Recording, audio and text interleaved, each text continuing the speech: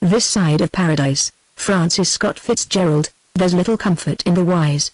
Rupert Brooke, experience is the name so many people give to their mistakes. Oscar Wilde, to Sigourney Fay. Part 1 The Romantic Egotist, Chapter 1, Amory, son of Beatrice. Amory Blaine inherited from his mother every trait, except the stray inexpressible few, that made him worthwhile.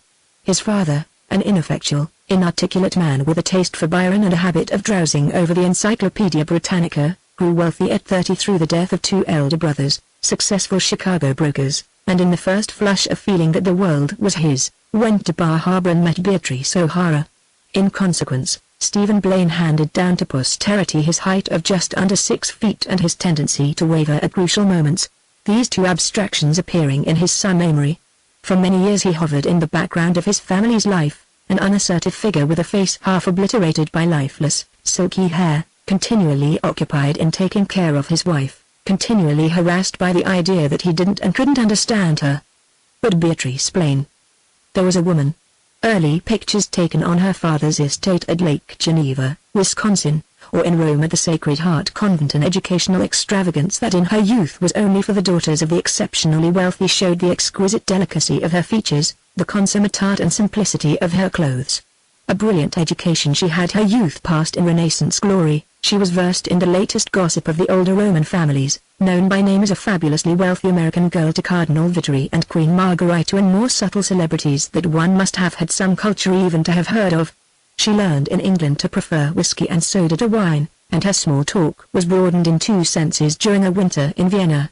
All in all, Beatrice O'Hara absorbed the sort of education that will be quite impossible ever again, a tutelage measured by the number of things and people one could be contemptuous of and charming about, a culture rich in all arts and traditions, barren of all ideas, in the last of those days when the great gardener clipped the inferior roses to produce one perfect bud. In her less important moments she returned to America, met Stephen Blaine and married him, this almost entirely because she was a little bit weary, a little bit sad. Her only child was carried through a tiresome season and brought into the world on a spring day in '96. When Amory was 5 he was already a delightful companion for her. He was an auburn-haired boy, with great, handsome eyes which he would grow up to in time, a facile imaginative mind and a taste for fancy dress. From his 4th to his 10th year he did the country with his mother in her father's private car, from Coronado, where his mother became so bored that she had a nervous breakdown in a fashionable hotel, down to Mexico City, where she took a mild, almost epidemic consumption. This trouble pleased her, and later she made use of it as an intrinsic part of her atmosphere, especially after several astounding braces. So, while more or less fortunate little rich boys were defying governesses on the beach at Newport, or being spanked or tutored or read to from Do and Dare, or Frank on the Mississippi, Amory was biting acquiescent bellboys in the Waldorf, outgrowing a natural repugnance to chamber music and symphonies, and deriving a highly specialized education from his mother, Amory. Yes, Beatrice. Such a quaint name for his mother. She encouraged it. Dear, don't think of getting out of bed yet. I've always suspected that early rising in early life makes one nervous. Clothilda is having your breakfast brought up. All right, I am feeling very old today, Amory, she would sigh, her face a rare cameo of pathos, her voice exquisitely modulated, her hands as facile as Bernhardt's. My nerves are on edge. We must leave this terrifying place tomorrow and go searching for sunshine. Amory's penetrating green eyes would look out through tangled hair at his mother. Even at this age he had no illusions about her. Amory, oh, yes. I want you to take a red-hot bath, as hot as you can bear it. And just relax your nerves. You can read in the tub if you wish. She fed him sections of the Fates Galandas before he was 10. At 11 he could talk glibly, if rather reminiscently, of Brahms and Mozart and Beethoven. One afternoon, when left alone in the hotel at Hot Springs, he sampled his mother's apricot cordial, and as the taste pleased him, he became quite tipsy. This was fun for a while, but he essayed a cigarette in his exultation, and succumbed to a vulgar, plebeian reaction. Though this incident horrified Beatrice, it also secretly amused her and became part of what in a later generation would have been termed her line. This son of mine, he heard her tell a room full of awestruck, admiring women one day, is entirely sophisticated and quite charming, but delicate. We are all delicate, here, you know. Her hand was radiantly outlined against her beautiful bosom, then sinking her voice to a whisper, she told them of the apricot cordial. They rejoiced, for she was a brave raconteuse. but many were the keys turned in sideboard locks that night against the possible defection of little Bobby or Barbara. These domestic pilgrimages were invariably in state, 2 maids, the private car, or Mr. Blaine when available, and very often a physician. When Amory had the whooping cough, 4 disgusted specialists glared at each other hunched around his bed. When he took scarlet fever, the number of attendants, including physicians and nurses, totaled 14. However, blood being thicker than broth, he was pulled through. The Blaines were attached to no city. They were the Blaines of Lake Geneva. They had quite enough relatives to serve in place of friends, and an enviable standing from Pasadena to Cape Cod. But Beatrice grew more and more prone to like only new acquaintances, as there were certain stories, such as the history of her constitution and its many amendments, memories of her years abroad, that it was necessary for her to repeat at regular intervals. Like Freudian dreams, they must be thrown off, else they would sweep in and lay siege to her nerves. But Beatrice was critical about American women, especially the floating population of ex-Westerners. They have accents, my dear, she told Amory, not Southern accents or Boston accents, not an accent attached to any locality, just an accent. She became dreamy. They pick up old, moth-eaten London accents that are down on their luck and have to be used by someone. They talk as an English butler might after several years in a Chicago Grand Opera Company. She became almost incoherent. Suppose time in every Western woman's life she feels her husband is prosperous enough for her to have accent. They try to impress me, my dear. Though she thought of her body as a mass of frailties, she considered her soul quite as ill, and therefore important in her life. She had once been a Catholic, but discovering that priests were infinitely more attentive when she was in process of losing or regaining faith in Mother Church, she maintained an enchantingly wavering attitude. Often she deplored the bourgeois quality of the American Catholic clergy, and was quite sure that had she lived in the shadow of the great continental cathedrals her soul would still be a thin flame on the mighty altar of Rome. Still, next to doctors, priests were her favorite sport. "Ah, Bishop Weston," she would declare, "I do not want to talk of myself. I can imagine the stream of hysterical women fluttering at your doors, beseeching you to be simpatico." Then after an interlude filled by the clergyman, "But my mood is oddly dissimilar. Only to bishops and above did she divulge her clerical romance." When she had first returned to her country there had been a pagan, Swinburnian young man in Asheville, for whose passionate kisses and unsentimental conversations she had taken a decided bunch on. They had discussed the matter pro and con with an intellectual romancing quite devoid of sappiness. Eventually she had decided to marry for background, and the young pagan from Asheville had gone through a spiritual crisis, joined the Catholic Church, and was now Monsignor Darcy. Indeed, Mrs. Blaine. He is still delightful company, quite the Cardinal's right-hand man. Amory will go to him one day, I know, breathed the beautiful lady, and Monsignor Dark will understand him as he understood me. Amory became 13, rather tall and slender, and more than ever on to his Celtic mother.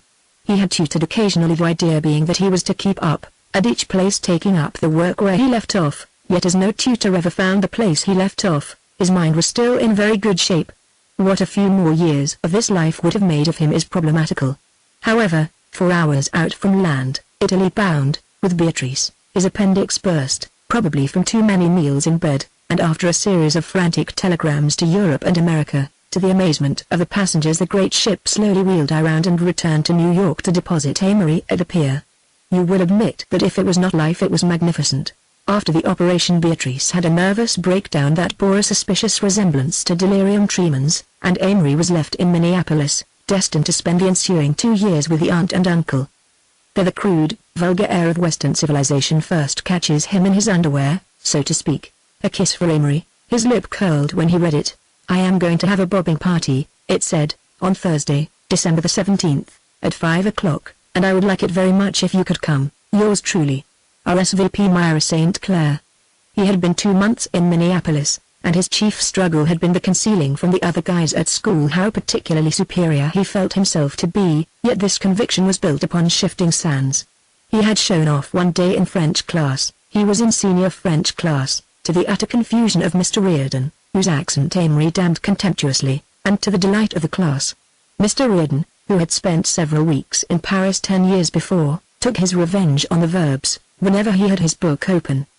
But another time Amory showed off in history class, with quite disastrous results, for the boys there were his own age, and they shrilled innuendos at each other all the following week.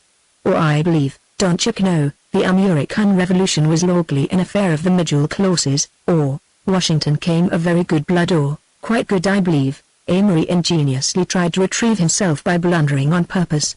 2 years before he had commenced a history of the United States which, though it only got as far as the colonial wars, had been pronounced by his mother completely enchanting. His chief disadvantage lay in athletics, but as soon as he discovered that it was the touchstone of power and popularity at school, he began to make furious, persistent efforts to excel in the winter sports, and with his ankles aching and bending in spite of his efforts, he skated valiantly around the Laurel rink every afternoon, wondering how soon he would be able to carry a hockey stick without getting it inexplicably tangled in his skates. The invitation to Miss Myra St. Clair's bobbing party spent the morning in his coat pocket, where it had an intense physical affair with a dusty piece of peanut brittle. During the afternoon he brought it to light with a sigh, and after some consideration and a preliminary draft in the back of collar and Daniel's first-year Latin, composed an answer. My dear Miss St. Clair, your truly charming invitation for the evening of next Thursday evening was truly delightful to receive this morning. I will be charmed and enchanted indeed to present my compliments on next Thursday evening. Faithfully, Amory Blaine. On Thursday, therefore, he walked pensively along the slippery, shovel-scraped sidewalks, and came in sight of Myra's house, on the half-hour after 5, a lateness which he fancied his mother would have favored. He waited on the doorstep with his eyes nonchalantly half-closed, and planned his entrance with precision.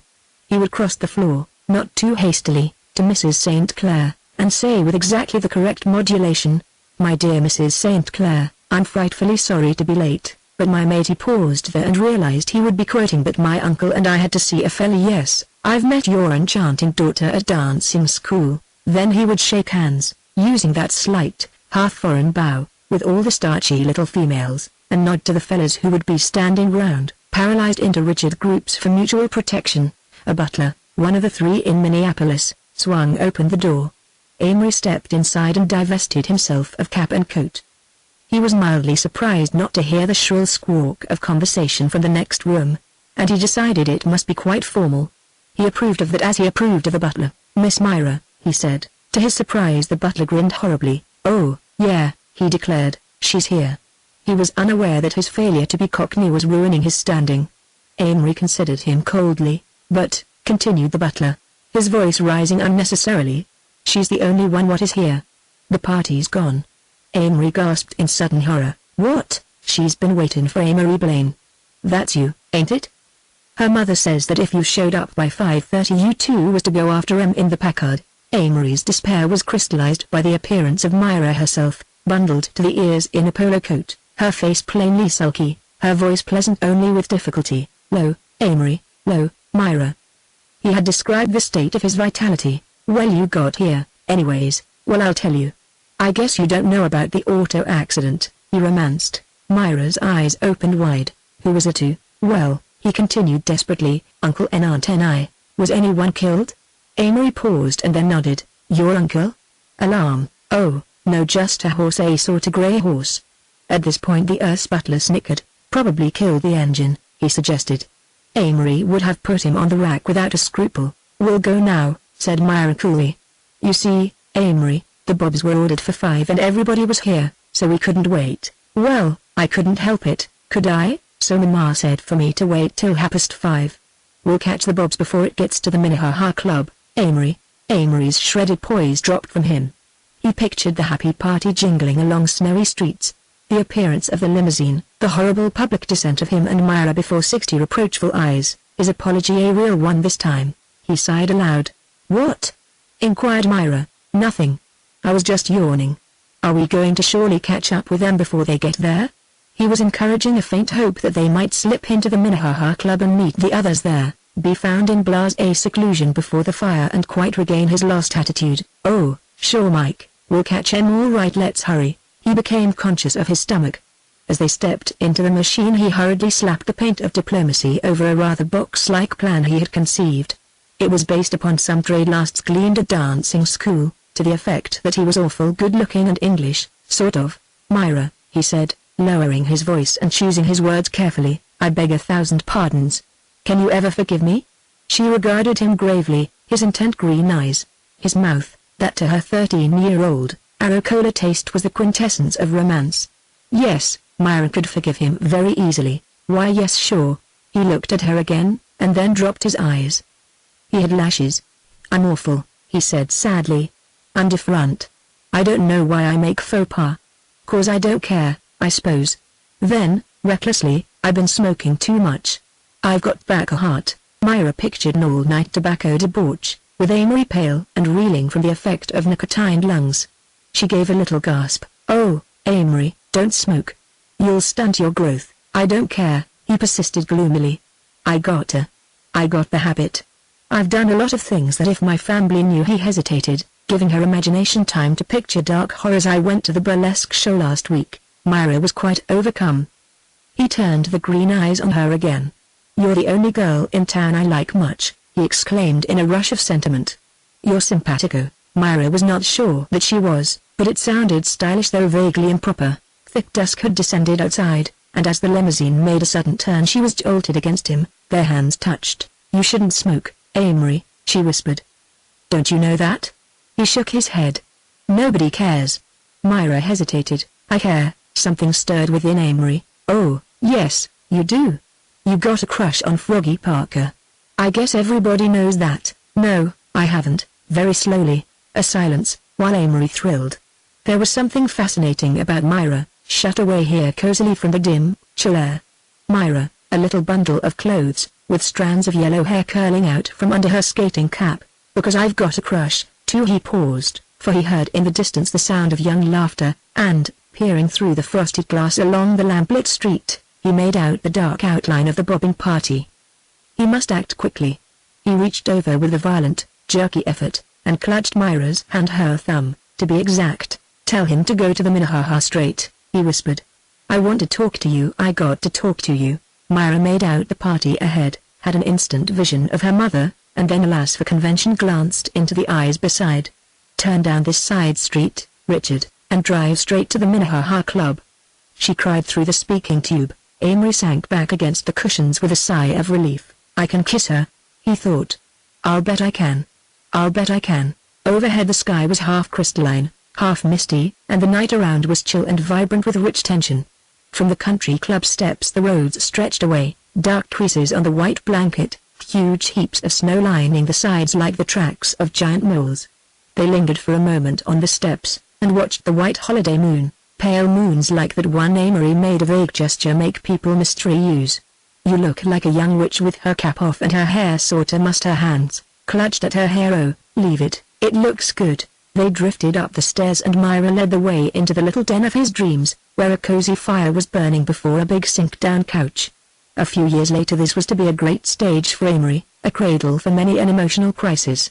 Now they talked for a moment about bobbing parties. "There's always a bunch of shy fellas," he commented, "sitting at the tail of the bob, sorta lurking and whispering and pushing each other off. Then there's always some crazy cross-eyed girl." He gave a terrifying imitation. "She's always talking hard, sorta, to the chaperone." "You're such a funny boy," puzzled Myra. "How do I mean?" Amory gave immediate attention, on his own ground at last. "Oh, always talking about crazy things. Why don't you come skiing with Marilyn and I tomorrow?" "I don't like girls in the daytime," he said shortly, and then, thinking this a bit abrupt, he added, "But I like you." He cleared his throat. "I like you first and second and third." Myra's eyes became dreamy. What a story this would make to tell Marilyn. Here on the couch with this wonderful-looking boy, the little farther sense that they were alone in the great building, Myra capitulated. The atmosphere was too appropriate. "I like you the first 25, she confessed, her voice trembling, "and Froggy Parker 26th. Froggy had fallen 25 places in 1 hour. As yet he had not even noticed it. But Amory, being on the spot, leaned over quickly and kissed Myra's cheek.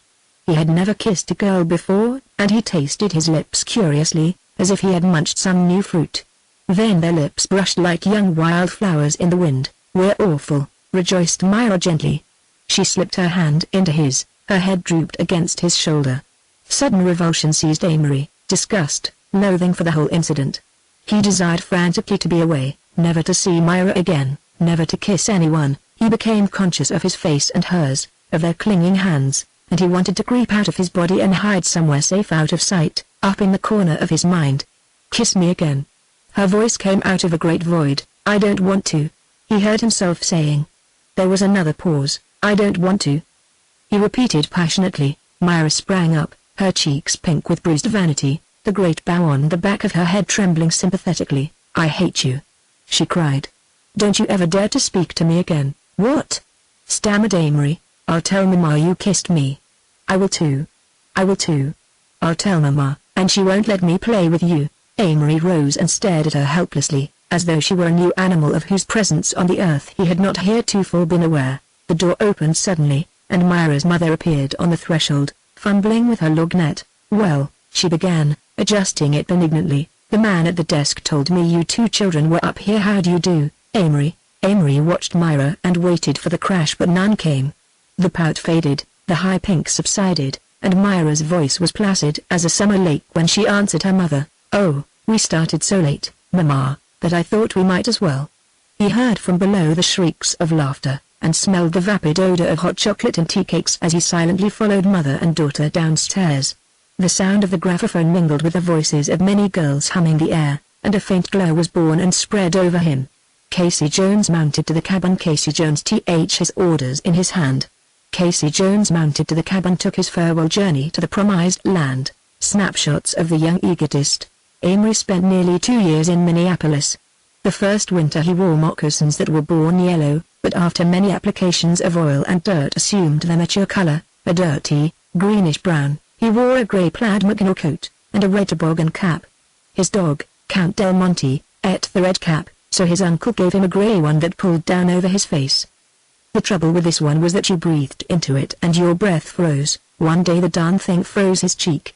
He rubbed snow on his cheek, but it turned bluish-black just the same. The Count Del Monte ate a box of bluing once, but it didn't hurt him. Later, however, he lost his mind and ran madly up the street, bumping into fences, rolling in gutters, and pursuing his eccentric course out of Amory's life. Amory cried on his bed. "Poor little Count," he cried. "Oh, poor little Count." After several months he suspected Count of a fine piece of emotional acting. Amory and Frog Parker considered that the greatest line in literature occurred in Act 3 of Arsène Lupin. They sat in the first row at the Wednesday and Saturday matinees. The line was, "If one can't be a great artist or a great soldier, the next best thing is to be a great criminal." Amory fell in love again, and wrote a poem. This was it: "Marilyn and Sally, those are the girls for me. Marilyn stands above Sally in that sweet, deep love." He was interested in whether McGovern of Minnesota would make the first or second All-American, how to do the card pass, how to do the coin pass, chameleon ties, how babies were born, and whether Three-Fingered Brown was really a better pitcher than Christy Mathewson. Among other things he read, for the honor of the school, Little Women, twice, The Common Law, Sappho, Dangerous Dan McGrew, The Broad Highway, 3 times, The Fall of the House of Usher, 3 weeks, Mary Ware, The Little Colonel's Chum, Gunga Din, The Police Gazette, and Jim Jam Gems. He had all the Henty biases in history, and was particularly fond of the cheerful murder stories of Mary Roberts Reinhardt. School ruined his French and gave him a distaste for standard authors. His masters considered him idle, unreliable and superficially clever. He collected locks of hair from many girls. He wore the rings of several. Finally he could borrow no more rings, owing to his nervous habit of chewing them out of shape. This, it seemed, usually aroused the jealous suspicions of the next borrower. All through the summer months Amory and Frog Parker went each week to the stock company.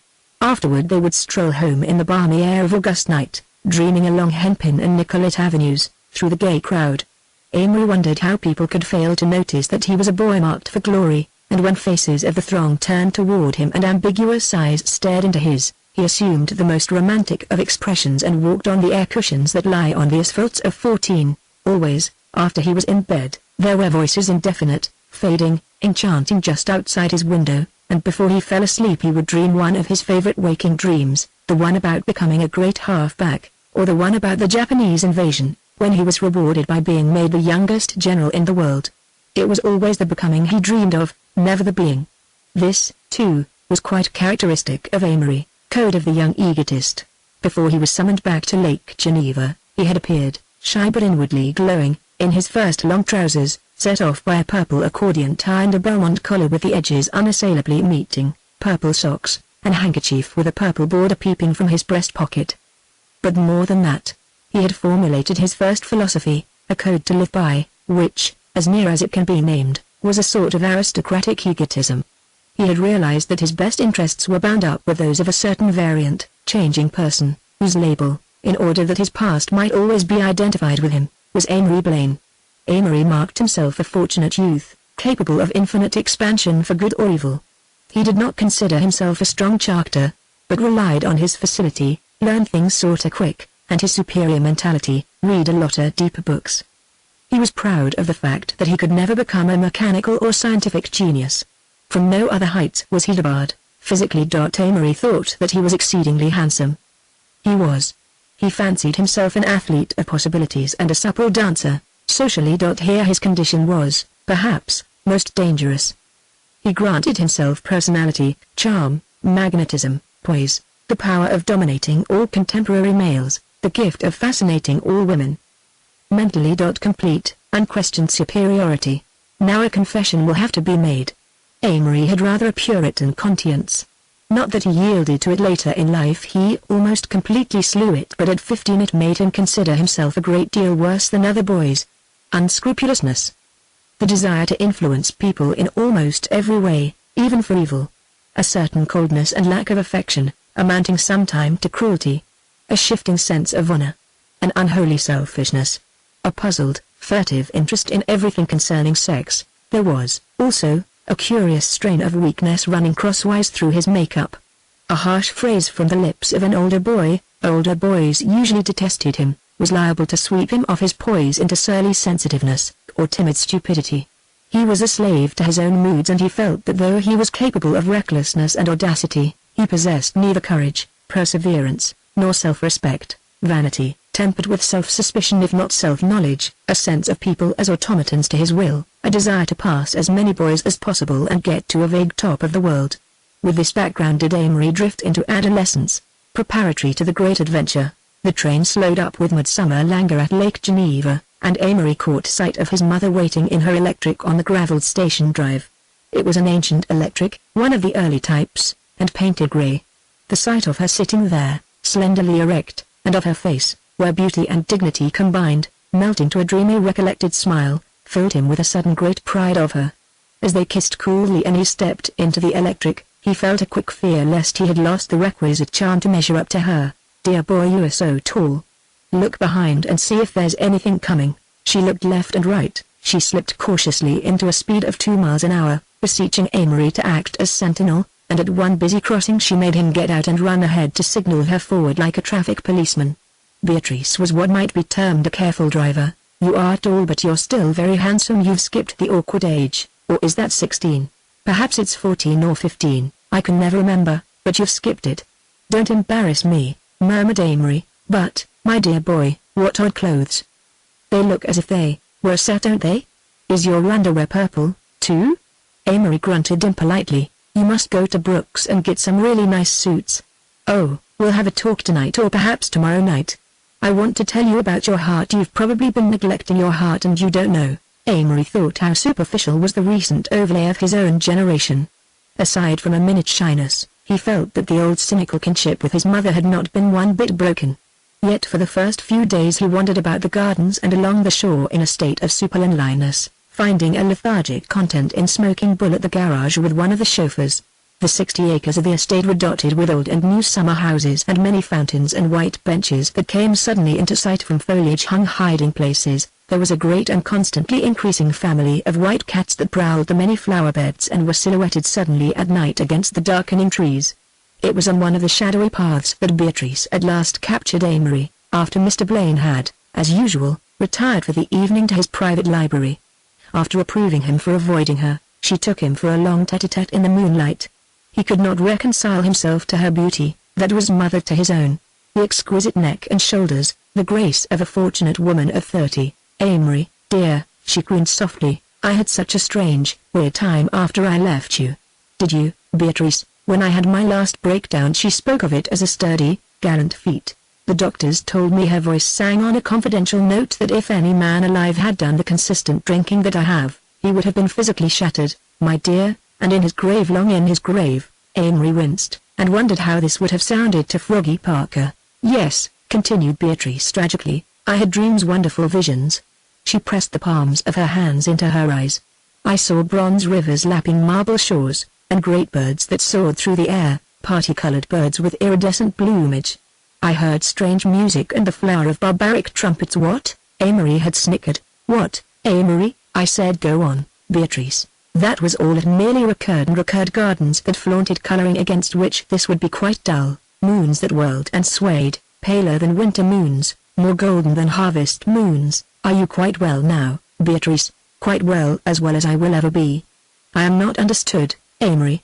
I know that can't express it to you, Amory, but I am not understood. Amory was quite moved. He put his arm around his mother, rubbing his head gently against her shoulder. Poor Beatrice, poor Beatrice. Tell me about you, Amory. Did you have 2 horrible years? Amory considered lying, and then decided against it. No, Beatrice. I enjoyed them. I adapted myself to the bourgeoisie. I became conventional. He surprised himself by saying that, and he pictured how Froggy would have gaped. Beatrice, he said suddenly, I want to go away to school. Everybody in Minneapolis is going to go away to school. Beatrice showed some alarm. But you're only 15. Yes, but everybody goes away to school at 15, and I want to, Beatrice. On Beatrice's suggestion the subject was dropped for the rest of the walk, but a week later she delighted him by saying, Amory, I have decided to let you have your way. If you still want to, you can go to school. Yes, to St. Regis's in Connecticut. Amory felt a quick excitement. It's being arranged, continued Beatrice. It's better that you should go away. I'd have preferred you to have gone to Eton, and then to Christ Church, Oxford. But it seems impracticable now, and for the present we'll let the university question take care of itself. What are you going to do, Beatrice? Heaven knows. It seems my fate to fret away my years in this country. Not for a second do I regret being American. Indeed, I think that a regret typical of very vulgar people, and I feel sure we are the great coming nation yet. And she sighed. I feel my life should have drowsed away close to an older, mellower civilization, a land of greens and autumnal browns. Amory did not answer, so his mother continued. My regret is that you haven't been abroad, but still, as you are a man, it's better that you should grow up here under there. Snarling eagle, is that the right term? Amory agreed that it was. She would not have appreciated the Japanese invasion. When do I go to school? Next month. You'll have to start East a little early to take your examinations. After that you'll have a free week, so I want you to go up the Hudson and pay a visit. To who? To Monsignor Darcy, Amory. He wants to see you. He went to Harrow and then to Yale, became a Catholic. I want him to talk to you. I feel he can be such a help. She stroked his auburn hair gently. Dear Amory, dear Beatrice. So early in September. Amory, provided with 6 suits summer underwear, 6 suits winter underwear, 1 sweater or t-shirt, 1 jersey, 1 overcoat, winter, etc., set out for New England, the land of schools. There were Andover and Exeter with their memories of New England dead large, college-like democracies, St. Mark's, Groton, St. Regis recruited from Boston, and the Knickerbocker families of New York, St. Paul's, with its great rinks, Pomfret and St. George's, prosperous and well-dressed, Taft and Hotchkiss, which prepared the wealth of the Middle West for social success at Yale, Pauling, Westminster, Choate, Kent, and 100 others, all milling out their well-set-up, conventional, impressive type, year after year, their mental stimulus the college entrance exams, their vague purpose set forth in 100 circulars as to impart a thorough mental, moral, and physical training as a Christian gentleman, to fit the boy for meeting the problems of his day and generation, and to give a solid foundation in the arts and sciences. At St. Regis Amory stayed 3 days and took his exams with a scoffing confidence, then doubling back to New York to pay his tutelary visit. The metropolis, barely glimpsed, made little impression on him, except for the sense of cleanliness he drew from the tall white buildings seen from a Hudson River steamboat in the early morning.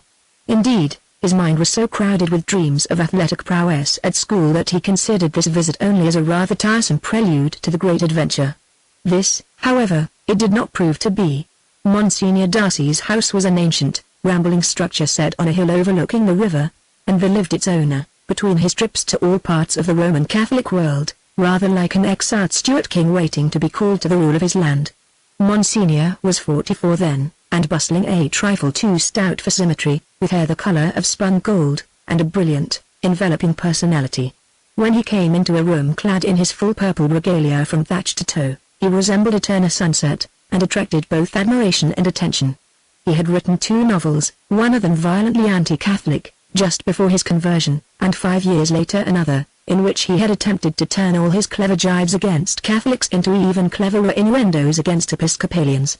He was intensely ritualistic, startlingly dramatic, loved the idea of God enough to be a celibate, and rather liked his neighbor. Children adored him because he was like a child, youth reveled in his company because he was still a youth, and couldn't be shocked. In the proper land and century he might have been a Richelieu. At present he was a very moral, a very religious, if not particularly pious, clergyman, making a great mystery about pulling rusty wires, and appreciating life to the fullest, if not entirely enjoying it. He and Amory took to each other at first sight, the jovial, impressive prelate who could dazzle an embassy ball, and the green-eyed, intent youth, in his first long trousers, accepted in their own minds a relation of father and son within a half-hour's conversation. "My dear boy, I've been waiting to see you for years. Take a big chair and we'll have a chat. I've just come from school, St. Regis's, you know. So your mother says a remarkable woman. Have a cigarette? I'm sure you smoke. Well, if you're like me, you loathe all science and mathematics." Amory nodded vehemently. "Hate them all. Like English and history, of course. You'll hate school for a while, too. But I'm glad you're going to St. Regis's. Why? Because it's a gentleman's school, and democracy won't hit you so early. You'll find plenty of that in college." "I want to go to Princeton," said Amory. "I don't know why, but I think of all Harvard men as sissies, like I used to be, and all Yale men as wearing big blue sweaters and smoking pipes." Monsignor chuckled. "I'm one, you know." "Oh, you're different. I think of Princeton as being lazy and good-looking and aristocratic, you know, like a spring day. Harvard seems sort of indoors, and Yale is November, crisp and energetic," finished Monsignor. "That's it." They slipped briskly into an intimacy from which they never recovered. "I was for Bonnie Prince Charlie," announced Amory. "Of course you were, and for Hannibal." "Yes, and for the Southern Confederacy." He was rather skeptical about being an Irish patriot. He suspected that being Irish was being somewhat common, but Monsignor assured him that Ireland was a romantic lost cause and Irish people quite charming, and that it should, by all means, be one of his principal biases. After a crowded hour which included several more cigarettes, and during which Monsignor learned, to his surprise but not to his horror, that Amory had not been brought up a Catholic, he announced that he had another guest. This turned out to be the Honorable Thornton Hancock, of Boston, ex-minister to The Hague, author of an erudite history of the Middle Ages and the last of a distinguished, patriotic, and brilliant family. "He comes here for a rest," said Monsignor confidentially, treating Amory as a contemporary. "I act as an escape from the weariness of agnosticism, and I think I'm the only man who knows how his staid old mind is really at sea and longs for a sturdy spar like the church to cling to." Their first luncheon was one of the memorable events of Amory's early life. He was quite radiant and gave off a peculiar brightness and charm. Monsignor called out the best that he had thought by question and suggestion, and Amory talked with an ingenious brilliance of 1,000 impulses and desires and repulsions and faiths and fears.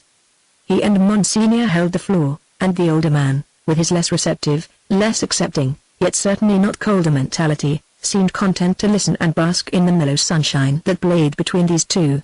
Monsignor gave the effect of sunlight to many people. Amory gave it in his youth and, to some extent, when he was very much older, but never again was it quite so mutually spontaneous. "He's a radiant boy," thought Thornton Hancock, who had seen the splendor of 2 continents and talked with Parnell and Gladstone and Bismarck, and afterward he added to Monsignor, "but his education ought not to be entrusted to a school or college."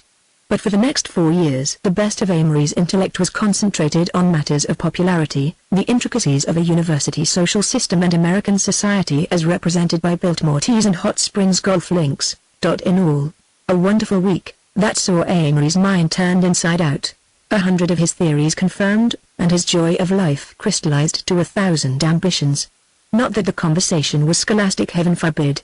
Amory had only the vaguest idea as to what Bernard Shaw was, but Monsignor made quite as much out of the beloved vagabond and Sir Nigel, taking good care that Amory never once felt out of his depth. But the trumpets were sounding for Amory's preliminary skirmish with his own generation. "You're not sorry to go, of course.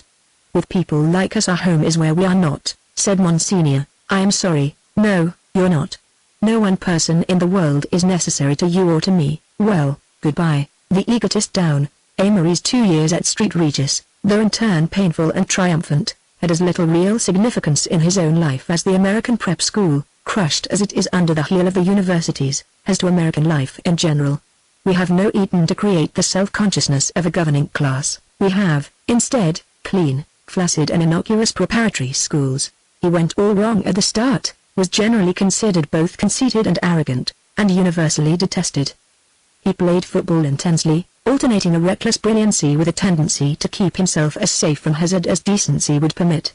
In a wild panic he backed out of a fight with a boy his own size, to a chorus of scorn, and a week later, in desperation, picked a battle with another boy very much bigger, from which he emerged badly beaten, but rather proud of himself. He was resentful against all those in authority over him, and this, combined with a lazy indifference toward his work, exasperated every master in school. He grew discouraged and imagined himself a pariah, took to sulking in corners and reading after lights. With a dread of being alone he attached a few friends, but since they were not among the elite of the school, he used them simply as mirrors of himself, audiences before which he might do that posing absolutely essential to him. He was unbearably lonely, desperately unhappy. There were some few grains of comfort. Whenever Amory was submerged, his vanity was the last part to go below the surface, so he could still enjoy a comfortable glow when Wookie, the deaf old housekeeper, told him that he was the best-looking boy she had ever seen. It had pleased him to be the lightest and youngest man on the first football squad. It pleased him when Dr. Dougal told him at the end of a heated conference that he could, if he wished, get the best marks in school. But Dr. Dougal was wrong. It was temperamentally impossible for Amory to get the best marks in school.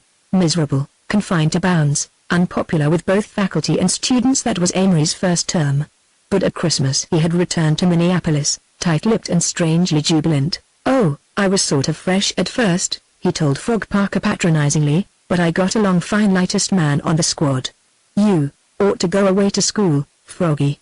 It's great stuff." Incident of the well-meaning professor. On the last night of his first term, Mr. Margetson, the senior master, sent word to study hall that Amory was to come to his room at 9. Amory suspected that advice was forthcoming, but he determined to be courteous, because this Mr. Margetson had been kindly disposed toward him. His summoner received him gravely, and motioned him to a chair.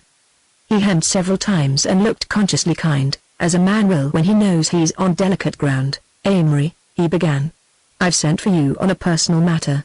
"Yes, sir, I've noticed you this year and I like you. I think you have in you the makings of a very good man." "Yes, sir," Amory managed to articulate. He hated having people talk as if he were an admitted failure. "But I've noticed," continued the older man blindly, "that you're not very popular with the boys." "No, sir." Amory licked his lips. "I thought you might not understand exactly what it was they are objected to. I'm going to tell you, because I believe that when a boy knows his difficulties he's better able to cope with them to conform to what others expect of him." He hemmed again with delicate reticence, and continued, "They seem to think that you're rather too fresh." Amory could stand no more. He rose from his chair, scarcely controlling his voice when he spoke. "I know, oh, don't you suppose I know?" His voice rose. "I know what they think. Do you suppose you have to tell me?" He paused. I've got to go back now. Hope I'm not rude." He left the room hurriedly. In the cool air outside, as he walked to his house, he exulted in his refusal to be helped. "That damn old fool!" he cried wildly.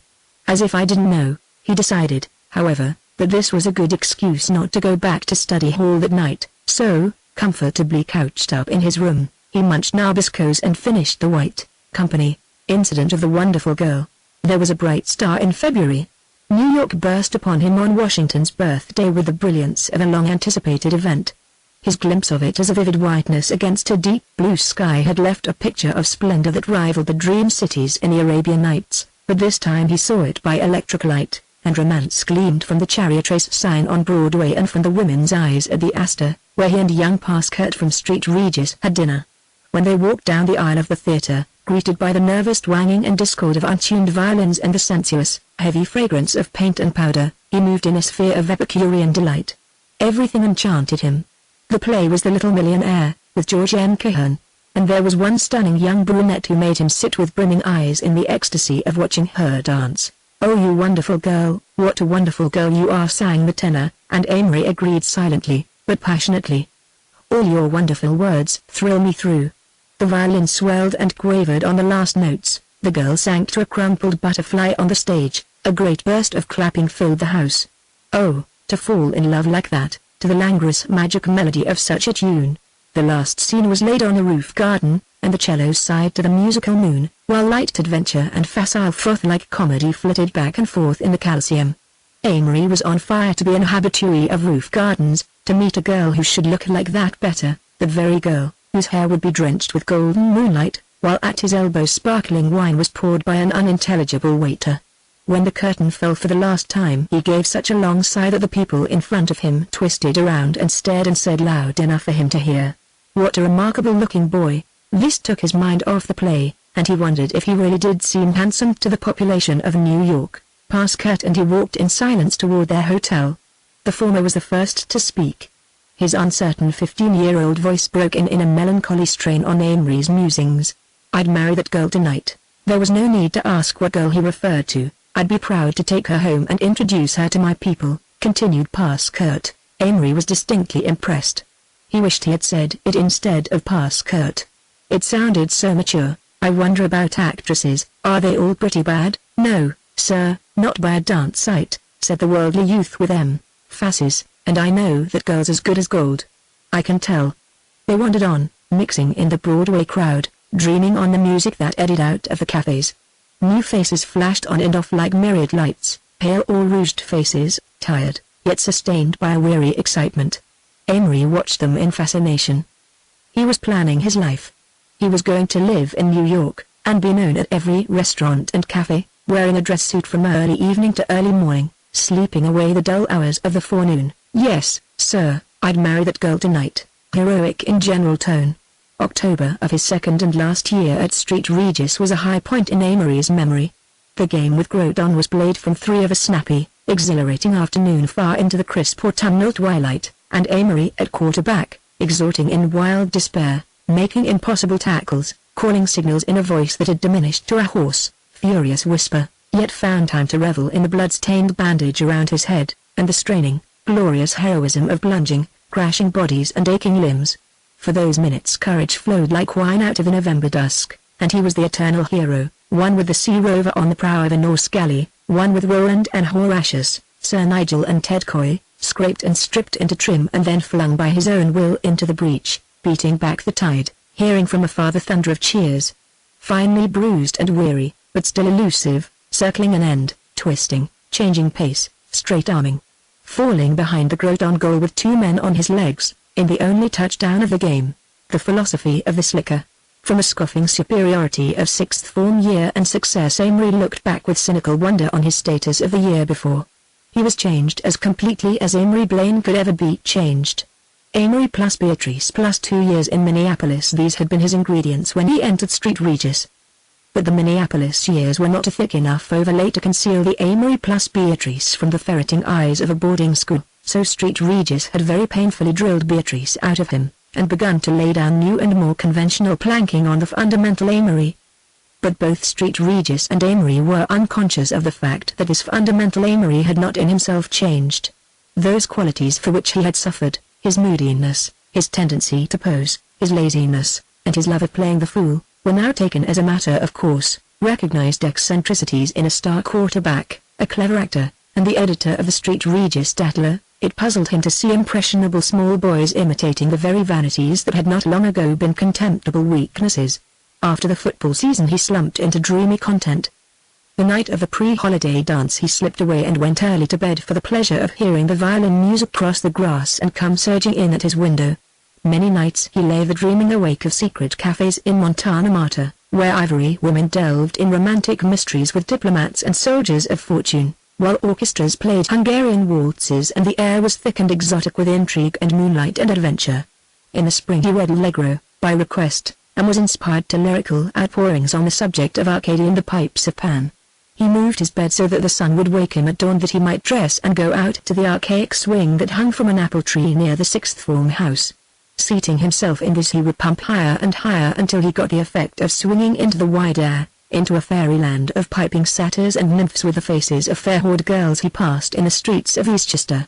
As the swing reached its highest point, Arcady really lay just over the brow of a certain hill, where the brown road dwindled out of sight in a golden dot. He read voluminously all spring, the beginning of his 18th year, The Gentleman from Indiana, The New Arabian Nights, The Morals of Marcus Aurelian, The Man Who Was Thursday, which he liked without understanding. Stover at Yale, that became somewhat of a textbook, Tommy and Son, because he thought he really should read better stuff. Robert Chambers, David Graham Phillips, and D. Phillips Oppenheim complete, and a scattering of Tennyson and Kipling. Of all his classwork only Allegro and some quality of rigid clarity in solid geometry stirred his languid interest. As June drew near, he felt the need of conversation to formulate his own ideas, and, to his surprise, found a co-philosopher in Rahel, the president of the sixth form. In many a talk, on the high road or lying belly down along the edge of the baseball diamond, or late at night with their cigarettes glowing in the dark, they threshed out the questions of school, and there was developed the term slicker. "Got tobacco?" whispered Rahel one night, putting his head inside the door 5 minutes after lights. "Sure, I'm coming in. Take a couple of pillows and lie in the window seat, why don't you?" Amory sat up in bed and lit a cigarette while Rahel settled for a conversation. Rahel's favorite subject was the respective futures of the sixth form, and Amory never tired of outlining them for his benefit. "Ted converse. That's easy. He'll fail his exams, tutor all summer at Armstrong's, get into chef with about 4 conditions, and flunk out in the middle of the freshman year. Then he'll go back west and raise hell for a year or so. Finally his father will make him go into the paint business. He'll marry and have 4 sons. All boneheads. He'll always think Street Regis has spoiled him, so he'll send his sons to day school in Portland. He'll die of locomotor ataxia when he's 41, and his wife will give a baptizing stand or whatever you call it to the Presbyterian church, with his name on it." "Hold up, Amory. That's too darn gloomy. How about yourself?" "I'm in a superior class." "You are, too. We're philosophers." "I'm not." "Sure you are. You've got a darn good head on you." But Amory knew that nothing in the abstract, no theory or generality, ever moved Rahel until he stubbed his toe upon the concrete minutiae of it. "Haven't," insisted Rahel. "I let people impose on me here and don't get anything out of it. I'm the prey of my friends, damn it, do their lessons, get 'em out of trouble, pay 'em stupid summer visits, and always entertain their kids' sisters, keep my temper when they get selfish, and then they think they pay me back by voting for me and telling me I'm the big man of Street Regis's.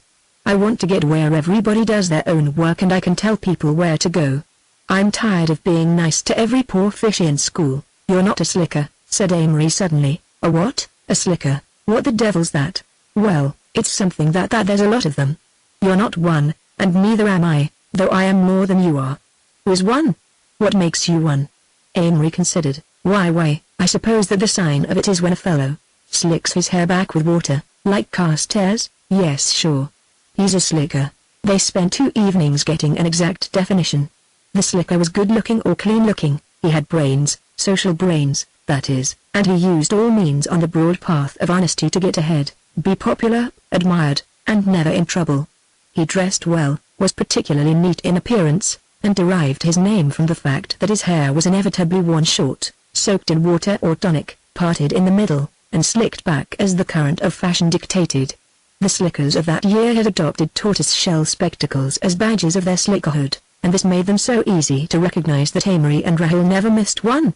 The slicker seemed distributed through school, always a little wiser and shrewder than his contemporaries, managing some team or other, and keeping his cleverness carefully concealed.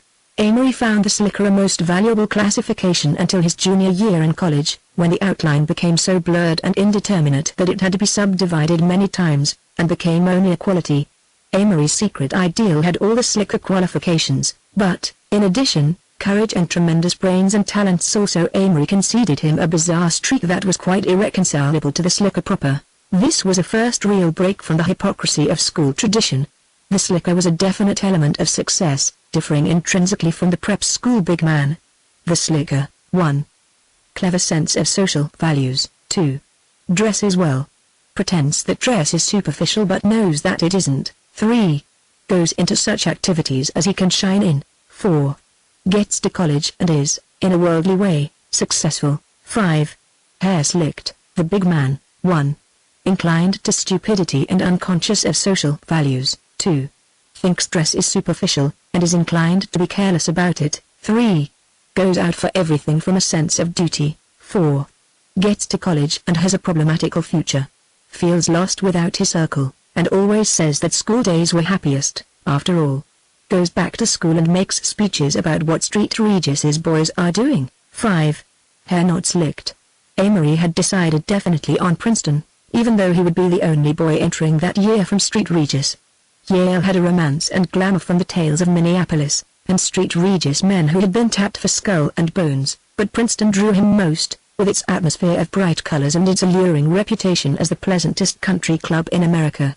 Dwarfed by the menacing college exams, Amory's school days drifted into the past.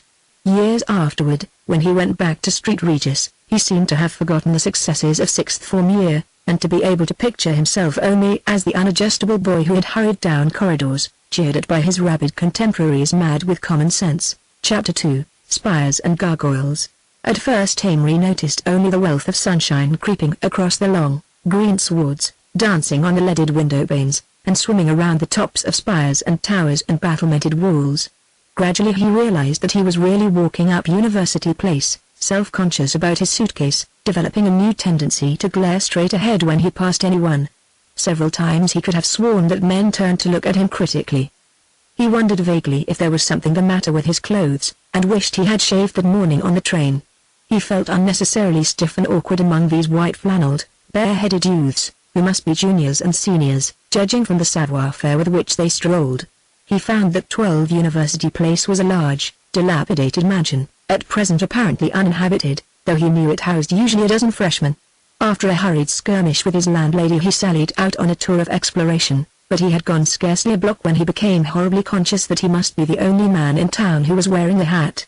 He returned hurriedly to 12 University, left his derby, and, emerging bareheaded, loitered down Nassau Street, stopping to investigate a display of athletic photographs in a store window, including a large one of Allenby, the football captain, and next attracted by the sign Jigger Shop over a confectionery window. This sounded familiar, so he sauntered in and took a seat on a high stool. "Chocolate sundae," he told a colored person. "Double chocolate jigger? Anything else?" "Why yes." "Bacon bun?" "Why yes." He munched 4 of these, finding them of pleasing savor, and then consumed another double chocolate jigger before ease descended upon him. After a cursory inspection of the pillowcases, leather pennants, and Gibson girls that lined the walls, he left, and continued along Nassau Street with his hands in his pockets. Gradually he was learning to distinguish between upperclassmen and entering men, even though the freshman cap would not appear until the following Monday. Those who were too obviously, too nervously at home were freshmen, for as each train brought a new contingent it was immediately absorbed into the hatless, white-shod, book-laden throng, whose function seemed to be to drift endlessly up and down the street, emitting great clouds of smoke from brand-new pipes. By afternoon Amory realized that now the newest arrivals were taking him for an upperclassman, and he tried conscientiously to look both pleasantly blasé and casually critical, which was as near as he could analyze the prevalent facial expression. At 5 o'clock he felt the need of hearing his own voice, so he retreated to his house to see if anyone else had arrived. Having climbed the rickety stairs he scrutinized his room resignedly, concluding that it was hopeless to attempt any more inspired decoration than class banners and tiger pictures. There was a tap at the door. "Come in." A slim face with gray eyes and a humorous smile appeared in the doorway. "Got a hammer?" "No sorry. Maybe Mrs. 12, or whatever she goes by, has one." The stranger advanced into the room. "You an inmate of this asylum?" Amory nodded. "Awful barn for the rent we pay." Amory had to agree that it was. "I thought of the campus," he said, "but they say there's so few freshmen that they're lost. Have to sit around and study for something to do." The gray-eyed man decided to introduce himself. "My name's Holiday, Blaine's my name." They shook hands with a fashionable low swoop. Amory grinned. "Where do you prep? And over where did you?" "St. Regis's." "Oh, did you?" "I had a cousin there." They discussed the cousin thoroughly, and then Holiday announced that he was to meet his brother for dinner at 6. "Come along and have a bite with us." "All right." At the Kenilworth Amory met Bern Holiday. He of the gray eyes was Kerry, and during a limpid meal of thin soup and anemic vegetables they stared at the other freshmen, who sat either in small groups looking very ill at ease, or in large groups seeming very much at home. "I hear Commons is pretty bad," said Amory. "That's the rumor." "But you've got to eat the raw pay anyways." "Crime, imposition." "Oh, at Princeton you've got to swallow everything the first year. It's like a damned prep school." Amory agreed. "Lot of pep, though," he insisted. "I wouldn't have gone to Yale for a million." "Me either." "You going out for anything?" inquired Amory of the elder brother. "Not me. Bern here is going out for the Prince the Daily. Princetonian, you know." "Yes, I know." "You going out for anything?" "Why yes. I'm going to take a whack at freshman football, play at St. Regis's, admitted Amory depreciatingly. But I'm getting so damn thin. You're not thin. Well, I used to be stocky last fall. Oh. After supper they attended the movies, where Amory was fascinated by the glib comments of a man in front of him, as well as by the wild yelling and shouting. Yo-ho, oh, honey baby you are so big and strong, but oh, so gentle. Clinch, oh, clinch, kiss her, kiss that lady, quick, OHH. A group began whistling by the sea, and the audience took it up noisily. This was followed by an indistinguishable song that included much stamping and then by an endless, incoherent dirge. OHHHH she works in a jam factory and that may be alright but you can't fool me for I know damn well that she don't make jam all night. OHHH. As they pushed out, giving and receiving curious impersonal glances, Amory decided that he liked the movies, wanted to enjoy them as the row of upperclassmen in front had enjoyed them, with their arms along the backs of the seats, their comments Gaelic and caustic, their attitude a mixture of critical wit and tolerant amusement. Want a Sunday I mean a jigger? Asked Kerry. Sure. They suppered heavily and then, still sauntering, eased back to 12. Wonderful night, it's a whiz. You men going to unpack? Guess so. Come on, Burn. Amory decided to sit for a while on the front steps, so he bade them good night. The great tapestries of trees had darkened to ghosts back at the last edge of twilight. The early moon had drenched the arches with pale blue, and, weaving over the night, in and out of the gossamer rifts of moon, swept a song with more than a hint of sadness, infinitely transient, infinitely regretful. He remembered that an alumnus of the 90s had told him of one of Booth Tarkington's amusements, standing in mid-campus in the small hours and singing tenor songs to the stars, arousing mingled emotions in the couched undergraduates according to the sentiment of their moods. Now, far down the shadowy line of University Place a white-clad phalanx broke the gloom, and marching figures, white-shirted, white-trousered, swung rhythmically up the street, with linked arms and heads thrown back. Going back to Nassau Hall, going back to the best-told place of all. Going back, from all this earthly ball, we'll clear the track as we go back back to Nassau Hall. Amory closed his eyes as the ghostly procession drew near. The song soared so high that all dropped out except the tenors, who bore the melody triumphantly past the danger point and relinquished it to the fantastic chorus. Then Amory opened his eyes, half afraid that sight would spoil the rich illusion of harmony. He sighed eagerly.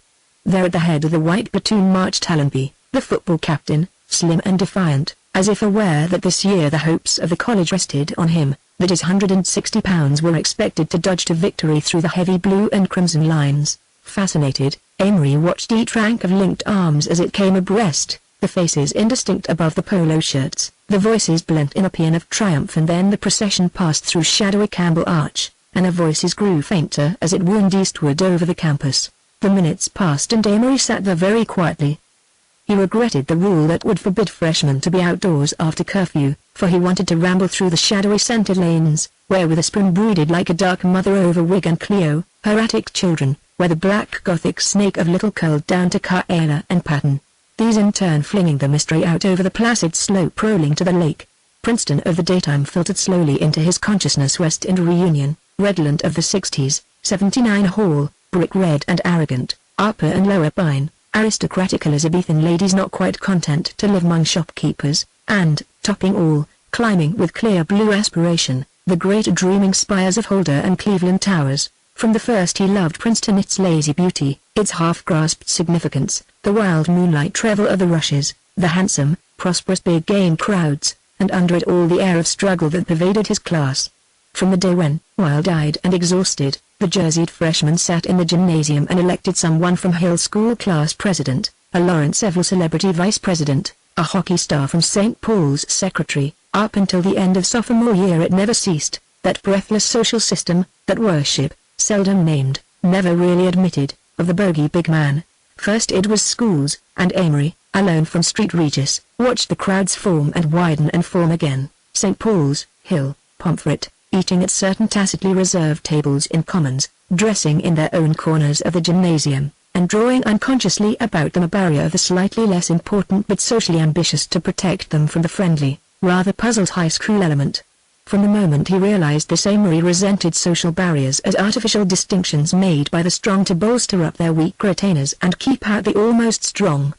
Having decided to be one of the gods of the class, he reported for freshman football practice, but in the second week, playing quarterback, already paragraphed in corners of the Princetonian, he wrenched his knee seriously enough to put him out for the rest of the season. This forced him to retire and consider the situation. 12 UNV housed a dozen miscellaneous question marks.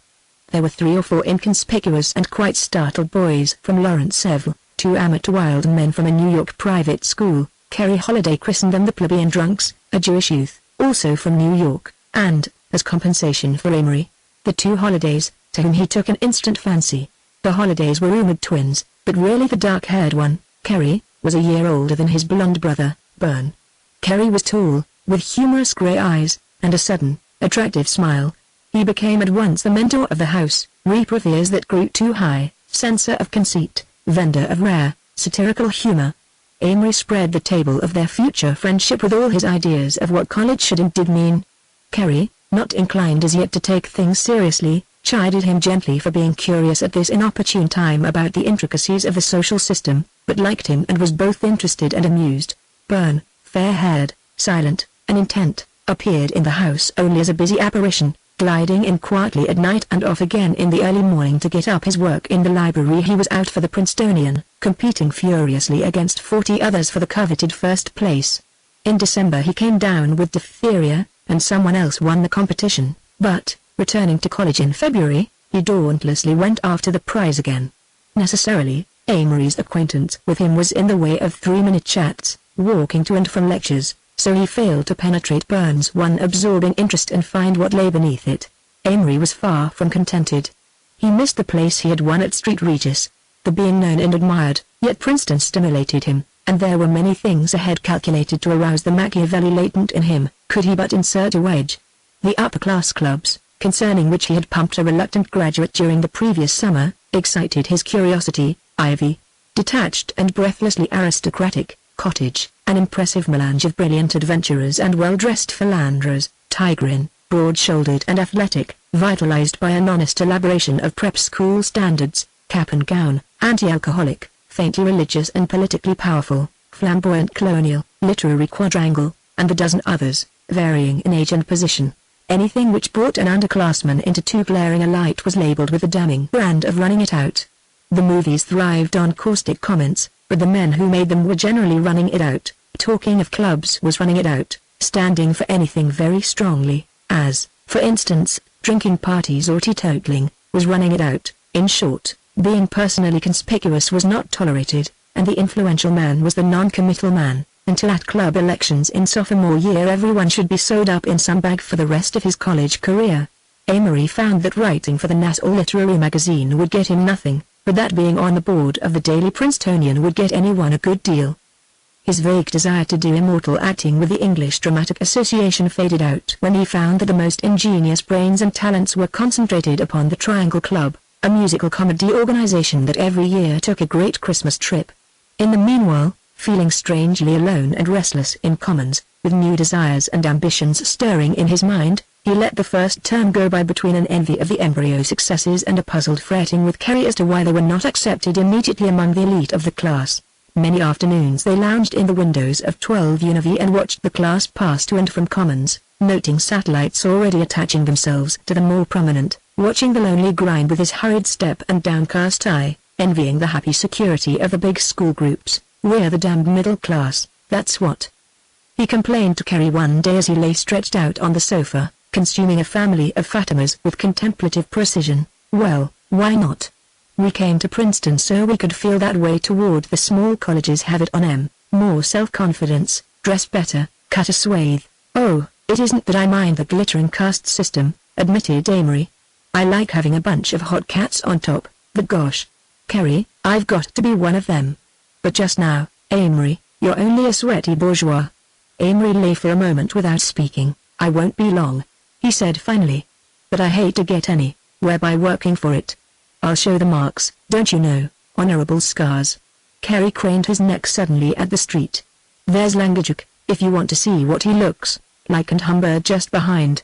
Amory rose dynamically and sought the windows. "Oh," he said, scrutinizing these worthies, "Humbird looks like a knockout, but this Langajuk, he's the rugged type, isn't he? I distrust that sort."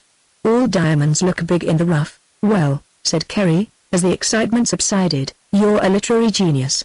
It's up to you. I wonder. Amory paused. If I could be. I honestly think so sometimes. That sounds like the devil, and I wouldn't say it to anybody except you. Well, go ahead.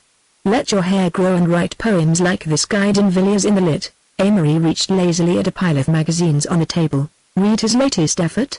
Never Miss M. There. Amory glanced through the issue. Hello. He said in surprise. He's a freshman, isn't he? Yeah, listen to this. My God, a serving lady speaks. Black velvet trails its folds over the day. White tapers, prisoned in their silver frames, wave their thin flames like shadows in the wind. Pierre, Pompia, come away. Now, what the devil does that mean? It's a pantry scene. Her toes are stiffened like a stork's in flight. She's laid upon her bed, on the white sheets, her hands pressed on her smooth bust like a saint. Bella Kunitsa, come into the light. My gosh, Kerry, what in hell is it all about? I swear I don't get him at all, and I'm a literary bird myself. It's pretty tricky, said Kerry, only you've got to think of hearses and stale milk when you read it. That isn't as posh as some of them. Amory tossed the magazine on the table. Well, he sighed, I sure am up in the air. I know I'm not a regular fellow, yet I loathe anybody else that isn't. I can't decide whether to cultivate my mind and be a great dramatist, or to thumb my nose at the Golden Treasury and be a Princeton slicker. Why decide? Suggested Kerry. Better drift, like me.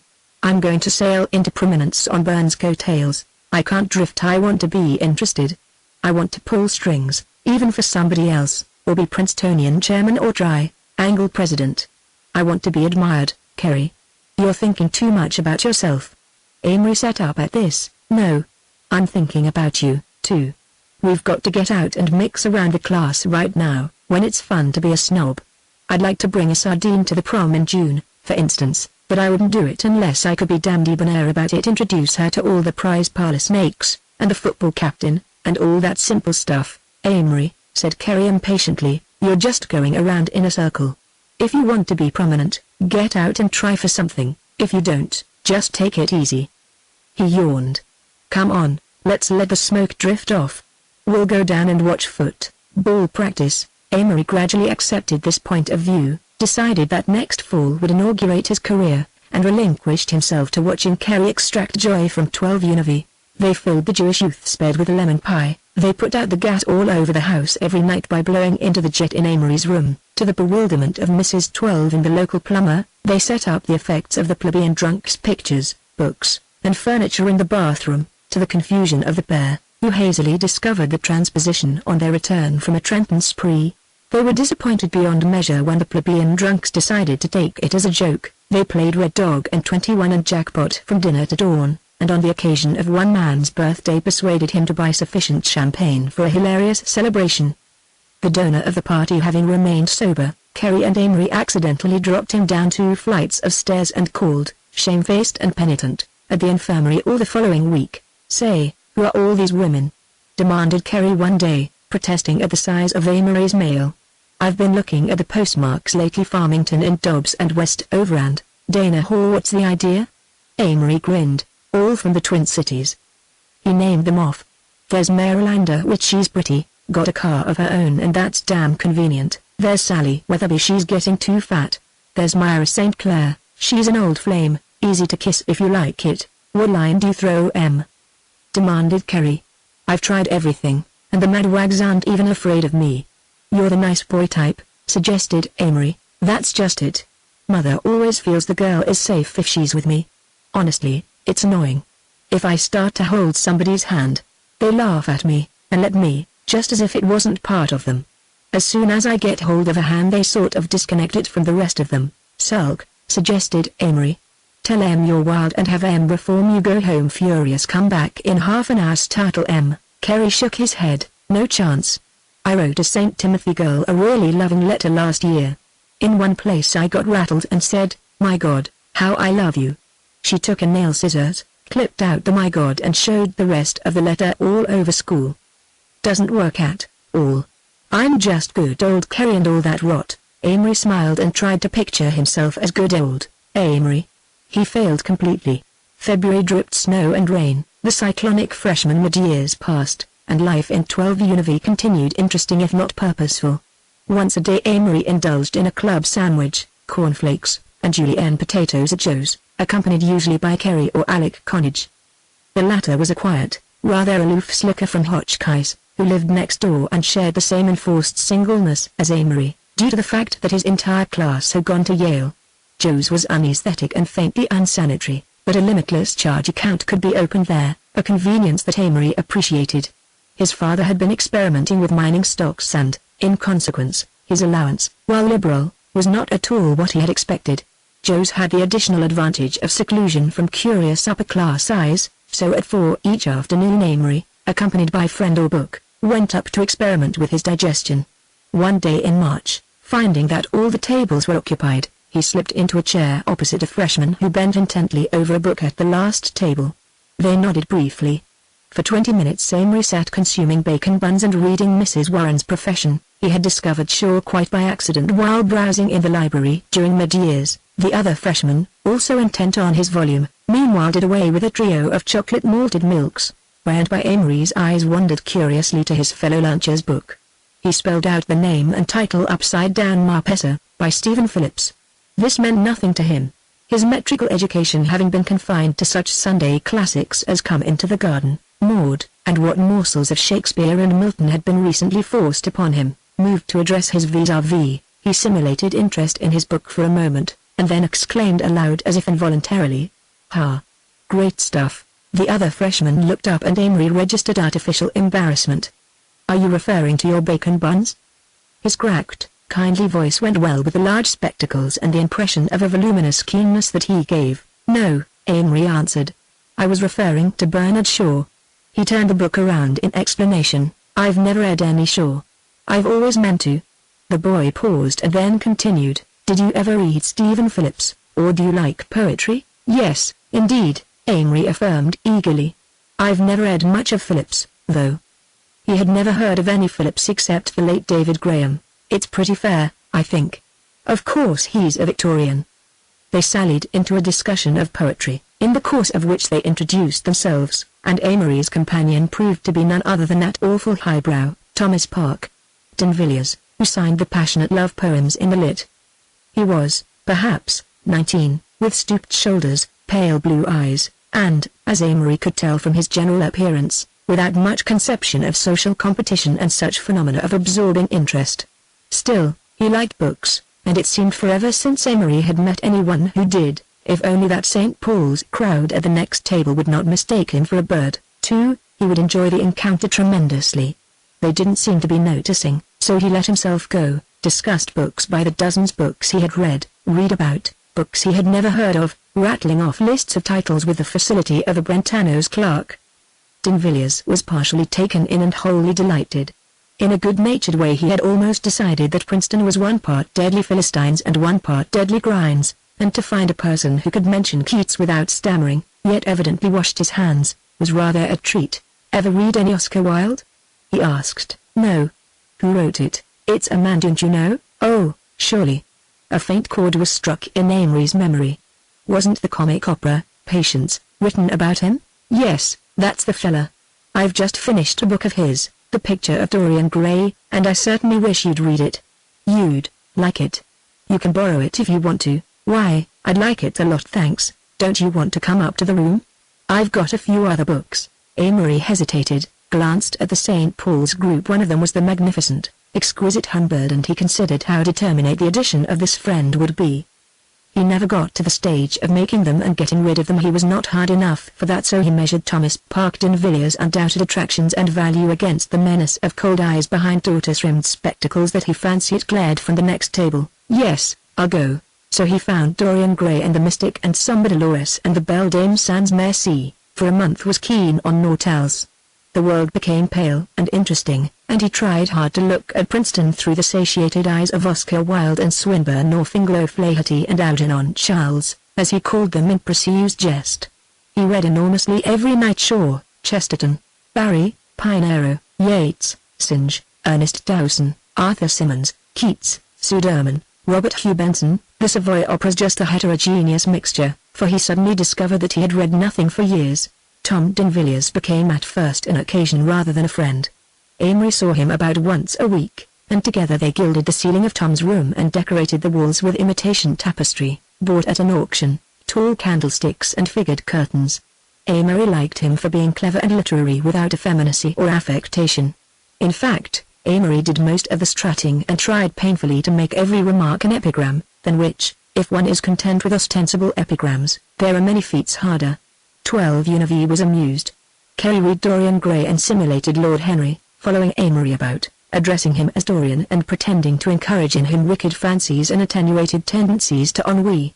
When he carried it into Commons, to the amazement of the others at table, Amory became furiously embarrassed, and after that made epigrams only before D'Invilliers or a convenient mirror.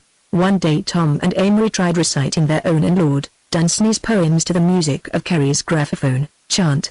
cried Tom. "Don't recite. Chant." Amory, who was performing, looked annoyed, and claimed that he needed a record with less piano in it. Kerry thereupon rolled on the floor in stifled laughter, put on hearts and flowers. He howled.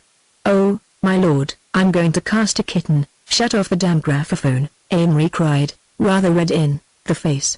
"I'm not giving an exhibition." In the meanwhile Amory delicately kept trying to awaken a sense of the social system in D'Invilliers, for he knew that this poet was really more conventional than he, and needed merely watered hair, a smaller range of conversation, and a darker brown hat to become quite regular.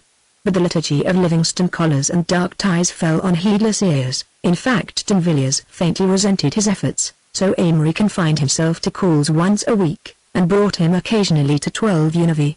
This caused mild titters among the other freshmen, who called them Dr. Johnson and Boswell. Alec Connage, another frequent visitor, liked him in a vague way, but was afraid of him as a highbrow. Kerry, who saw through his poetic patter to the solid, almost respectable depths within, was immensely amused and would have him recite poetry by the hour, while he lay with closed eyes on Amory's sofa and listened. "Asleep or waking is it?" For her neck kissed over close, wears yet a purple speck wherein the pained blood falters and goes out, soft and stung softly fairer for a fleck. "That's good," Kerry would say softly. "It pleases the elder Holiday.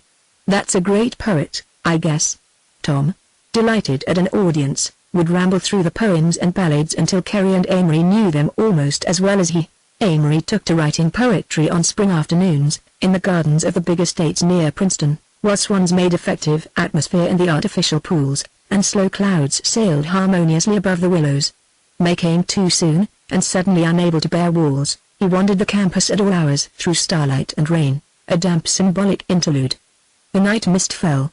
From the moon it rolled, clustered about the spires and towers, and then settled below them, so that the dreaming peaks were still in lofty aspiration toward the sky. Figures that dotted the day like ants now brushed along as shadowy ghosts, in and out of the foreground. The Gothic halls and cloisters were infinitely more mysterious as they loomed suddenly out of the darkness, outlined each by myriad faint squares of yellow light. Indefinitely from somewhere a bell boomed the quarter hour, and Amory, pausing by the sundial, stretched himself out full length on the damp grass. The cool bathed his eyes and slowed the flight of time that had crept so insidiously through the lazy April afternoons, seemed so intangible in the long spring twilights. Evening after evening the senior singing had drifted over the campus in melancholy beauty, and through the shell of his undergraduate consciousness had broken a deep and reverent devotion to the grey walls and Gothic peaks and all they symbolized as warehouses of dead ages.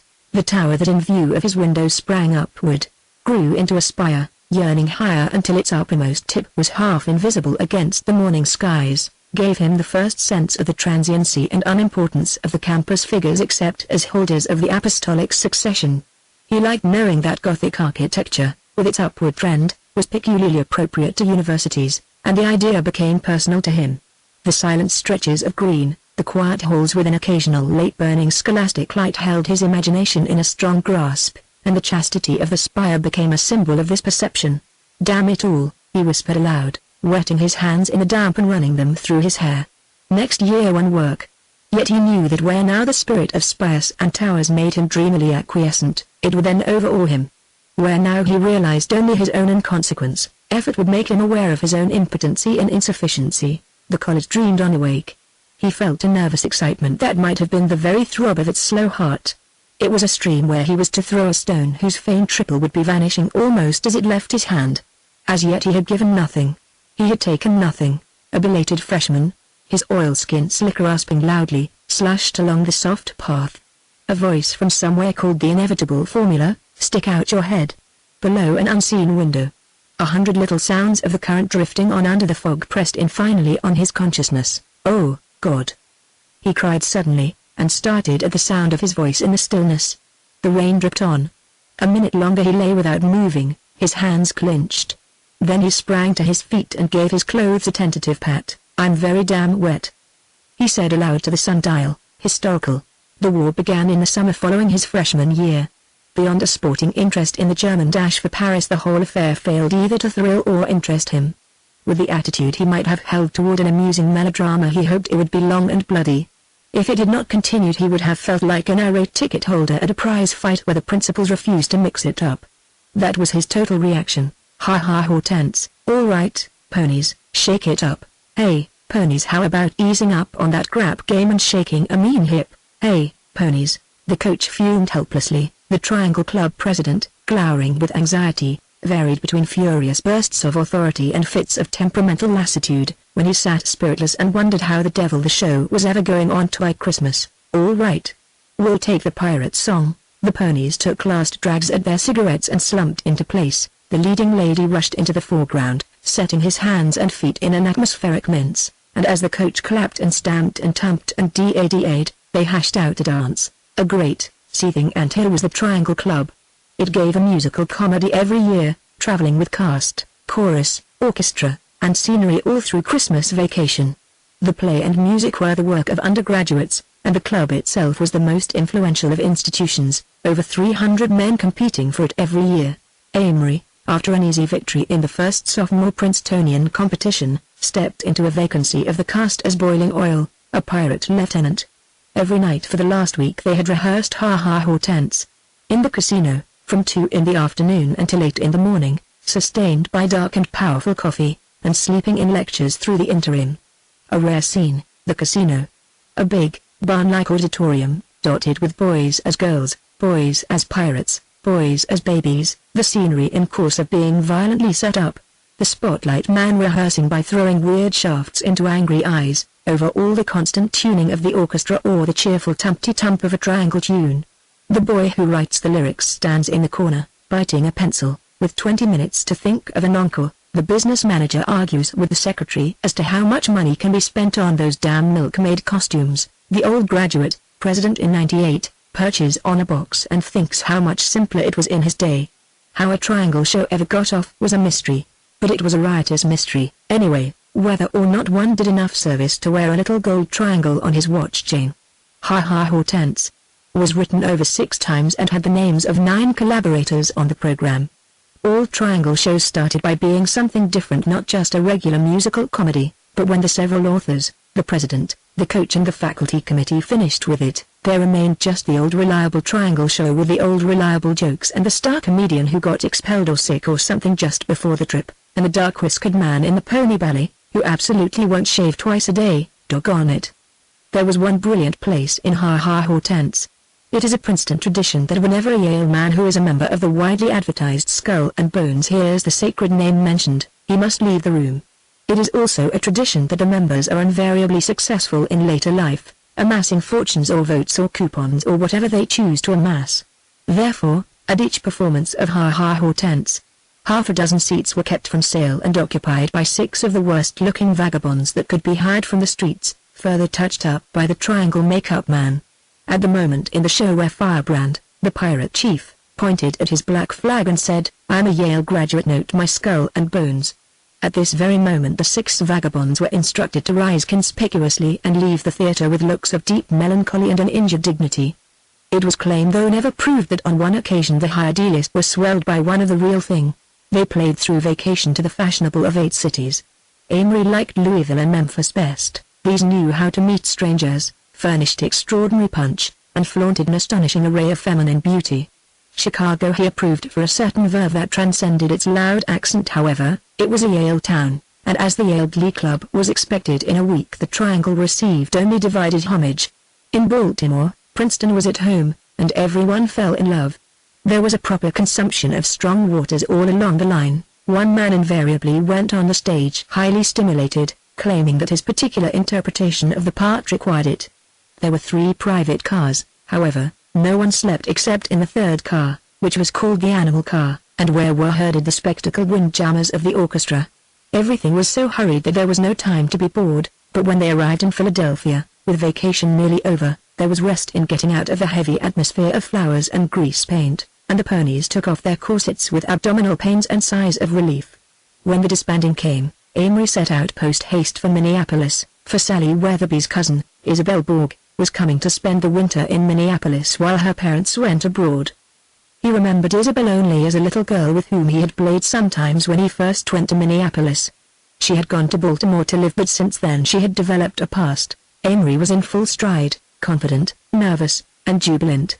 Scurrying back to Minneapolis to see a girl he had known as a child seemed the interesting and romantic thing to do, so without compunction he wired his mother not to expect him. Sat in the train, and thought about himself for 36 hours, betting. On the Triangle trip Amory had come into constant contact with that great current American phenomenon, the petting party. None of the Victorian mothers, and most of the mothers were Victorian, had any idea how casually their daughters were accustomed to be kissed. "Servant girls are that way," says Mrs. Houston Carmelite to her popular daughter. "They're kissed first and proposed to afterward." But the popular daughter becomes engaged every 6 months between 16 and 22, when she arranges a match with young Hamble, of Campbell and Hamble, who fatuously considers himself her first love, and between engagements the P.D. She is selected by the cut-in system at dances, which favors the survival of the fittest, has other sentimental last kisses in the moonlight, or the firelight, or the outer darkness. Amory saw girls doing things that even in his memory would have been impossible, eating 3 o'clock, after dance suppers in impossible cafes, talking of every side of life with an air half of earnestness, half of mockery, yet with a furtive excitement that Amory considered stood for a real moral letdown. But he never realized how widespread it was until he saw the cities between New York and Chicago as one vast juvenile intrigue. Afternoon at the plaza, with winter twilight hovering outside and faint drums downstairs. They strut and fret in the lobby, taking another cocktail, scrupulously attired and waiting. Then the swinging doors revolve and 3 bundles of ferments in. The theater comes afterward, then a table at the midnight frolic. Of course, Mother will be along there, but she will serve only to make things more secretive and brilliant as she sits in solitary state at the deserted table and thinks such entertainments as this are not half so bad as they are painted, only rather wearying. But the P.D. is in love again. It was odd, wasn't it? That though there was so much room left in the taxi, the P.D. and the boy from Williams were somehow crowded out and had to go in a separate car. Odd. Didn't you notice how flushed the P.D. was when she arrived just 7 minutes late?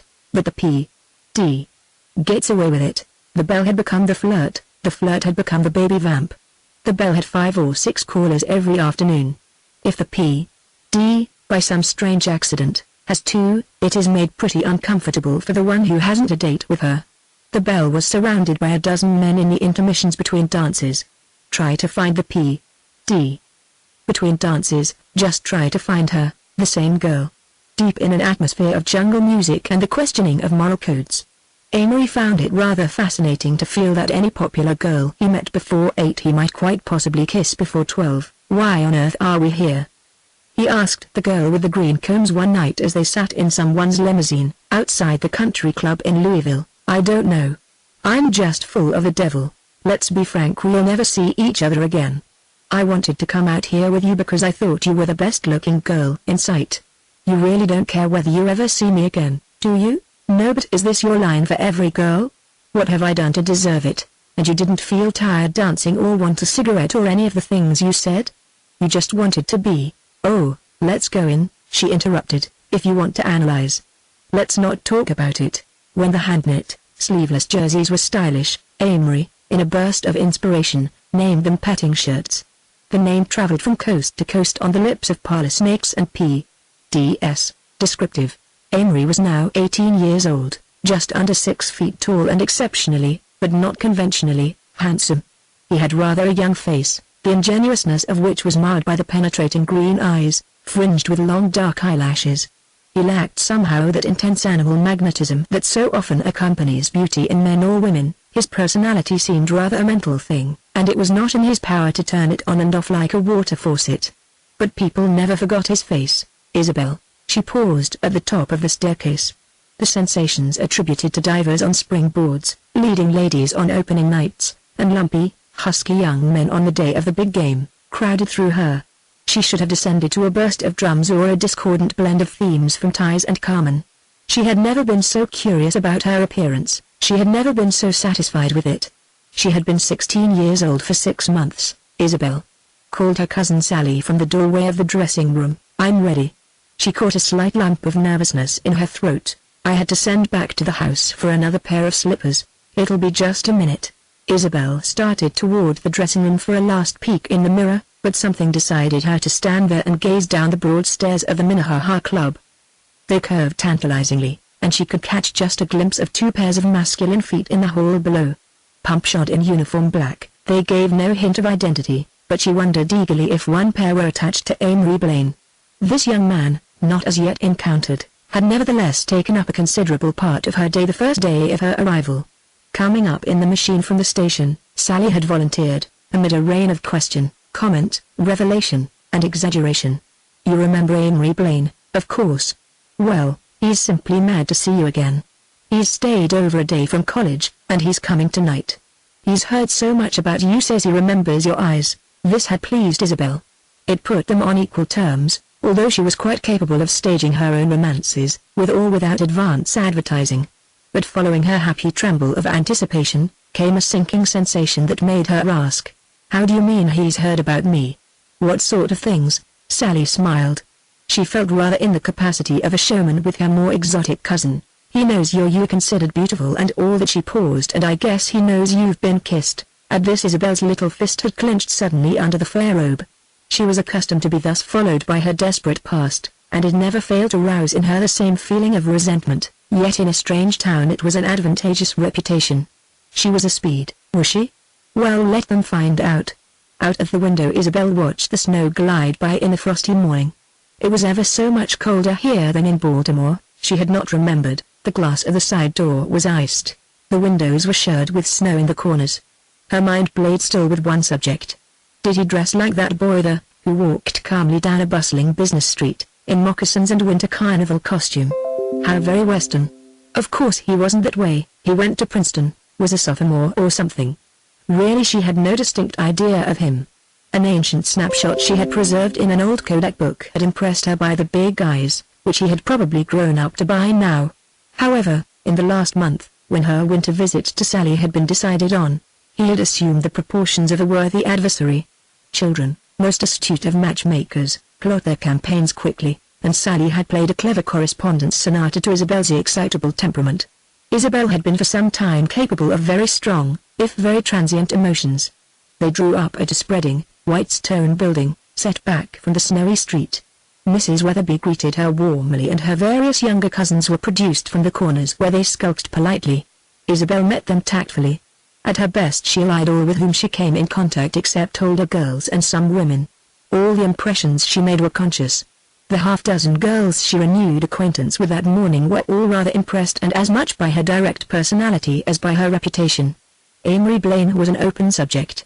Evidently a bit light of love, neither popular nor unpopular. Every girl there seemed to have had an affair with him at some time or other, but no one volunteered any really useful information. He was going to fall for her.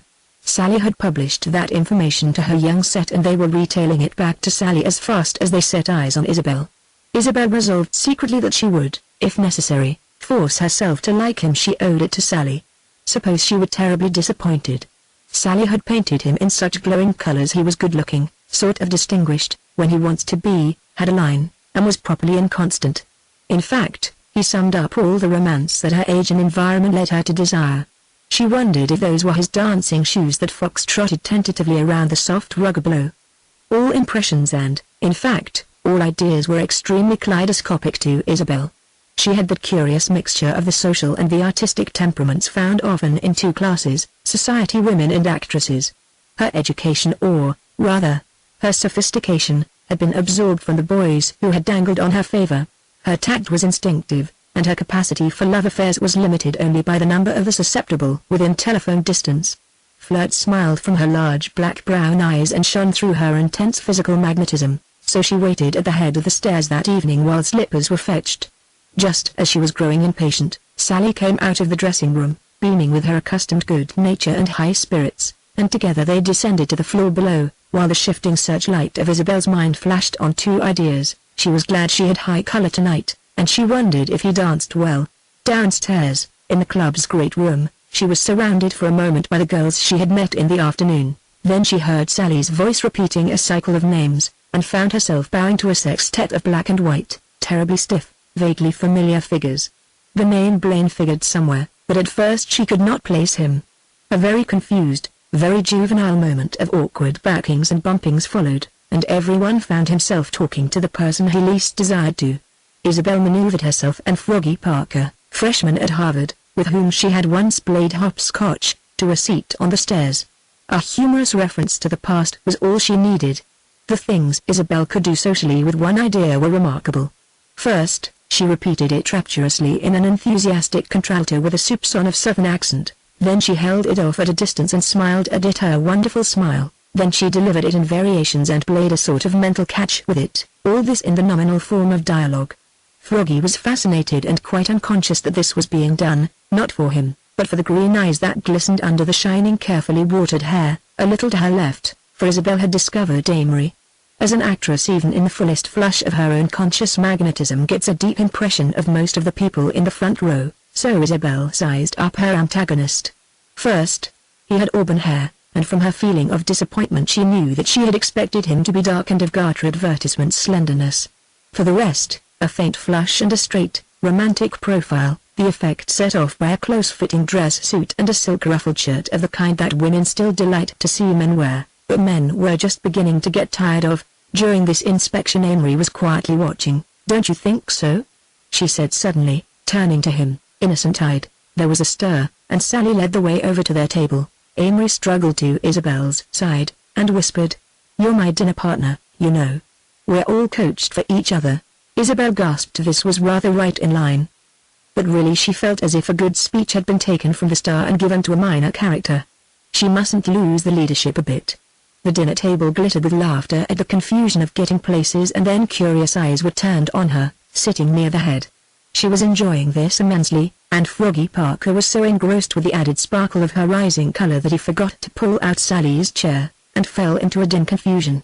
Amory was on the other side, full of confidence and vanity, gazing at her in open admiration. He began directly, and so did Froggy.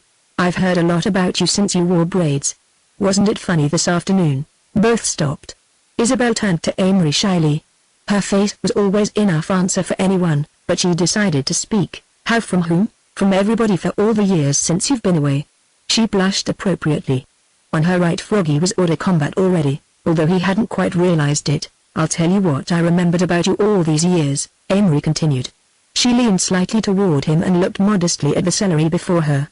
Froggy sighed. He knew Amory, and the situations that Amory seemed born to handle. He turned to Sally and asked her if she was going away to school next year. Amory opened with grape shot. "I've got an adjective that just fits you." This was one of his favorite starts. He seldom had a word in mind, but it was a curiosity provoker, and he could always produce something complimentary if he got in a tight corner. "Oh, what?" Isabel's face was a study in enraptured curiosity. Amory shook his head. "I don't know you very well yet. Will you tell me afterward?" she half whispered. He nodded. "We'll sit out." Isabel nodded. "Did anyone ever tell you, you have keen eyes?" she said. Amory attempted to make them look even keener. He fancied, but he was not sure, that her foot had just touched his under the table. But it might possibly have been only the table leg. It was so hard to tell. Still it thrilled him. He wondered quickly if there would be any difficulty in securing the little den upstairs, Babes in the Woods. Isabel and Amory were distinctly not innocent, nor were they particularly brazen. Moreover, amateur standing had very little value in the game they were playing, a game that would presumably be her principal study for years to come. She had begun as he had, with good looks and an excitable temperament, and the rest was the result of accessible popular novels and dressing-room conversation culled from a slightly older set. Isabel had walked with an artificial gait at 9.5, and when her eyes, wide and starry, proclaimed the ingenue most, Amory was proportionately less deceived. He waited for the mask to drop off, but at the same time he did not question her right to wear it. She, on her part, was not impressed by his studied air of blasé sophistication.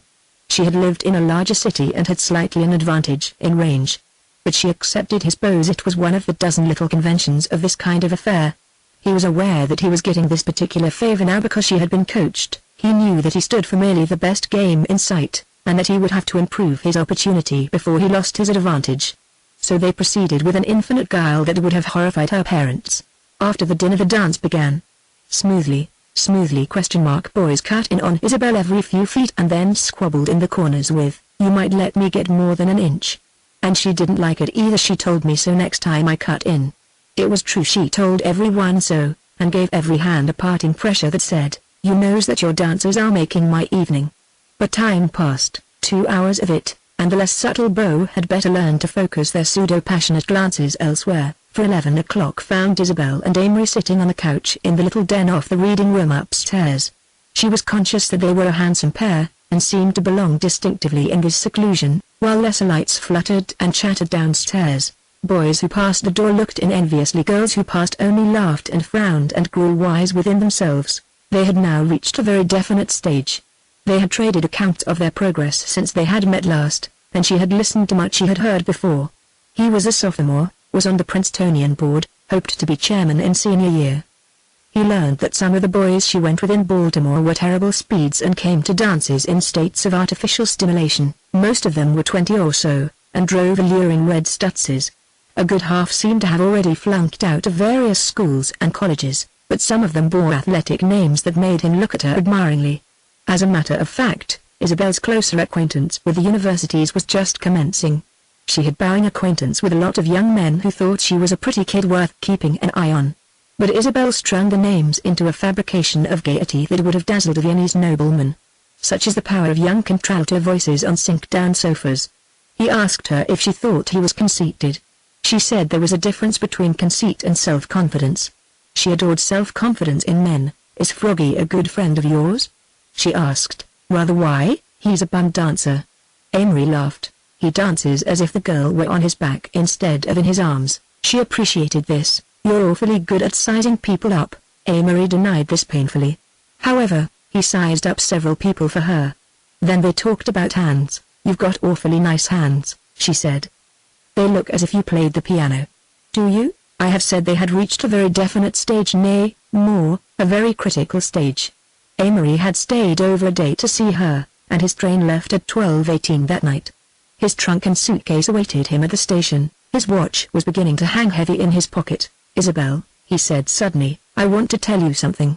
They had been talking lightly about that funny look in her eyes, and Isabel knew from the change in his manner what was coming. Indeed, she had been wondering how soon it would come. Amory reached above their heads and turned out the electric light, so that they were in the dark, except for the red glow that fell through the door from the reading room lamps. Then he began. "I don't know whether or not you know what I'm going to say." "Lordy, Isabel, this sounds like a line, but it isn't." "I know," said Isabel softly. "Maybe we'll never meet again like this. I have darned hard luck sometimes." He was leaning away from her on the other arm of the lounge, but she could see his eyes plainly in the dark. "You'll meet me again, silly." There was just the slightest emphasis on the last word so that it became almost a term of endearment. He continued a bit huskily. "I've fallen for a lot of people, girls, and I guess you have, too, boys, I mean, but, honestly, you." He broke off suddenly and leaned forward, chin on his hands. "Oh, what's there? You'll go your way and I suppose I'll go mine." Silence for a moment. Isabel was quite stirred. She wound her handkerchief into a tight ball, and by the faint light that streamed over her, dropped it deliberately on the floor. Their hands touched for an instant, but neither spoke. Silences were becoming more frequent and more delicious. Outside, another stray couple had come up and were experimenting on the piano in the next room.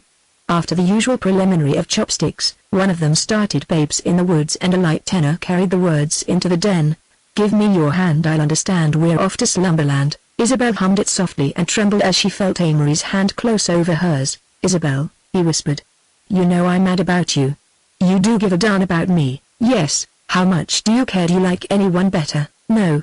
He could scarcely hear her, although he bent so near that he felt her breath against his cheek. "Isabel, I'm going back to college for 6 long months, and why shouldn't we if I could only just have one thing to remember you by?" close the door." Her voice had just stirred so that he half wondered whether she had spoken at all. As he swung the door softly shut, the music seemed quivering just outside. "Moonlight is bright, kiss me good night." What a wonderful song. She thought everything was wonderful tonight, most of all this romantic scene in the den, with their hands clinging and the inevitable looming charmingly close. The future vista of her life seemed an unending succession of scenes like this, under moonlight and pale starlight, and in the backs of warm limousines and in low, cozy roadsters stopped under sheltering trees only the boy might change, and this one was so nice. He took her hand softly. With a sudden movement he turned it and, holding it to his lips, kissed the palm. "Isabel." His whisper blended in the music, and they seemed to float nearer together. Her breath came faster. "Can't I kiss you, Isabel, Isabel?" Lips half parted, she turned her head to him in the dark. Suddenly the ring of voices, the sound of running footsteps surged toward them. Quick as a flash Amory reached up and turned on the light, and when the door opened and 3 boys, the rothy and dancey craving Froggy among them, rushed in, he was turning over the magazines on the table, while she sat without moving, serene and unembarrassed, and even greeted them with a welcoming smile. But her heart was beating wildly, and she felt somehow as if she had been deprived. It was evidently over. There was a clamor for a dance, there was a glance that passed between them, on his side despair, on hers regret, and then the evening went on, with the reassured bow and the eternal cutting in. At 11:45 Amory shook hands with her gravely, in the midst of a small crowd assembled to wish him good speed. For an instant he lost his poise, and she felt a bit rattled when a satirical voice from a concealed wit cried, "Take her outside, Amory." As he took her hand he pressed it a little, and she returned the pressure as she had done to 20 hands that evening. That was all. At 2 o'clock back at the Weatherby's, Sally asked her if she and Amory had had a time in the den. Isabel turned to her quietly. In her eyes was the light of the idealist, the inviolate dreamer of Joan-like dreams. "No," she answered. "I don't do that sort of thing anymore. He asked me to, but I said no." As she crept in bed she wondered what he'd say in his special delivery tomorrow. He had such a good-looking mouth. Would she ever? 14 angels were watching o'er them, sang Sally sleepily from the next room. "Damn," muttered Isabel, punching the pillow into a luxurious lump and exploring the cold sheets cautiously. "Damn, Carnival." Amory, by way of the Princetonian, had arrived. The minor snobs, finely balanced thermometers of success, warmed to him as the club elections grew nigh, and he and Tom were visited by groups of upperclassmen who arrived awkwardly, balanced on the edge of the furniture and talked of all subjects except the one of absorbing interest.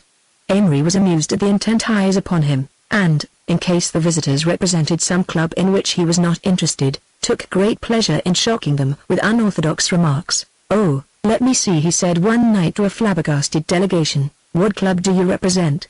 With visitors from Ivy and Cottage and Tiger Inn he played the nice, unspoilt, ingenuous boy, very much at ease and quite unaware of the object of the call. When the fatal morning arrived, early in March, and the campus became a document in hysteria, he slid smoothly into Cottage with Alec Connage and watched his suddenly neurotic class with much wonder. There were fickle groups that jumped from club to club. There were friends of 2 or 3 days who announced tearfully and wildly that they must join the same club. Nothing should separate them. There were snarling disclosures of long-hidden grudges as the suddenly prominent remembered snubs of freshman year. Unknown men were elevated into importance when they received certain coveted bids. Others who were considered all set found that they had made unexpected enemies, felt themselves stranded and deserted, talked wildly of leaving college. In his own crowd Amory saw men kept out for wearing green hats, for being a damn tailor's dummy, for having too much pull in heaven, for getting drunk one night not like a gentleman, by God, or for unfathomable secret reasons known to no one but the wielders of the black balls. This orgy of sociability culminated in a gigantic party at the Nassau Inn, where punch was dispensed from immense bowls, and the whole downstairs became a delirious, circulating, shouting pattern of faces and voices. "Hi, Dibberby, gratulations, goo boy, Tom, you got a good bunch in cap. Say, Kerry, oh, Kerry, I hear you went Tiger with all the weight lift, Well, I didn't go Cottage, the parlor snake's delight. They say Overton fainted when he got his Ivy bid. Did he sign up the first day? Oh, no. Tore over to Murray Dodge on a bicycle. Afraid it was a mistake. How'd you get into cap, you old Drew? Gratulations. Gratulations yourself. Here you got a good crowd." When the bar closed, the party broke up into groups and streamed, singing, over the snow-clad campus, in a weird delusion that snobbishness and strain were over at last. and that they could do what they pleased for the next 2 years. Long afterward Amory thought of sophomore spring as the happiest time of his life.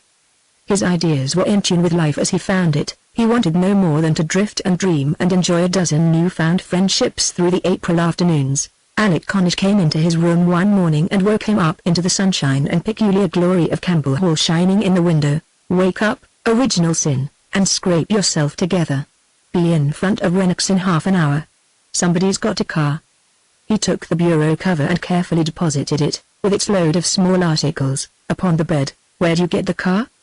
demanded Amory cynically. "Sacred trust, but don't be a critical goof or you can't go." "I think I'll sleep," Amory said calmly, resettling himself and reaching beside the bed for a cigarette. "Sleep, why not? I've got a class at 11:30, you damned gloom." "Of course, if you don't want to go to the coast." With a bound Amory was out of bed, scattering the bureau cover's burden on the floor. The coast. He hadn't seen it for years, since he and his mother were on their pilgrimage. "Who's going?" he demanded as he wriggled into his B.V.D.S. "Oh, Dick Humbird and Kerry Holiday and Jesse Fenby, and about 5 or 6. Speed it up, kid." In 10 minutes Amory was devouring cornflakes in Renix, and at 9:30 they bowled happily out of town, headed for the sands of Deal Beach. "You see," said Kerry, "the car belongs down there. In fact, it was stolen from Asbury Park by persons unknown, who deserted it in Princeton and left for the west. Heartless Humbird, here got permission from the city council to deliver it." "Anybody got any money?" suggested Fenby, turning around from the front seat. There was an emphatic negative chorus. "That makes it interesting. Money? What's money?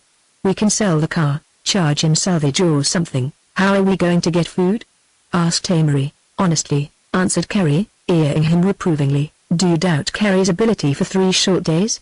Some people have lived on nothing for years at a time. Read the Boy Scout Monthly." 3 days, Amory mused, "and I've got classes. One of the days is the Sabbath. Just the same, I can only cut 6 more classes, with over a month and a half to go. Throw him out. It's a long walk back." "Amory, you're running it out, if I may coin a new phrase. Hadn't you better get some dope on yourself, Amory?" Amory subsided resignedly and drooped into a contemplation of the scenery. Swinburne seemed to fit in somehow. Oh, winter's rains and ruins are over, and all the seasons of snows and sins, the days dividing lover and lover, the light that loses, the night that wins, and time remembered is grief forgotten, and frosts are slain and flowers begotten, and in green underwood and cover, blossom by blossom the spring begins, the full streams feed on flower of. "What's the matter, Amory?" Amory's thinking about poetry. About the pretty birds and flowers. I can see it in his eye. "No, I'm not," he lied. "I'm thinking about the Princetonian. I ought to make up tonight, but I can telephone back, I suppose." "Oh," said Kerry respectfully. "These important men." Amory flushed and it seemed to him that Fenby, a defeated competitor, winced a little. Of course, Kerry was only kidding, but he really mustn't mention the Princetonian. It was a halcyon day, and as they neared the shore and the salt breezes scurried by, he began to picture the ocean and long, level stretches of sand and red roofs over blue sea. Then they hurried through the little town and it all flashed upon his consciousness to a mighty paean of emotion. "Oh, good Lord! Look at it!" he cried. "What? Let me out, quick, I haven't seen it for 8 years." "Oh, gentlefolk, stop the car, what an odd child," remarked Alec. "I do believe he's a bit eccentric." The car was obligingly drawn up at a curb, and Amory ran for the boardwalk.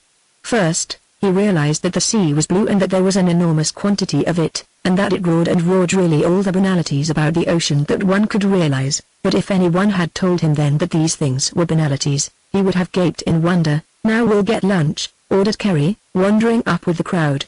"Come on, Amory, tear yourself away and get practical. We'll try the best hotel first," he went on, and thence and so forth. They strolled along the boardwalk to the most imposing hostelry in sight, and, entering the dining room, scattered about a table. 8 Bronxes, commanded Alec, and a club sandwich and, Julian.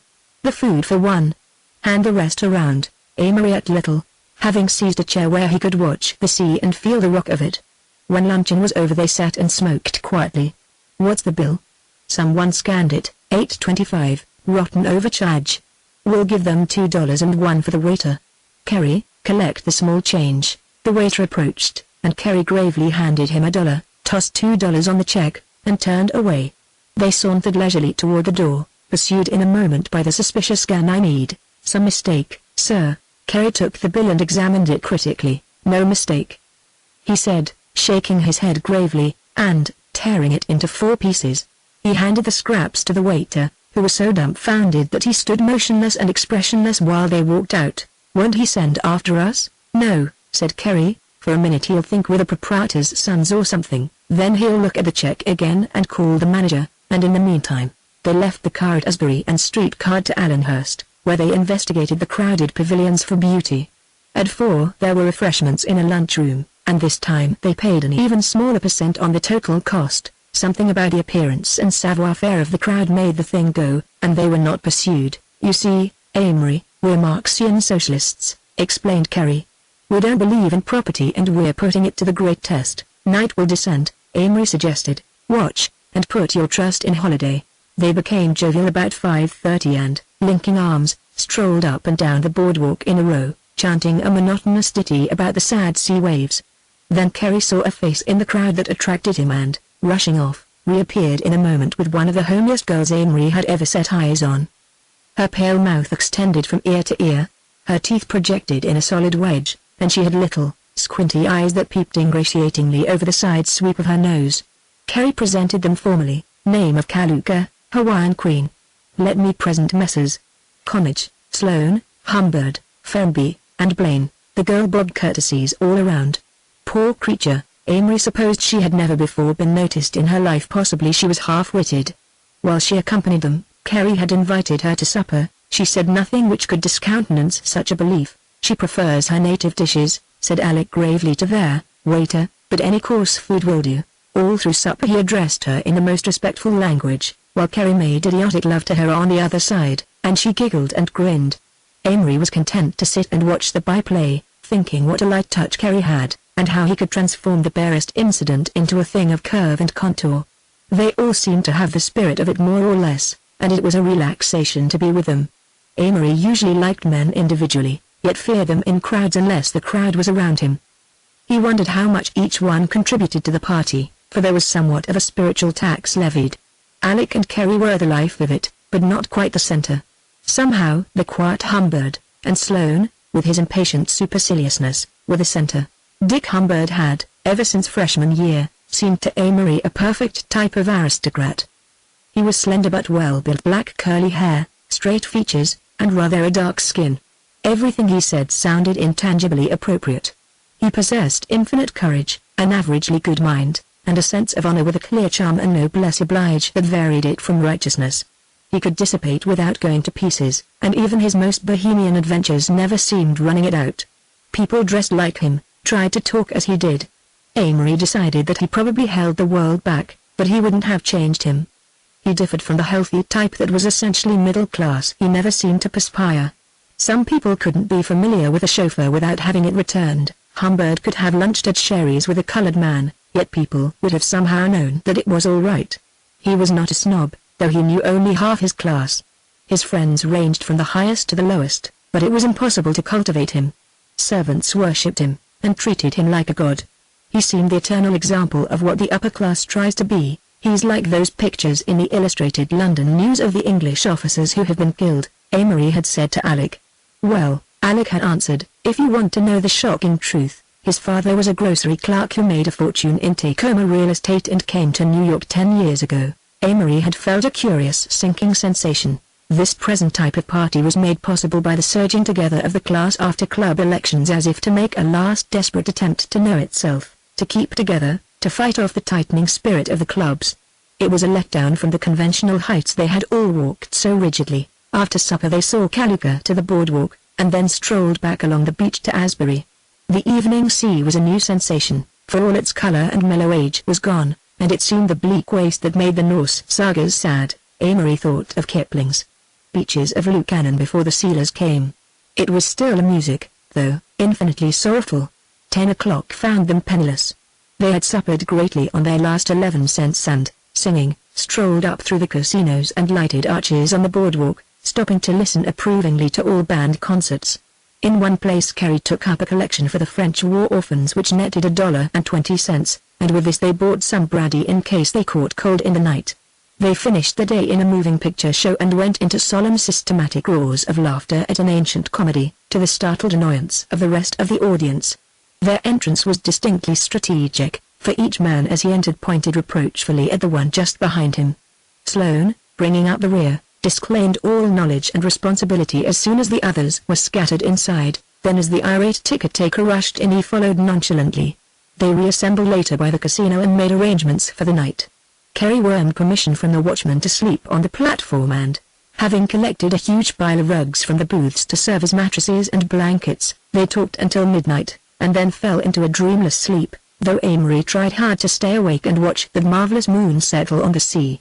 So they progressed for 2 happy days, up and down the shore by streetcar or machine, or by shoe leather on the crowded boardwalk, sometimes eating with the wealthy, more frequently dining frugally at the expense of an unsuspecting restaurateur. They had their photos taken, 8 poses, in a quick development store. Kerry insisted on grouping them as a varsity football team, and then as a tough gang from the east side, with their coats inside out, and himself sitting in the middle on a cardboard moon. The photographer probably has them yet at least, they never called for them. The weather was perfect, and again they slept outside, and again Amory fell unwillingly asleep. Sunday broke stolid and respectable, and even the sea seemed to mumble and complain, so they returned to Princeton via the Fords of transient farmers, and broke up with colds in their heads, but otherwise none the worse for wandering. Even more than in the year before, Amory neglected his work, not deliberately but lazily and through a multitude of other interests.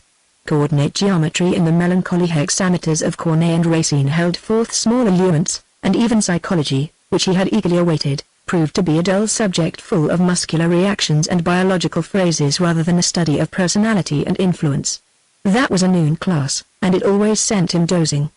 Having found that subjective and objective, Sir, answered most of the questions, he used the phrase on all occasions, and it became the class joke when, on a query being leveled at him, he was nudged awake by Fermby or Sloane to gasp it out.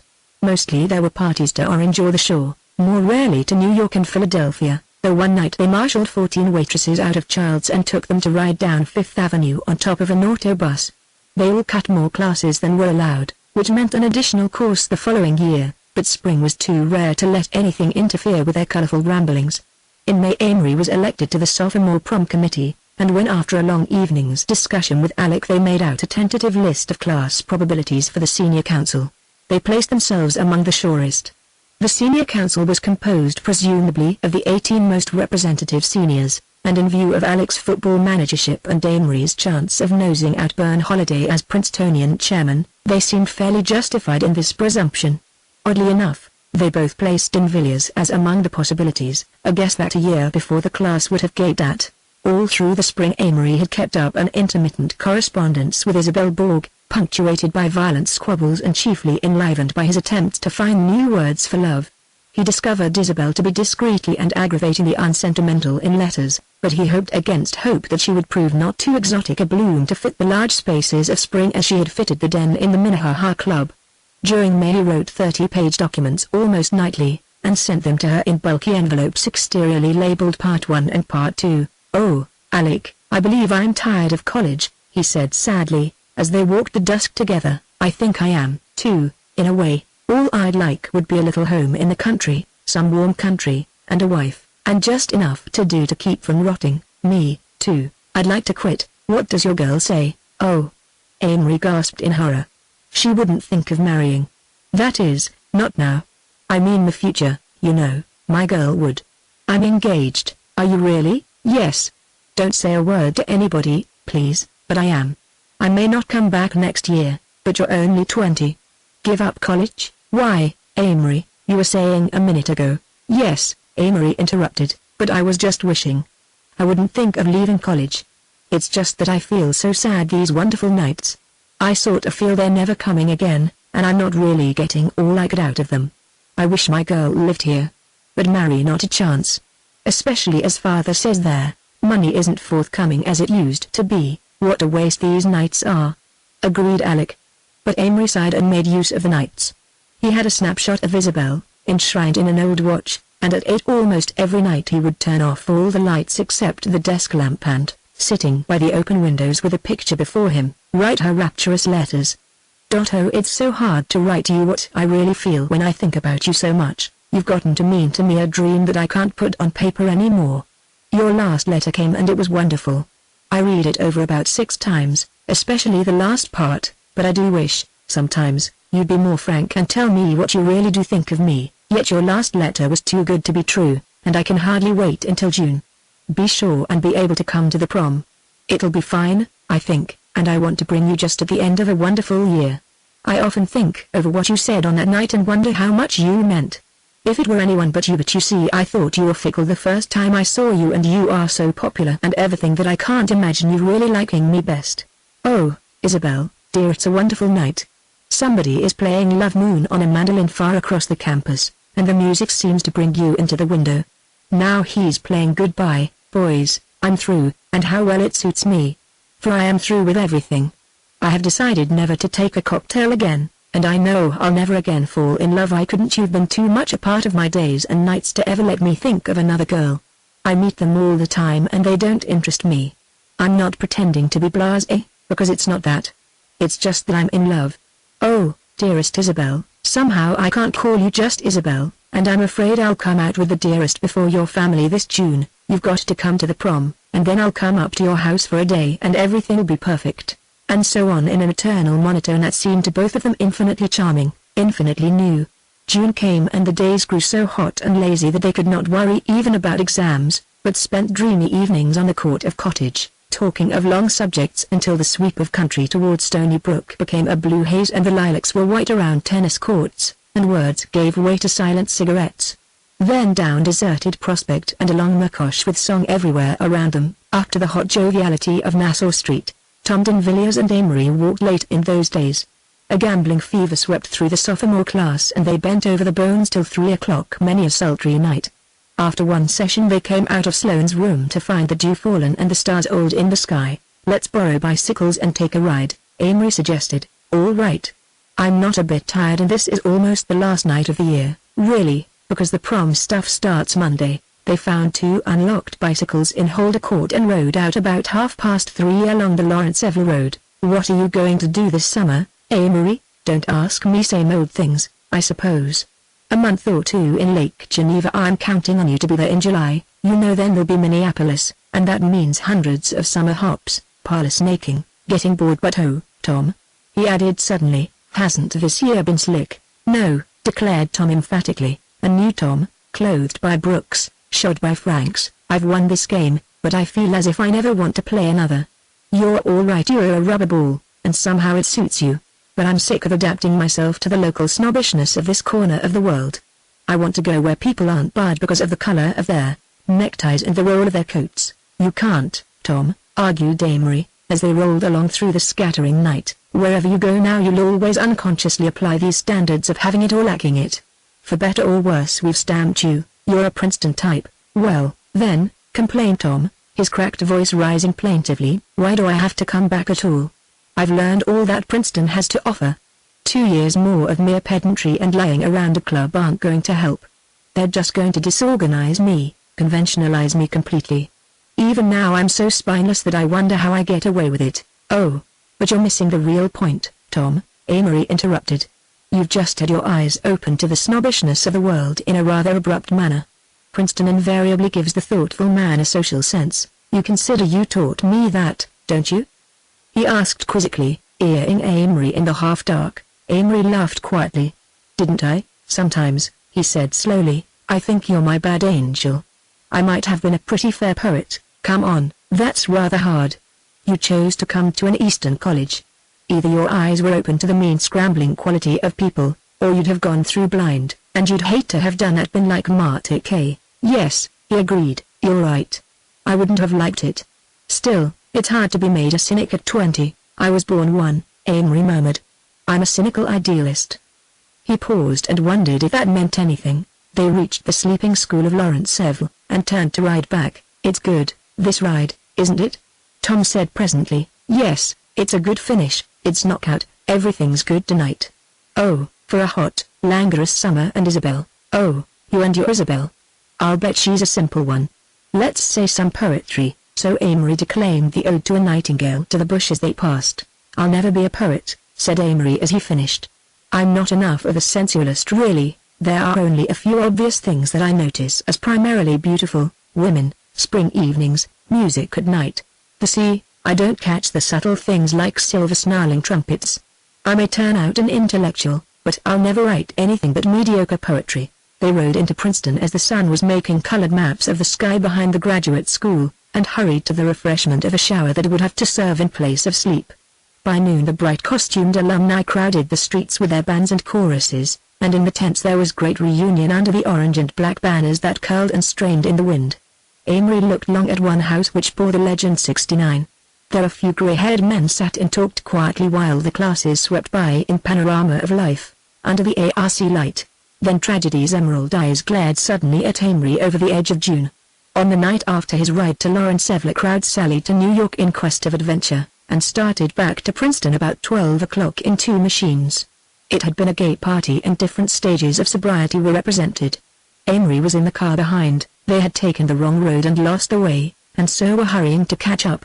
It was a clear night and the exhilaration of the road went to Amory's head. He had the ghost of two stanzas of a poem forming in his mind. So the grey car crept nightward in the dark and there was no life stirred as it went by. As the still ocean paths before the shark in starred and glittering waterways, beauty high, the moon-swathed trees divided, pair on pair, while flapping night birds cried across the air. A moment by an inn of lamps and shades, a yellow inn under a yellow moon, then silence, where crescendo laughter fades. The car swung out again to the winds of June, mellowed the shadows where the distance grew, then crushed the yellow shadows into blue.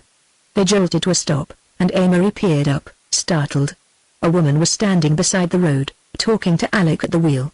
Afterward he remembered the harpy effect that her old kimono gave her, and the cracked hollowness of her voice as she spoke.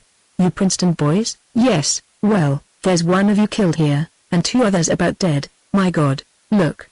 She pointed and they gazed in horror. Under the full light of a roadside arc light lay a form, face downward in a widening circle of blood. They sprang from the car. Amory thought of the back of that head, that hair. And then they turned the form over. "It's Dick Humbird." "Oh, Christ," feel his heart. Then the insistent voice of the old crone in a sort of croaking triumph. "He's quite dead, all right." The car turned over. Two of the men that weren't hurt just carried the others in. "But this one's no use." Amory rushed into the house and the rest followed with a limp mass that they laid on the sofa in the shoddy little front parlor. Sloane, with his shoulder punctured, was on another lounge. He was half delirious, and kept calling something about a chemistry lecture at 8:10. "I don't know what happened," said Ferby in a strained voice. "Dick was driving and he wouldn't give up the wheel. We told him he'd been drinking too much. Then there was this damn curve. Oh, my God." He threw himself face downward on the floor and broke into dry sobs. The doctor had arrived, and Amory went over to the couch, where someone handed him a sheet to put over the body. With a sudden hardness, he raised one of the hands and let it fall back inertly. The brow was cold but the face not expressionless. He looked at the shoelaces Dick had tied them that morning. He had tied them and now he was this heavy white mass. All that remained of the charm and personality of the Dick Humbird he had known. Oh, it was all so horrible and unaristocratic and close to the earth. All tragedy has that strain of the grotesque and squalid, so useless, futile. The way animals die. Amory was reminded of a cat that had lain horribly mangled in some alley of his childhood. Someone go to Princeton with Ferby. Amory stepped outside the door and shivered slightly at the late-night window wind that stirred a broken fender on the mass of bent metal to a plaintive, tinny sound, crescendo. Next day, by a merciful chance, passed in a whirl. When Amory was by himself his thoughts zigzagged inevitably to the picture of that red mouth yawning incongruously in the white face, but with a determined effort he piled present excitement upon the memory of it and shut it coldly away from his mind. Isabel and her mother drove into town at 4, and they rode up smiling Prospect Avenue, through the gay crowd, to have tea at Cottage. The clubs had their annual dinners that night, so at 7 he loaned her to a freshman and arranged to meet her in the gymnasium at 11, when the upperclassmen were admitted to the freshman dance. She was all he had expected, and he was happy and eager to make that night the center of every dream. At 9 the upper classes stood in front of the clubs as the freshman torchlight parade rioted past, and Amory wondered if the dress-suited groups against the dark, stately backgrounds and under the flare of the torches made the night as brilliant to the staring, cheering freshmen as it had been to him the year before. The next day was another whirl. They lunched in a gay party of 6 in a private dining room at the club, while Isabel and Amory looked at each other tenderly over the fried chicken and knew that their love was to be eternal.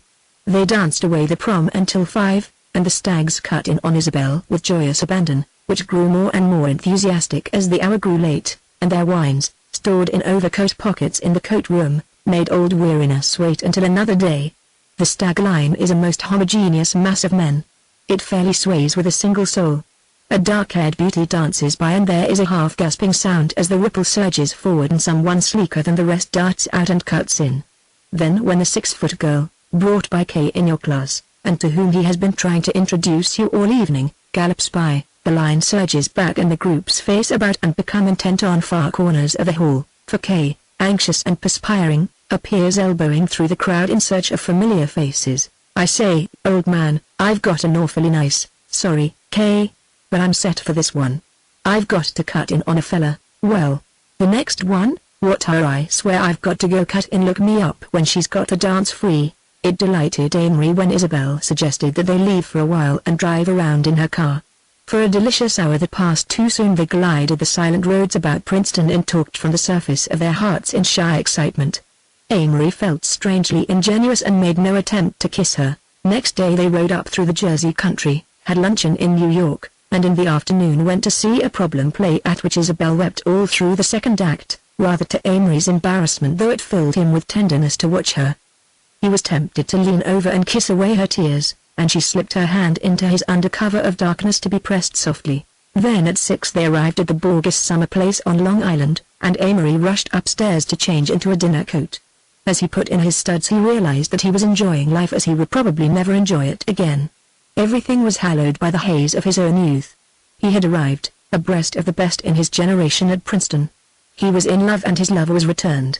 Turning on all the lights, he looked at himself in the mirror, trying to find in his own face the qualities that made him see clearer than the great crowd of people, that made him decide firmly, and able to influence and follow his own will.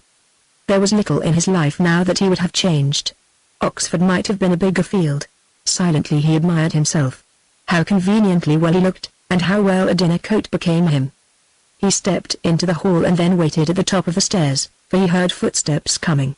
It was Isabel, and from the top of her shining hair to her little golden slippers she had never seemed so beautiful. Isabel! He cried, half involuntarily, and held out his arms. As in the storybooks, she ran into them, and on that half-minute, as their lips first touched, rested the high point of vanity. The crest of his young egotism. Chapter 3. The egotist considers. Ouch! Let me go. He dropped his arms to his sides. What's the matter? Your shirt stud, it hurt me. Look.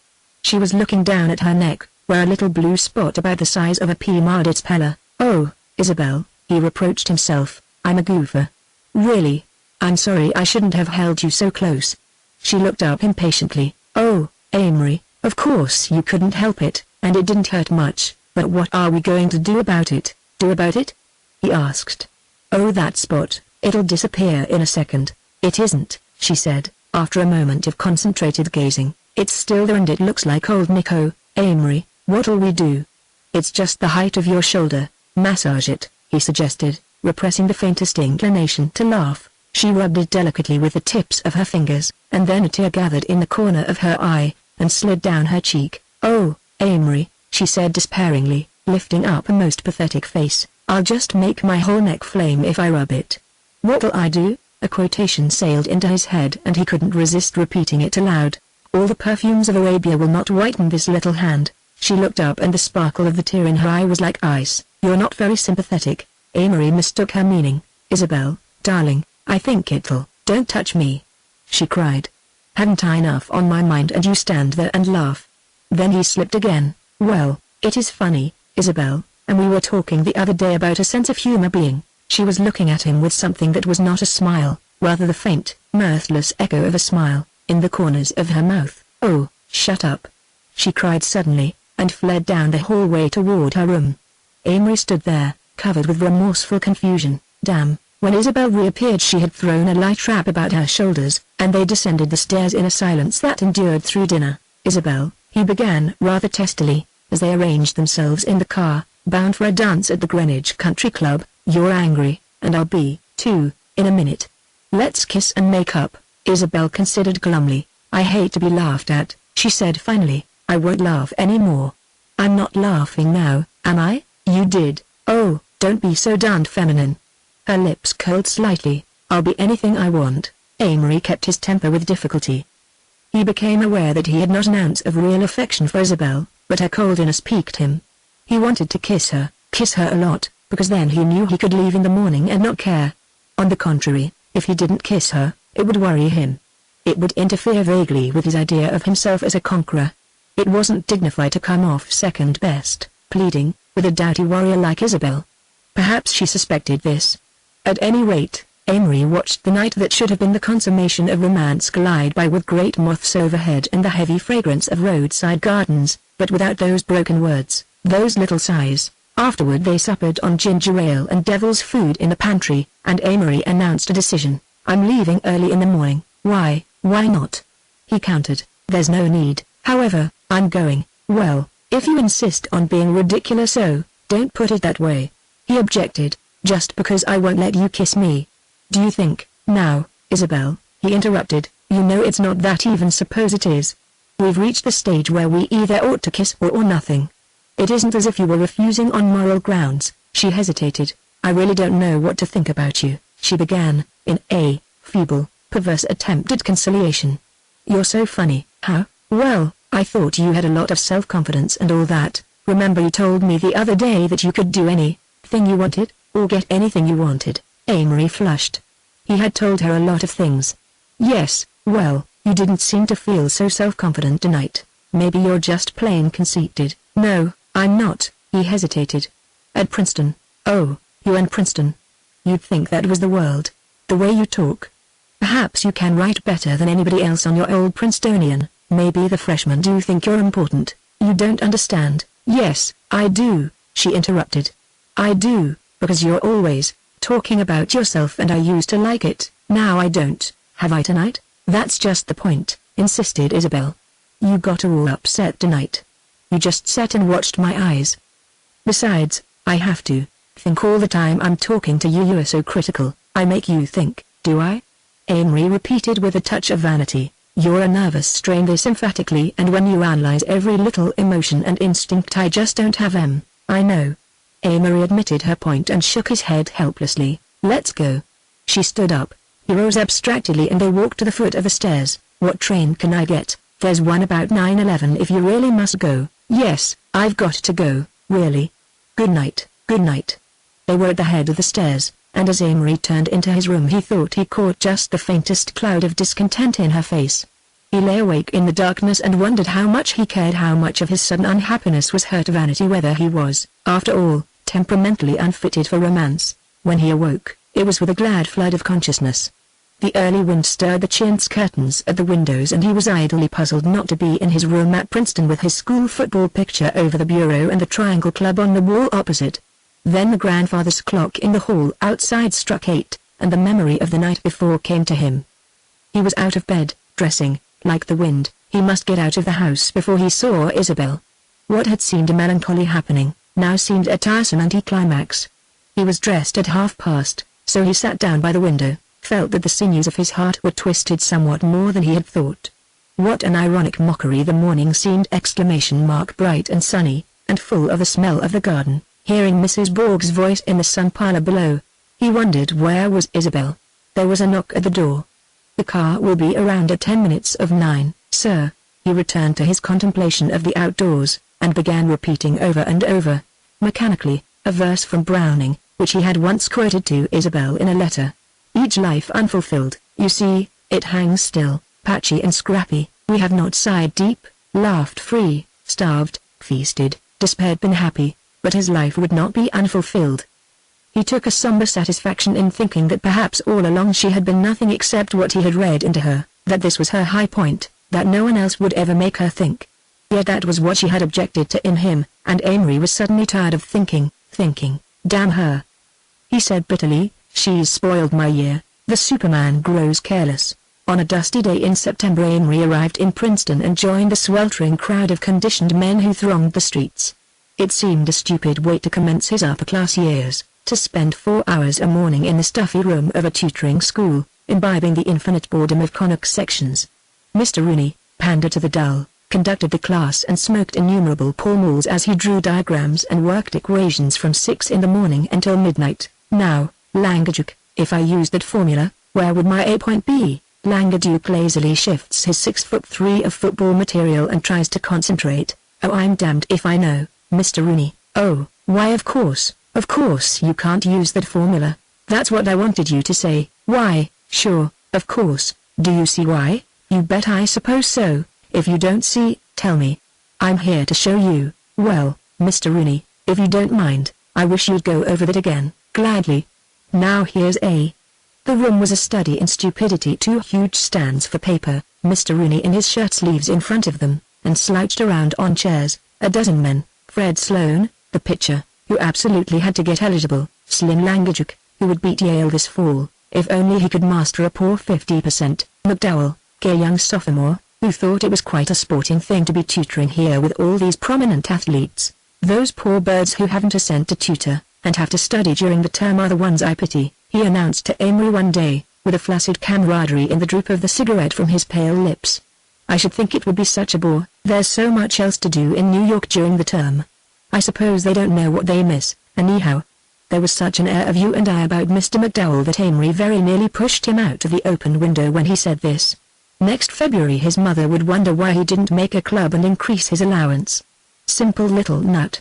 Through the smoke and the air of solemn, dense earnestness that filled the room would come the inevitable helpless cry. I don't get it.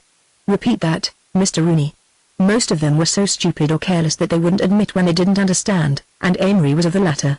He found it impossible to study conic sections, something in their calm and tantalizing respectability breathing defiantly through Mr. Rooney's fetid parlors distorted their equations into insoluble anagrams.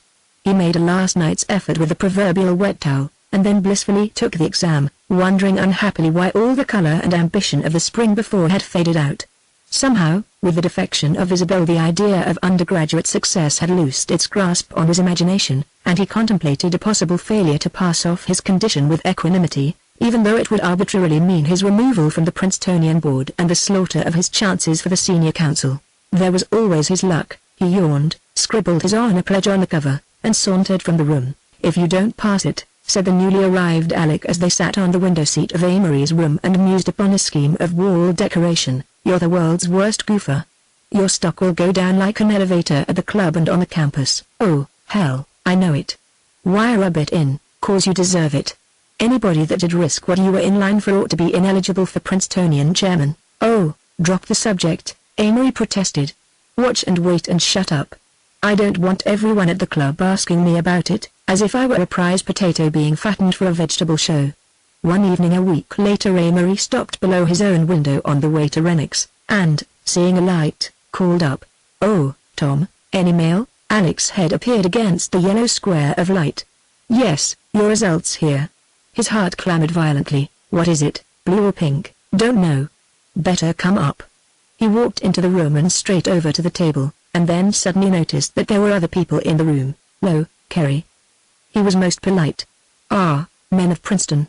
They seemed to be mostly friends, so he picked up the envelope marked Registrar's Office, and weighed it nervously. We have here quite a slip of paper. Open it, Amory. Just to be dramatic, I'll let you know that if it's blue, my name is withdrawn from the editorial board of the Prince, and my short career is over. He paused, and then saw for the first time Fermby's eyes, wearing a hungry look and watching him eagerly. Amory returned the gaze pointedly. Watch my face, gentlemen, for the primitive emotions. He tore it open and held the slip up to the light. Well, pink or blue? Say what it is, we're all ears, Amory. Smile or swear or something. There was a pause. A small crowd of seconds swept by. Then he looked again and another crowd went on into time. Blue as the sky, gentlemen. Aftermath. What Amory did that year from early September to late in the spring was so purposeless and inconsecutive that it seems scarcely worth recording. He was, of course, immediately sorry for what he had lost. His philosophy of success had tumbled down upon him, and he looked for the reasons. Your own laziness, said Alec later. No, something deeper than that. I've begun to feel that I was meant to lose this chance.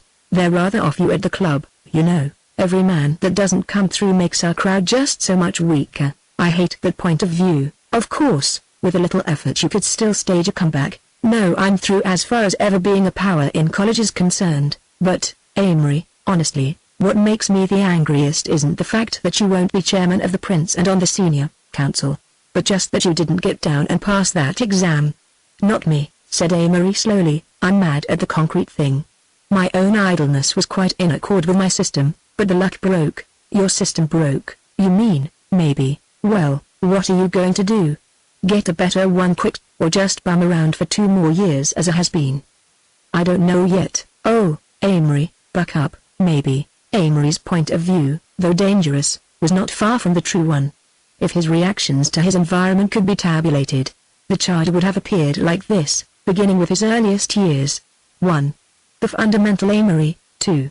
Amory plus Beatrice. 3. Amory plus Beatrice plus Minneapolis. Then Street Regis had pulled him to pieces and started him over again. 4. Amory plus Street Regis. 5. Amory plus Street Regis plus Princeton. That had been his nearest approach to success through conformity. The fundamental Amory, idle, imaginative, rebellious, had been nearly snowed under. He had conformed, he had succeeded, but as his imagination was neither satisfied nor grasped by his own success, he had listlessly, half-accidentally chucked the whole thing and become again. 6. The fundamental Amory, financial. His father died quietly and inconspicuously at Thanksgiving. The incongruity of death with either the beauties of Lake Geneva or with his mother's dignified, reticent attitude diverted him, and he looked at the funeral with an amused tolerance. He decided that burial was after all preferable to cremation, and he smiled at his old boyhood choice, slow oxidation in the top of a tree.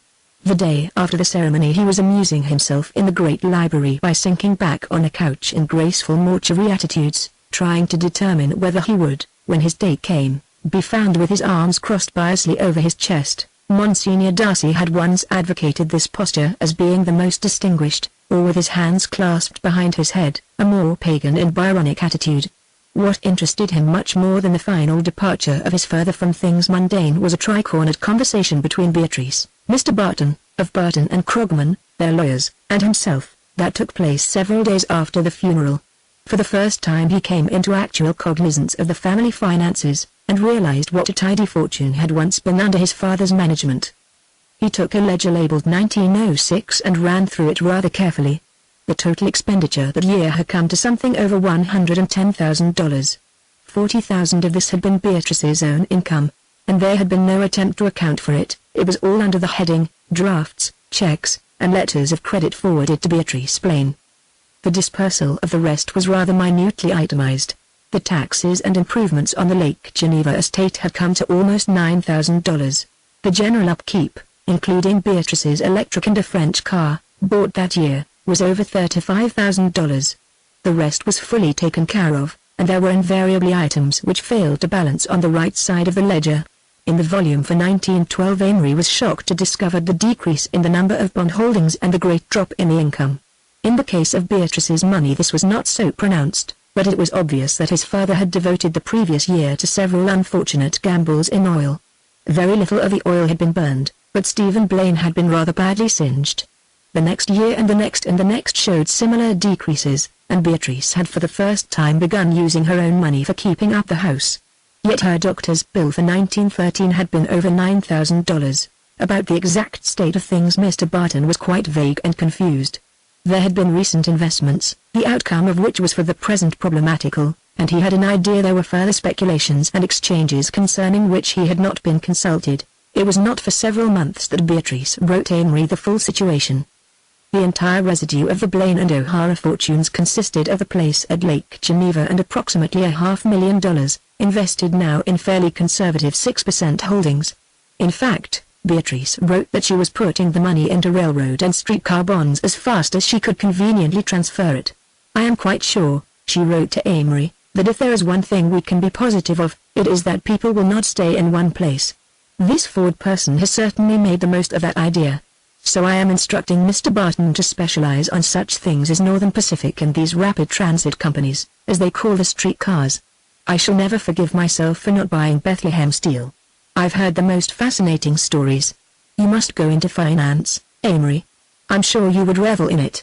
You start as a messenger or a teller, I believe, and from that you go up almost indefinitely. I'm sure if I were a man I'd love the handling of money. It has become quite a senile passion with me. Before I get any farther I want to discuss something. A Mrs. Bispam, an over-cordial little lady whom I met at a tea the other day, told me that her son, he is at Yale, wrote her that all the boys there wore their summer underwear all during the winter, and also went about with their heads wet and in low shoes on the coldest days. Now, Amory, I don't know whether that is a fad at Princeton too, but I don't want you to be so foolish. It not only inclines a young man to pneumonia and infantile paralysis, but to all forms of lung trouble, to which you are particularly inclined. You cannot experiment with your health. I have found that out. I will not make myself ridiculous as some mothers no doubt do, by insisting that you wear overshoes, though I remember one Christmas you wore them around constantly without a single buckle latched, making such a curious swishing sound, and you refused to buckle them because it was not the thing to do. The very next Christmas you would not wear even rubbers, though I bade you. You are nearly 20 years old now, dear, and I can't be with you constantly to find whether you are doing the sensible thing. This has been a very practical letter. I warned you in my last that the lack of money to do the things one wants to makes one quite prosy and domestic, but there is still plenty for everything if we are not too extravagant. Take care of yourself, my dear boy, and do try to write at least once a week, because I imagine all sorts of horrible things if I don't hear from you. Affectionately, Mother. First appearance of the term personage. Monsignor Darcy invited Amory up to the Stuart Palace on the Hudson for a week at Christmas, and they had enormous conversations around the open fire. Monsignor was growing a trifle stouter and his personality had expanded even with it, and Amory felt both rest and security in sinking into a squat, cushioned chair and joining him in the middle-aged sanity of a cigar. I felt like leaving college, Monsignor. Why? All my career's gone up in smoke. You think it's petty and all that, but, not at all petty. I think it's most important. I want to hear the whole thing. Everything you've been doing since I saw you last. Amory talked. He went thoroughly into the destruction of his egotistic highways, and in a half-hour the listless quality had left his voice. What would you do if you left college? Asked Monsignor. Don't know. I'd like to travel, but of course this tiresome war prevents that. Anyways, Mother would hate not having me graduate. I'm just at sea. Kerry Holiday wants me to go over with him and join the Lafayette Escadrille. You know you wouldn't like to go. Sometimes I would tonight I'd go in a second. Well, you'd have to be very much more tired of life than I think you are. I know you, I'm afraid you do, agreed Amory reluctantly. It just seemed an easy way out of everything when I think of another useless, draggy year. Yes, I know, but to tell you the truth, I'm not worried about you. You seem to me to be progressing perfectly naturally. No, Amory objected. I've lost half my personality in a year, not a bit of it. Scoffed Monsignor. You've lost a great amount of vanity and that's all, Lordy. I feel, anyway, as if I'd gone through another fifth form at St. Regis's. No. Monsignor shook his head. That was a misfortune. This has been a good thing. Whatever worthwhile comes to you won't be through the channels you were searching last year. What could be more unprofitable than my present lack of pep? Perhaps in itself. But you're developing. This has given you time to think and you're casting off a lot of your old luggage about success and the Superman and all. People like us can't adopt whole theories, as you did. If we can do the next thing, and have an hour a day to think in, we can accomplish marvels, but as far as any high-handed scheme of blind dominance is concerned we'd just make asses of ourselves. But, Monsignor, I can't do the next thing. Amory, between you and me, I have only just learned to do it myself. I can do the 100 things beyond the next thing, but I stubbed my toe on that, just as you stubbed your toe on mathematics this fall. Why do we have to do the next thing? It never seems the sort of thing I should do. We have to do it because we're not personalities, but personages. That's a good line. What do you mean? A personality is what you thought you were, what this Kerry and Sloane you tell me of evidently are. Personality is a physical matter almost entirely. It lowers the people it acts on. I've seen it vanish in a long sickness. But while a personality is active, it overrides the next thing. Now a personage, on the other hand, gathers. He is never thought of apart from what he's done. He's a bar on which 1,000 things have been hung, glittering things sometimes, as ours are, but he uses those things with a cold mentality back of them, and several of my most glittering possessions had fallen off when I needed them. Amory continued the simile eagerly. Yes, that's it. When you feel that you're garnered prestige and talents and all that I hung out, you need never bother about anybody, you can cope with them without difficulty. But, on the other hand, if I haven't my possessions, I'm helpless. Absolutely. That's certainly an idea. Now you've clean start. A start Kerry or Sloane can constitutionally never have. You brushed 3 or 4 ornaments down, and, in a fit of pique, knocked off the rest of them. The thing now is to collect some new ones, and the farther you look ahead in the collecting the better. But remember, do the next thing, how clear you can make things. So they talked, often about themselves, sometimes of philosophy and religion, and life as respectively a game or a mystery. The priest seemed to guess Amory's thoughts before they were clear in his own head, so closely related were their minds in form and groove. "Why do I make lists?" Amory asked him one night. "Lists of all sorts of things? Because you're a medievalist," Monsignor answered. "We both are. It's the passion for classifying and finding a type. It's a desire to get something definite. It's the nucleus of scholastic philosophy. I was beginning to think I was growing eccentric till I came up here. It was a pose, I guess. Don't worry about that, for you not posing may be the biggest pose of all." Pose, yes, but do the next thing. After Amory returned to college, he received several letters from Monsignor which gave him more egotistic food for consumption. "I am afraid that I gave you too much assurance of your inevitable safety, and you must remember that I did that through faith in your springs of effort, not in the silly conviction that you will arrive without struggle. Some nuances of character you will have to take for granted in yourself, though you must be careful in confessing them to others.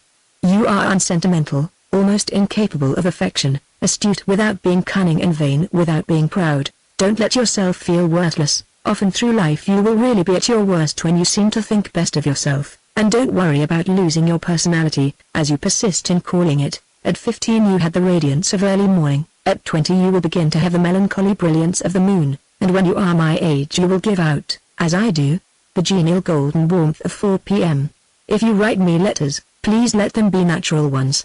Your last, that dissertation on architecture, was perfectly awful, so highbrow that I picture you living in an intellectual and emotional vacuum, and beware of trying to classify people too definitely into types. You will find that all through their youth they will persist annoyingly in jumping from class to class, and by pasting a supercilious label on everyone you meet you are merely packing a jack-in-the-box that will spring up and leer at you when you begin to come into really antagonistic contact with the world. An idealization of some such a man as Leonardo da Vinci would be a more valuable beacon to you at present. You are bound to go up and down, just as I did in my youth, but do keep your clarity of mind, and if fools or sages dare to criticize, don't blame yourself too much. You say that convention is all that really keeps you straight in this woman proposition, but it's more than that, Amory. It's the fear that what you begin you can't stop, you would run amok, and I know whereof I speak. It's that half-miraculous sixth sense by which you detect evil. It's the half-realized fear of God in your heart. Whatever your métier proves to be, religion, architecture, literature, I'm sure you would be much safer anchored to the church, but I won't risk my influence by arguing with you, even though I am secretly sure that the black chasm of Romanism yawns beneath you.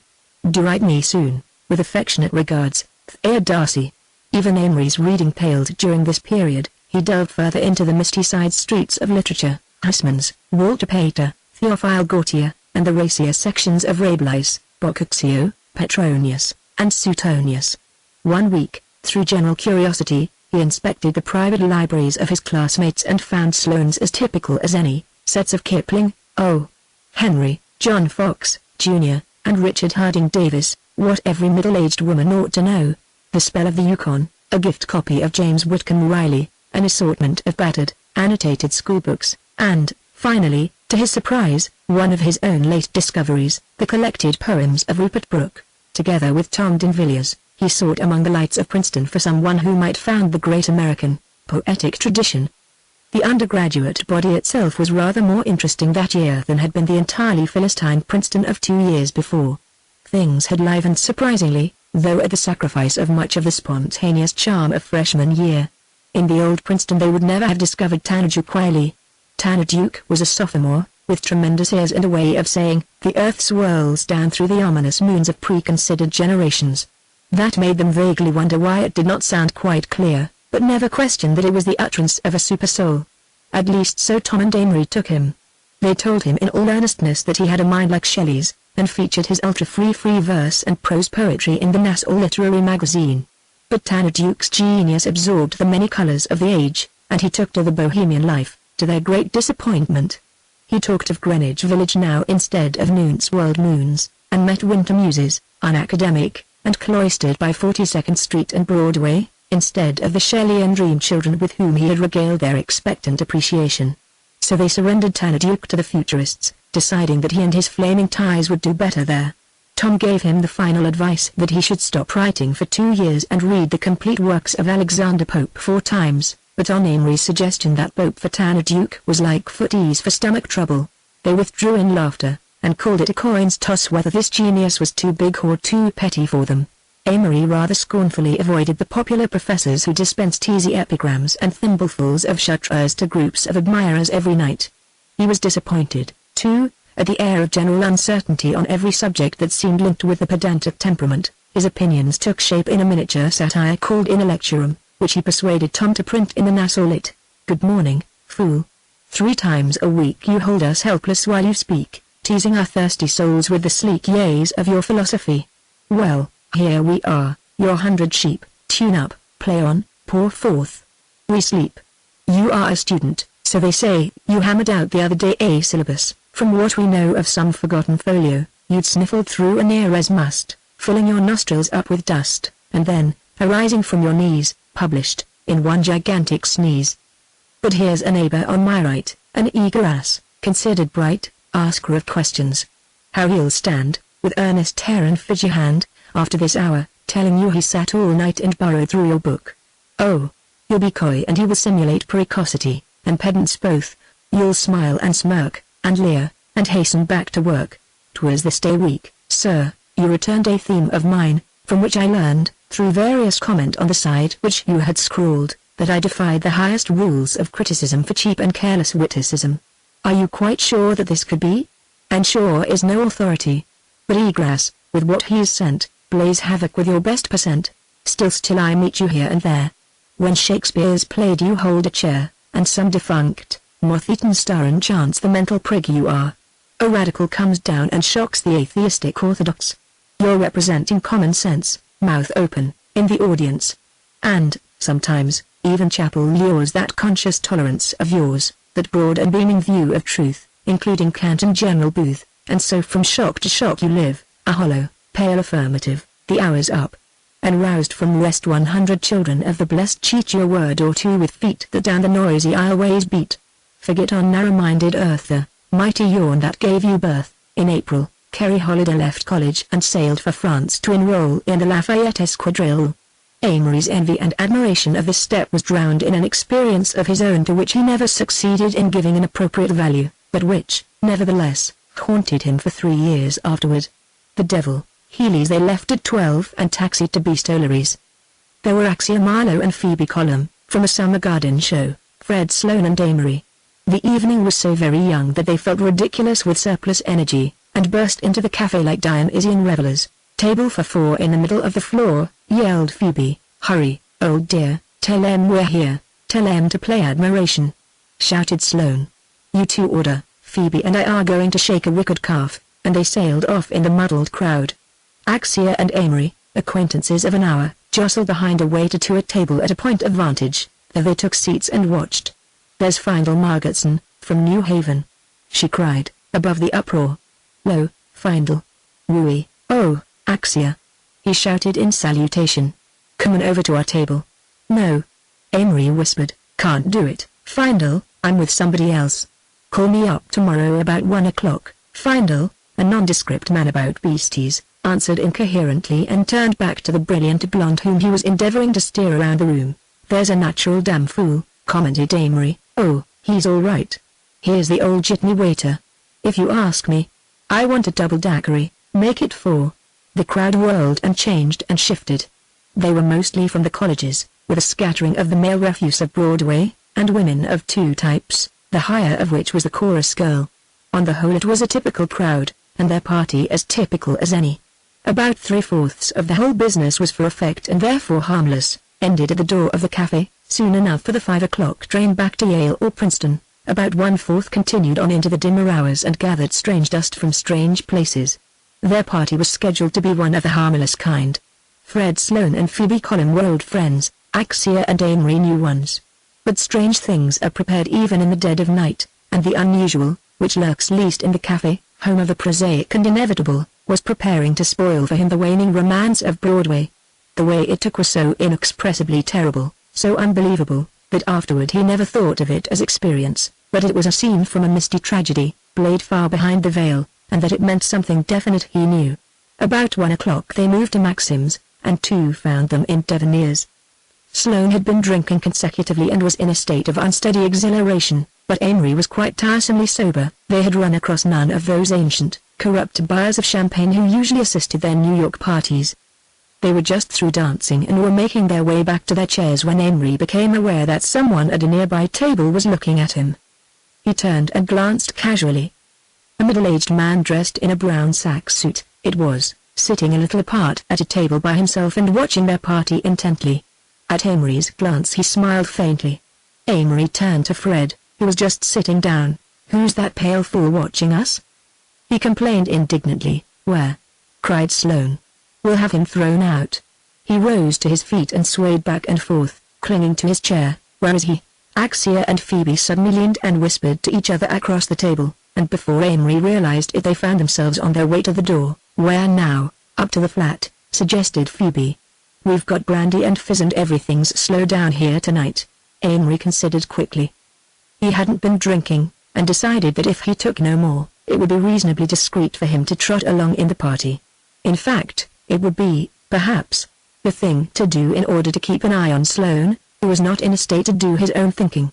So he took Axia's arm and, piling intimately into a taxicab, they drove out over the hundreds and drew up at a tall, white stone apartment house. Never would he forget that street.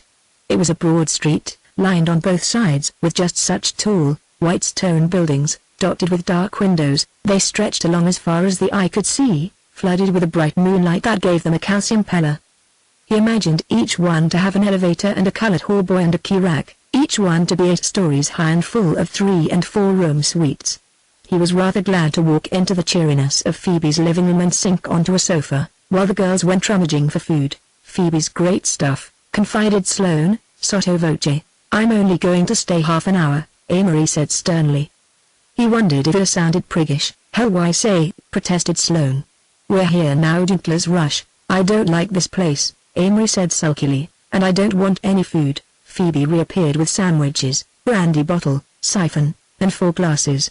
"Amory, pour them out," she said, "and we'll drink to Fred." "Sloane, who has a rare, distinguished edge." "Yes," said Axia, coming in, "and Amory." "I like Amory." She sat down beside him and laid her yellow head on his shoulder. "I'll pour," said Sloane. "You use siphon, Phoebe." They filled the tray with glasses. "Ready, here she goes." Amory hesitated, glass in hand. There was a minute while temptation crept over him like a warm wind, and his imagination turned to fire, and he took the glass from Phoebe's hand. That was all. For at the second that his decision came, he looked up and saw, 10 yards from him, the man who had been in the cafe, and with his jump of astonishment the glass fell from his uplifted hand. There the man half sat, half leaned against a pile of pillows on the corner divan. His face was cast in the same yellow wax as in the cafe, neither the dull, pasty color of a dead man, rather a sort of virile pallor nor unhealthy, you'd have called it, but like a strong man who'd worked in a mine or done night shifts in a damp climate. Amory looked him over carefully, and later he could have drawn him after a fashion, down to the merest details. His mouth was the kind that is called frank, and he had steady gray eyes that moved slowly from one to the other of their group, with just the shade of a questioning expression. Amory noticed his hands. They weren't fine at all, but they had versatility and a tenuous strength. They were nervous hands that sat lightly along the cushions and moved constantly with little jerky openings and closings. Then, suddenly, Amory perceived the feet, and with a rush of blood to the head he realized he was afraid. The feet were all wrong. With a sort of wrongness that he felt rather than knew. It was like weakness in a good woman, or blood on satin, one of those terrible incongruities that shake little things in the back of the brain. He wore no shoes, but, instead, a sort of half-moccasin, pointed, though, like the shoes they wore in the 14th century, and with the little ends curling up. They were a darkish brown and his toes seemed to fill them to the end. They were unutterably terrible. He must have said something, or looked something, for Axia's voice came out of the void with a strange goodness. "Well, look at Amory. Poor old Amory's sick old head going round. Look at that man," cried Amory, pointing toward the corner divan. "You mean that purple zebra?" shrieked Axia facetiously. "Oh, ooey. Amory's got a purple zebra watching him." Sloane laughed vacantly. "Ole zebra gotcha, Amory?" There was a silence. The man regarded Amory quizzically. Then the human voices fell faintly on his ear. "Thought you weren't drinking," remarked Axia sardonically, but her voice was good to hear. The whole divan that held the man was alive, alive like heat waves over asphalt, like wriggling worms. "Come back. Come back." Axia's arm fell on his. "Amory, dear, you aren't going, Amory." He was halfway to the door. "Come on, Amory, stick us. Sick, are you? Sit down a second, take some water, take a little brandy." The elevator was close, and the colored boy was half asleep, pale to a livid bronze. Axia's beseeching voice floated down the shaft. Those feet. Those feet. As they settled to the lower floor, the feet came into view in the sickly electric light of the paved hall. In the alley, down the long street came the moon, and Amory turned his back on it and walked. 10-15 steps away sounded the footsteps. They were like a slow dripping, with just the slightest insistence in their fall. Amory's shadow lay, perhaps, 10 feet ahead of him, and Soft Shoes was presumably that far behind. With the instinct of a child, Amory edged in under the blue darkness of the white buildings, cleaving the moonlight for haggard seconds, once bursting into a slow run with clumsy stumblings. After that he stopped suddenly. He must keep hold, he thought. His lips were dry and he licked them. If he met anyone good, were there any good people left in the world, or did they all live in white apartment houses now? Was everyone followed in the moonlight? But if he met someone good, he'd know what he meant and hear this damned scuffle. Then the scuffling grew suddenly nearer, and a black cloud settled over the moon. When again the pale sheen skimmed the cornices, it was almost beside him, and Amory thought he heard a quiet breathing. Suddenly he realized that the footsteps were not behind, had never been behind. They were ahead, and he was not eluding but following. Following. He began to run, blindly, his heart knocking heavily, his hands clenched. Far ahead a black dot showed itself, resolved slowly into a human shape. But Amory was beyond that now. He turned off the street and darted into an alley, narrow and dark and smelling of old rottenness. He twisted down a long, sinuous blackness, where the moonlight was shut away except for tiny glints and patches. Then suddenly sank panting into a corner by a fence, exhausted. The steps ahead stopped, and he could hear them shift slightly with a continuous motion, like waves around a dock. He put his face in his hands and covered eyes and ears as well as he could. During all this time it never occurred to him that he was delirious or drunk. He had a sense of reality such as material things could never give him. His intellectual content seemed to submit passively to it, and it fitted like a glove everything that had ever preceded it in his life. It did not muddle him. It was like a problem whose answer he knew on paper, yet whose solution he was unable to grasp. He was far beyond horror. He had sunk through the thin surface of that, now moved in a region where the feet and the fear of white walls were real, living things, things he must accept. Only far inside his soul a little fire leapt and cried that something was pulling him down, trying to get him inside a door and slam it behind him. After that door was slammed there would be only footfalls and white buildings in the moonlight, and perhaps he would be one of the footfalls. During the 5 or 10 minutes he waited in the shadow of the fence, there was somehow this fire. That was as near as he could name it afterward. He remembered calling aloud. "I want someone stupid. Oh, send someone stupid." This to the black fence opposite him, in whose shadows the footsteps shuffled. Shuffled. He supposed stupid and good had become somehow intermingled through previous association. When he called thus it was not an act of will at all. Will had turned him away from the moving figure in the street. It was almost instinct that called, just the pile on pile of inherent tradition or some wild prayer from way over the night. Then something clanged like a low gong struck at a distance, and before his eyes a face flashed over the 2 feet, a face pale and distorted with a sort of infinite evil that twisted it like flame in the wind, but he knew, for the half instant that the gong tanged and hummed, that it was the face of Dick Humbird. Minutes later he sprang to his feet, realizing dimly that there was no more sound, and that he was alone in the graying alley. It was cold, and he started on a steady run for the light that showed the street at the other end. At the window. It was late morning when he woke and found the telephone beside his bed in the hotel tolling frantically, and remembered that he had left word to be called at 11. Sloane was snoring heavily, his clothes in a pile by his bed. They dressed and ate breakfast in silence, and then sauntered out to get some air. Amory's mind was working slowly, trying to assimilate what had happened and separate from the chaotic imagery that stacked his memory the bare shreds of truth. If the morning had been cold and grey he could have grasped the reins of the past in an instant, but it was one of those days that New York gets sometimes in May, when the air on Fifth Avenue is a soft, light wine. How much or how little Sloane remembered Amory did not care to know, He apparently had none of the nervous tension that was gripping Amory and forcing his mind back and forth like a shrieking saw. Then Broadway broke upon them, and with a babel of noise and the painted faces a sudden sickness rushed over Amory. For God's sake, let's go back. Let's get off of this place. Sloane looked at him in amazement. What do you mean? This street, it's ghastly. Come on. Let's get back to the avenue. Do you mean to say, said Sloane stolidly, that cause you had some sort of indigestion that made you act like a maniac last night, you're never coming on Broadway again? Simultaneously Amory classed him with the crowd, and he seemed no longer Sloane of the debonair humor and the happy personality, but only one of the evil faces that whirled along the turbid stream. Man! He shouted so loud that the people on the corner turned and followed them with their eyes. It's filthy, and if you can't see it, you're filthy, too. I can't help it, said Sloane doggedly. What's the matter with you? Old remorse getting you? You'd be in a fine state if you'd gone through with our little party. I'm going, Fred, said Amory slowly. His knees were shaking under him, and he knew that if he stayed another minute on this street he would keel over where he stood. I'll be at the Vanderbilt for lunch. And he strode rapidly off and turned over to Fifth Avenue. Back at the hotel he felt better, but as he walked into the barber shop, intending to get a head massage, the smell of the powders and tonics brought back Axia's sidelong, suggestive smile, and he left hurriedly. In the doorway of his room a sudden blackness flowed around him like a divided river. When he came to himself he knew that several hours had passed. He pitched onto the bed and rolled over on his face with a deadly fear that he was going mad. He wanted people, someone sane and stupid and good. He lay for he knew not how long without moving. He could feel the little hot veins on his forehead standing out, and his terror had hardened on him like plaster. He felt he was passing up again through the thin crust of horror, and now only could he distinguish the shadowy twilight he was leaving. He must have fallen asleep again, for when he next recollected himself he had paid the hotel bill and was stepping into a taxi at the door. It was raining torrents. On the train for Princeton he saw no one he knew, only a crowd of fagged-looking Philadelphians.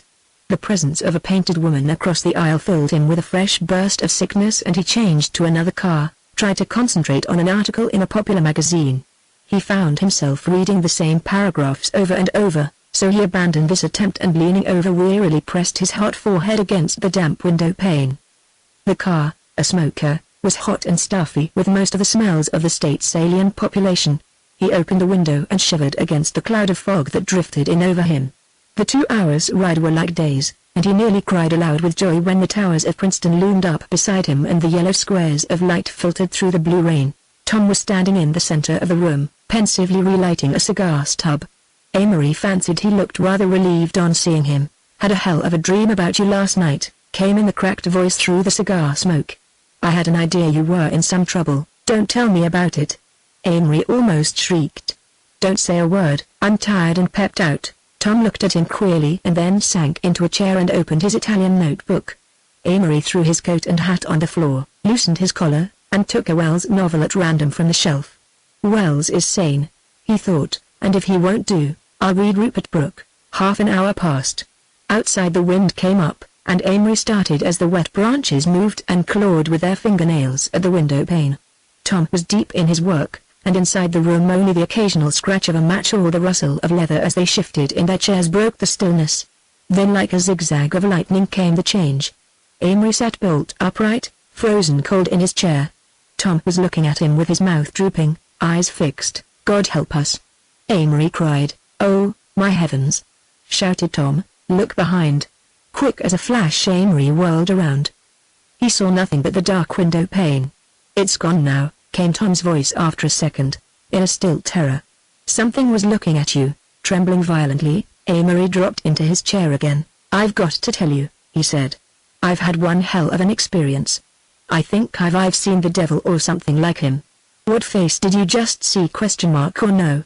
He added quickly, don't tell me, and he gave Tom the story. It was midnight when he finished, and after that, with all lights burning, 2 sleepy, shivering boys read to each other from the new Machiavelli, until dawn came up out of Witherspoon Hall, and the Princetonian fell against the door, and the Maybirds hailed the sun on last night's rain. Chapter 4, Narcissus Off-Duty. During Princeton's transition period, that is, during Amory's last 2 years there, while he saw it change and broaden and live up to its Gothic beauty by better means than night parades, certain individuals arrived who stirred it to its plethoric depths. Some of them had been freshmen, and wild freshman, with Amory, somewhat in the class below, and it was in the beginning of his last year and around small tables at the Nassau Inn that they began questioning aloud the institutions that Amory and countless others before him had questioned so long in secret. First, and partly by accident, they struck on certain books, a definite type of biographical novel that Amory christened quest books. In the quest book the hero set off in life armed with the best weapons and avowedly intending to use them as such weapons are usually used, to push their possessors ahead as selfishly and blindly as possible, but the heroes of the quest books discover that there might be a more magnificent use for them. None Other Gods, Sinister Street, and The Research Magnificent were examples of such books. It was the latter of these three that gripped Burn Holiday and made him wonder in the beginning of senior year how much it was worthwhile being a diplomatic autocrat around his club on Prospect Avenue and basking in the highlights of class office. It was distinctly through the channels of aristocracy that Burn found his way. Amory, through Kerry, had had a vague drifting acquaintance with him, but not until January of senior year did their friendship commence. "Heard the latest?" said Tom, coming in late one drizzly evening with that triumphant air he always wore after a successful conversational bout. "No. Somebody flunked out? Or another ship sunk? Worse than that. About 1/3 of the junior class are going to resign from their clubs." "What? Actual fact? Why? Spirit of reform and all that?" "Burn Holiday is behind it. The club presidents are holding a meeting tonight to see if they can find a joint means of combating it." "Well, what's the idea of the thing?" "Oh, clubs injurious to Princeton democracy, cost a lot, draw social lines, take time, the regular line you get sometimes from disappointed sophomores. Woodrow thought they should be abolished and all that, but this is the real thing." "Absolutely. I think it'll go through, for Pete's sake. Tell me more about it." "Well," began Tom, "it seems that the idea developed simultaneously in several heads. I was talking to Burn a while ago, and he claims that it's a logical result if an intelligent person thinks long enough about the social system. They had a discussion crowd and the point of abolishing the clubs was brought up by someone everybody that leapt at it had been in each one's mind, more or less, and it just needed a spark to bring it out. Fine. I swear I think it'll be most entertaining." "How do they feel up at Cap and Gown?" "Wild, of course. Everyone's been sitting and arguing and swearing and getting mad and getting sentimental and getting brutal. It's the same at all the clubs. I've been the rounds. They get one of the radicals in the corner and fire questions at him. How do the radicals stand up? Oh, moderately well. Burn's a damn good talker, and so obviously sincere that you can't get anywhere with him. It's so evident that resigning from his club means so much more to him than preventing it does to us that I felt futile when I argued, finally took a position that was brilliantly neutral. In fact, I believe Burn thought for a while that he'd converted me. And you say almost 1/3 of the junior class are going to resign? Call it a fourth and be safe. Lord, who'd have thought it possible?" There was a brisk knock at the door, and Burn himself came in. "Hello, Amory." "Hello, Tom." Amory rose. "Evening, Burn. Don't mind if I seem to rush, I'm going to, Renix." Burn turned to him quickly. "You probably know what I want to talk to Tom about, and it isn't a bit private. I wish you'd stay, I'd be glad to." Amory sat down again, and as Burn perched on a table and launched into argument with Tom, he looked at this revolutionary more carefully than he ever had before. Broad-browed and strong-chinned, with a fineness in the honest grey eyes that were like Kerry's, Burn was a man who gave an immediate impression of bigness and security. Stubborn, that was evident, but his stubbornness wore no stolidity, and when he had talked for 5 minutes Amory knew that this keen enthusiasm had in it no quality of dilettantism. The intense power Amory felt later in Burn Holiday differed from the admiration he had had for Humbird. This time it began as purely a mental interest. With other men of whom he had thought as primarily first class, he had been attracted first by their personalities, and in Burn he missed that immediate magnetism to which he usually swore allegiance. But that night Amory was struck by Burn's intense earnestness, a quality he was accustomed to associate only with a dread stupidity, and by the great enthusiasm that struck dead chords in his heart. Burn stood vaguely for a land Amory hoped he was drifting toward, and it was almost time that land was in sight. Tom and Amory and Alec had reached an impasse. Never did they seem to have new experiences in common, for Tom and Alec had been as blindly busy with their committees and boards as Amory had been blindly idling, and the things they had for dissection college, contemporary personality and the like they had hashed and rehashed for many a frugal conversational meal. That night they discussed the clubs until 12, and, in the main, they agreed with Burn. To the roommates it did not seem such a vital subject as it had in the 2 years before, but the logic of Byrne's objections to the social system dovetailed so completely with everything they had thought, that they questioned rather than argued, and envied the sanity that enabled this man to stand out so against all traditions. Then Amory branched off and found that Byrne was deep in other things as well. Economics had interested him and he was turning socialist. Pacifism played in the back of his mind, and he read the masses and lie off Tolstoy faithfully. How about religion? Amory asked him. Don't know. I'm in a muddle about a lot of things. I've just discovered that I've a mind, and I'm starting to read. Read what? Everything. I have to pick and choose, of course, but mostly things to make me think. I'm reading the 4 Gospels now, and the varieties of religious experience. What chiefly started you? Wells, I guess, and Tolstoy, and a man named Edward Carpenter. I've been reading for over a year now on a few lines. On what I consider the essential lines. Poetry? Well, frankly, not what you call poetry, or for your reasons you two write, of course, and look at things differently. Whitman is the man that attracts me. Whitman? Yes, he's a definite ethical force. Well, I'm ashamed to say that I'm a blank on the subject of Whitman. How about you, Tom? Tom nodded sheepishly. Well, continued Byrne, you may strike a few poems that are tiresome, but I mean the mass of his work. He's tremendous like Tolstoy. They both look things in the face, and, somehow, different as they are, stand for somewhat the same things. You have me stumped, Byrne, Amory admitted. I've read Anna Karenina and the Kreutzer Sonata of course, the Tolstoy is mostly in the original Russian as far as I'm concerned. He's the greatest man in hundreds of years, cried Byrne enthusiastically. Did you ever see a picture of that shaggy old head of his? They talked until 3, from biology to organized religion, and when Amory crept shivering into bed it was with his mind aglow with ideas and a sense of shock that someone else had discovered the path he might have followed. Byrne Holiday was so evidently developing and Amory had considered that he was doing the same.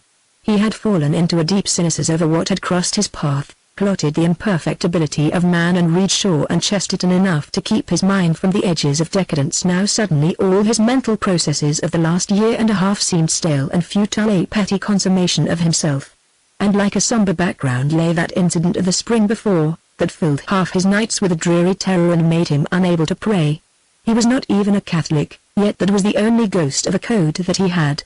The gaudy, ritualistic, paradoxical Catholicism whose prophet was Chesterton, whose claques were such reformed rakes of literature as Huysmans and Bigot, whose American sponsor was Ralph Adams Graham, with his adulation of 13th-century cathedrals, a Catholicism which Amory found convenient and ready-made, without priest or sacraments or sacrifice. He could not sleep, so he turned on his reading lamp and, taking down the Kreutzer Sonata, searched it carefully for the germs of Byrne's enthusiasm. Being Byrne was suddenly so much realer than being clever. Yet he sighed. Here were other possible clay feet. He thought back through 2 years, of Byrne as a hurried, nervous freshman, quite submerged in his brother's personality. Then he remembered an incident of sophomore year, in which Byrne had been suspected of the leading role. Dean Hollister had been heard by a large group arguing with a taxi driver, who had driven him from the junction. In the course of the altercation the dean remarked that he might as well buy the taxicab. He paid and walked off, but next morning he entered his private office to find the taxicab itself in the space usually occupied by his desk, bearing a sign which read Property of Dean Hollister. Bought and paid for. It took 2 expert mechanics half a day to disassemble it into its minutest parts and remove it, which only goes to prove the rare energy of sophomore humor under efficient leadership. Then again, that very fall, Byrne had caused a sensation. A certain Phyllis Styles, an intercollegiate prom trotter, had failed to get her yearly invitation to the Harvard-Princeton game. Jessie Ferby had brought her to a smaller game a few weeks before, and had pressed Byrne into service to the ruination of the latter's misogyny. Are you coming to the Harvard game?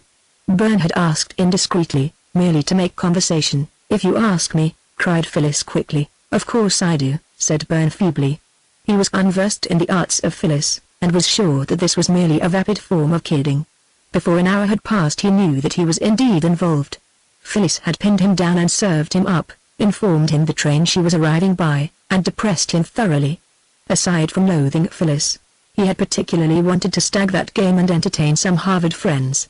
She'll see, he informed a delegation who arrived in his room to josh him. This will be the last game she ever persuades any young innocent to take her to. But, Byrne, why did you invite her if you didn't want her? Byrne, you know you're secretly mad about her. That's the real trouble. What can you do, Byrne?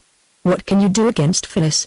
But Byrne only shook his head and muttered threats which consisted largely of the phrase, "She'll see, she'll see." The blithesome Phyllis bore her 25 summers gaily from the train, but on the platform a ghastly sight met her eyes. There were Byrne and Fred Sloane arrayed to the last dot like the lurid figures on college posters. They had bought flaring suits with huge peg-top trousers and gigantic padded shoulders. On their heads were rakish college hats, pinned up in front and sporting bright orange and black bands, while from their celluloid collars blossomed flaming orange ties. They wore black armbands with orange peas, and carried canes flying Princeton pennants, the effect completed by socks and peeping handkerchiefs in the same color motifs. On a clanking chain they led a large, angry tomcat, painted to represent a tiger. A good half of the station crowd was already staring at them, torn between horrified pity and riotous mirth, and as Phyllis, with her svelte jaw dropping, approached, the pair bent over and emitted a college cheer in loud, far-carrying voices, thoughtfully adding the name Phyllis to the end. She was vociferously greeted and escorted enthusiastically across the campus, followed by half a hundred village urchins to the stifled laughter of hundreds of alumni and visitors, half of whom had no idea that this was a practical joke, but thought that Byrne and Fred were two varsity sports showing their girly collegiate time. Phyllis's feelings as she was paraded by the Harvard and Princeton stands, where sat dozens of her former devotees, can be imagined. She tried to walk a little ahead, she tried to walk a little behind, but they stayed close, that there should be no doubt whom she was with, talking in loud voices of their friends on the football team, until she could almost hear her acquaintances whispering, "Phyllis Styles must be awfully hard up to have to come with those two." That had been Byrne, dynamically humorous, fundamentally serious. From that root had blossomed the energy that he was now trying to orient with progress. So the weeks passed and March came and the clay feet that Amory looked for failed to appear. About 100 juniors and seniors resigned from their clubs in a final fury of righteousness, and the clubs in helplessness turned upon Byrne their finest weapon, ridicule. Everyone who knew him liked him but what he stood for, and he began to stand for more all the time, came under the lash of many tongues, until a frailer man than he would have been snowed under. "Don't you mind losing prestige?" asked Amory one night. They had taken to exchanging calls several times a week. "Of course I don't. What's prestige, at best? Some people say that you're just a rather original politician," he roared with laughter. "That's what Fred Sloane told me today. I suppose I have it coming." One afternoon they dipped into a subject that had interested Amory for a long time, the matter of the bearing of physical attributes on a man's makeup. Byrne had gone into the biology of this, and then, "Of course health counts. A healthy man has twice the chance of being good," he said. "I don't agree with you. I don't believe in muscular Christianity." "I do. I believe Christ had great physical vigor." "Oh, no," Amory protested. "He worked too hard for that. I imagined that when he died he was a broken-down man, and the great saints haven't been strong, half of them have." "Well, even granting that, I don't think health has anything to do with goodness. Of course, it's valuable to a great saint to be able to stand enormous strains, but this fad of popular preachers rising on their toes and simulated virility, bellowing that calisthenics will save the world. No, Byrne, I can't go that." "Well, let's waive it. We won't get anywhere, and besides I haven't quite made up my mind about it myself. Now, here's something I do know. Personal appearance has a lot to do with it." "Coloring?" Amory asked eagerly. "Yes, that's what Tom and I figured," Amory agreed. "We took the yearbooks for the last 10 years and looked at the pictures of the senior council. I know you don't think much of that august body, but it does represent success here in a general way. Well, I suppose only about 35% of every class here are blondes, are really light, yet 2/3 of every senior council are light. We looked at pictures of 10 years of them, mind you. That means that out of every 15 light-haired men in the senior class, one is on the senior council, and of the dark-haired men it's only 1 in 50. "It's true," Byrne agreed. "The light-haired man is a higher type, generally speaking. I worked the thing out with the presidents of the United States once, and found that way over half of them were light-haired. Yet think of the preponderant number of brunettes in the race." "People unconsciously admit it," said Amory. "You'll notice a blonde person is expected to talk. If a blonde girl doesn't talk we call her a doll. If a light-haired man is silent he's considered stupid. Yet the world is full of dark silent men and languorous brunettes who haven't a brain in their heads, but somehow are never accused of the dearth. And the large mouth and broad chin and rather big nose undoubtedly make the superior face." "I'm not so sure." Amory was all for classical features. "Oh, yes, I'll show you," and Byrne pulled out of his desk a photographic collection of heavily bearded, shaggy celebrities: Tolstoy, Whitman, Carpenter, and others. Aren't they wonderful? Amory tried politely to appreciate them, and gave up laughingly. Burn, I think they're the ugliest looking crowd I ever came across. They look like an old man's home. Oh, Amory, look at that forehead on Emerson, look at Tolstoy's eyes. His tone was reproachful. Amory shook his head. No.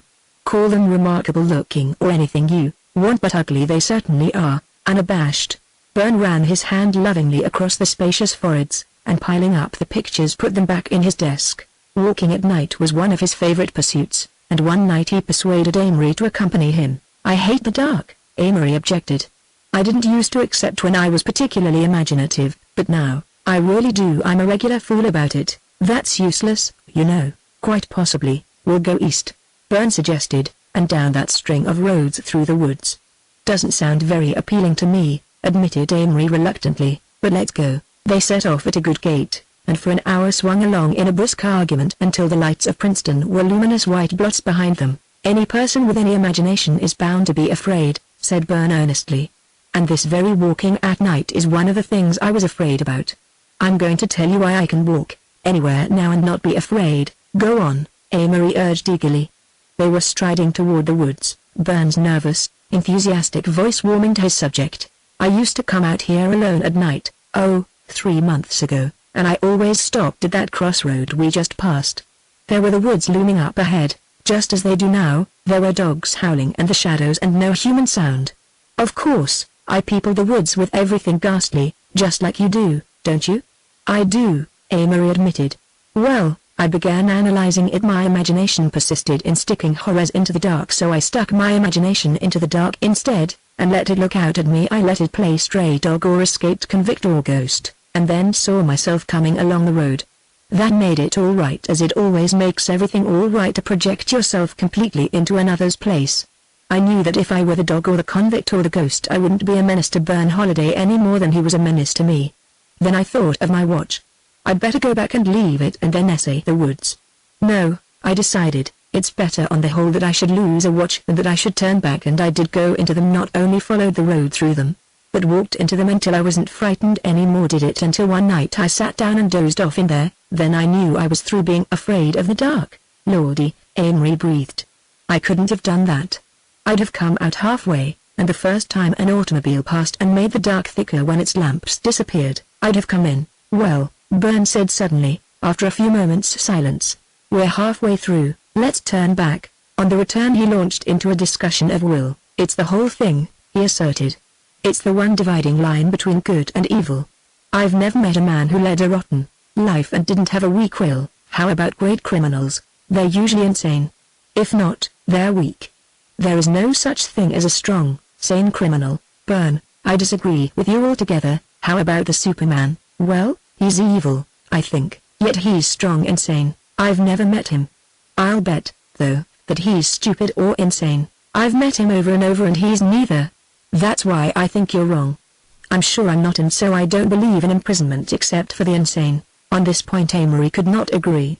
It seemed to him that life and history were rife with the strong criminal, keen, but often self-deluding. In politics and business one found him, and among the old statesmen and kings and generals, but Burn never agreed, and their courses began to split on that point. Burn was drawing farther and farther away from the world about him.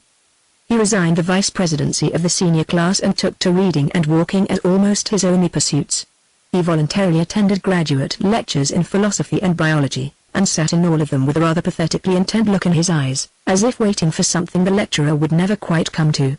Sometimes Amory would see him squirm in his seat, and his face would light up. He was on fire to debate a point. He grew more abstracted on the street and was even accused of becoming a snob, but Amory knew it was nothing of the sort, and once when Burn passed him 4 feet off, absolutely unseeingly, his mind 1,000 miles away, Amory almost choked with the romantic joy of watching him. Burn seemed to be climbing heights where others would be forever unable to get a foothold. I tell you, Amory declared to Tom, he's the first contemporary I've ever met whom I'll admit is my superior in mental capacity. It's a bad time to admit it. People are beginning to think he's odd. He's way over their heads. You know you think so yourself when you talk to him. Good Lord, Tom, you used to stand out against people. Success has completely conventionalized you. Tom grew rather annoyed. What's he trying to do? Be excessively holy? No. Not like anybody you've ever seen. never enters the Philadelphian Society. He has no faith in that rot. He doesn't believe that public swimming pools and a kind word in time will right the wrongs of the world. Moreover, he takes a drink whenever he feels like it. He certainly is getting in wrong. Have you talked to him lately? No, then you haven't any conception of him. The argument ended nowhere, but Amory noticed more than ever how the sentiment toward Byrne had changed on the campus. It's odd, Amory said to Tom one night when they had grown more amicable on the subject, that the people who violently disapprove of Byrne's radicalism are distinctly the Pharisee class. I mean, they're the best educated men in college, the editors of the papers, like yourself and Fernsby, the younger professors. The illiterate athletes like Langaduke think he's getting eccentric, but they just say, good old Byrne has got some queer ideas in his head, and pass on the Pharisee, Class G. They ridicule him unmercifully. The next morning he met Byrne hurrying along McCosh Walk after a recitation. With a bound, over to the print office to see Fernsby, he waved a copy of the morning's Princetonian at Amory. He wrote this editorial, going to flay him alive? No, but he's got me all bound up. Either I've misjudged him or he's suddenly become the world's worst radical. Byrne hurried on, and it was several days before Amory heard an account of the ensuing conversation. Byrne had come into the editor's sanctum displaying the paper cheerfully. Hello, Jesse. Hello there, Savonarola. I just read your editorial. Good boy, didn't know you stooped that low. Jesse, you startled me. How so? Aren't you afraid the faculty'll get after you if you call this irreligious stuff? What? Like this morning? What the devil, that editorial was on the coaching system. Yes, but that quotation Jesse sat up. What quotation? You know, he who is not with me is against me. Well, what about it? Jesse was puzzled but not alarmed. Well, you say here, let me see. Byrne opened the paper and read, he who is not with me is against me, as that gentleman said who was notoriously capable of only coarse distinctions and puerile generalities. What of it? Fernsby began to look alarmed. Oliver Cromwell said it, didn't he? Or was it Washington, or one of the saints? Good Lord, I've forgotten. Byrne roared with laughter. Oh, Jesse, oh, good, kind Jesse, who said it, for Pete's sake? Well, said Byrne, recovering his voice, St. Matthew attributes it to Christ. My God! Cried Jesse, and collapsed backward into the wastebasket. Amory writes a poem. The weeks tore by. Amory wandered occasionally to New York on the chance of finding a new shining green auto bus, that its stick of candy glamour might penetrate his disposition. One day he ventured into a stock company revival of a play whose name was faintly familiar. The curtain rose. He watched casually as a girl entered. A few phrases rang in his ear and touched a faint chord of memory. Where? When? Then he seemed to hear a voice whispering beside him, a very soft, vibrant voice. Oh, I'm such a poor little fool, do tell me when I do wrong. The solution came in a flash and he had a quick, glad memory of Isabel. He found a blank space on his program, and began to scribble rapidly. Here in the figured dark I watch once more, there, with the curtain, roll the years away, 2 years of years. There was an idle day of ours, when happy endings didn't bore our unfermented souls. I could adore your eager face beside me, wide-eyed, gay, smiling a repertoire while the poor play reached me as a faint trickle reaches shore. Yawning and wondering an evening through, I watch alone. And chatterings, of course, spoil the one scene which, somehow, did have charms. You wept a bit, and I grew sad for you right here. Where Mr. X defends divorce and what's her name falls fainting in his arms, still calm. Ghosts are such dumb things, said Alec, they're slow-witted. I can always outguess a ghost. How? Asked Tom. Well, it depends where. Take a bedroom, for example. If you use any discretion a ghost can never get you in a bedroom. Go on, suppose you think there's maybe a ghost in your bedroom, what measures do you take on getting home at night? Demanded Amory, interested. Take a stick, answered Alec, with ponderous reverence, one about the length of a broom handle. Now, the first thing to do is to get the room cleared. To do this you rush with your eyes closed into your study and turn on the lights. Next, approaching the closet, carefully run the stick in the door 3 or 4 times. Then, if nothing happens, you can look in. Always run a stick in viciously first, never look first. Of course, that's the ancient Celtic school, said Tom gravely. Yes, but they usually pray first. Anyway, you use this method to clear the closets and also for behind all doors in the bed, Amory suggested. Oh, Amory, no! Cried Alec in horror. That isn't the way. The bed requires different tactics. Let the bed alone, as you value your reason if there is a ghost in the room, and that's only about 1/3 of the time. It is almost always under the bed. Well, Amory began. Alec waved him into silence. Of course you never look. You stand in the middle of the floor and before he knows what you're going to do make a sudden leap for the bed. Never walk near the bed. To a ghost your ankle is your most vulnerable part. Once in bed, you're safe. He may lie around under the bed all night, but you're safe as day, light. If you still have doubts, pull the blanket over your head. All that's very interesting, Tom, isn't it? Alec beamed proudly. All my own, to the Sir Oliver Lodge of the New World. Amory was enjoying college immensely again. The sense of going forward in a direct, determined line had come back. Youth was stirring and shaking out a few new feathers. He had even stored enough surplus energy to sally into a new pose. What's the idea of all this distracted stuff, Amory? Asked Alec one day, and then as Amory pretended to be cramped over his book in a daze. Oh, don't try to act Burn, the mystic, to me. Amory looked up innocently. What? Mimicked Alec. Are you trying to read yourself into a rhapsody with Let's see the book? He snatched it, regarded it derisively. Well? Said Amory a little stiffly. The Life of Saint Teresa, read Alec aloud. Oh, my gosh, say, Alec, what? Does it bother you? Does what bother me? My acting dazed and all that? Why, no, of course it doesn't bother me. Well, then, don't spoil it. If I enjoy going around telling people guilelessly that I think I'm a genius, let me do it. You're getting a reputation for being eccentric, said Alec, laughing. If that's what you mean. Amory finally prevailed, and Alec agreed to accept his face value in the presence of others if he was allowed rest periods when they were alone. So Amory ran it out at a great rate, bringing the most eccentric characters to dinner, wild-eyed grad students, preceptors with strange theories of God and government, to the cynical amazement of the supercilious cottage club. As February became slashed by sun and moved cheerfully into March, Amory went several times to spend weekends with Monsignor. Once he took Burn, with great success, for he took equal pride and delight in displaying them to each other. Monsignor took him several times to see Thornton Hancock, and once or twice to the house of a Mrs. Lawrence, a type of Rome-haunting American whom Amory liked immediately. Then one day came a letter from Monsignor, which appended an interesting P.S. Do you know, it ran, that your third cousin, Clara Page, widowed 6 months and very poor, is living in Philadelphia? I don't think you've ever met her, but I wish, as a favor to me, you'd go to see her. To my mind, she's rather a remarkable woman, and just about your age. Amory sighed and decided to go. As a favor, Clara. She was immemorial. Amory wasn't good enough for Clara of ripply golden hair, but then no man was. Her goodness was above the prosy morals of the husband-seeker, apart from the dull literature of female virtue. Sorrow lay lightly around her, and when Amory found her in Philadelphia he thought her steely blue eyes held only happiness. A latent strength, a realism, was brought to its fullest development by the facts that she was compelled to face.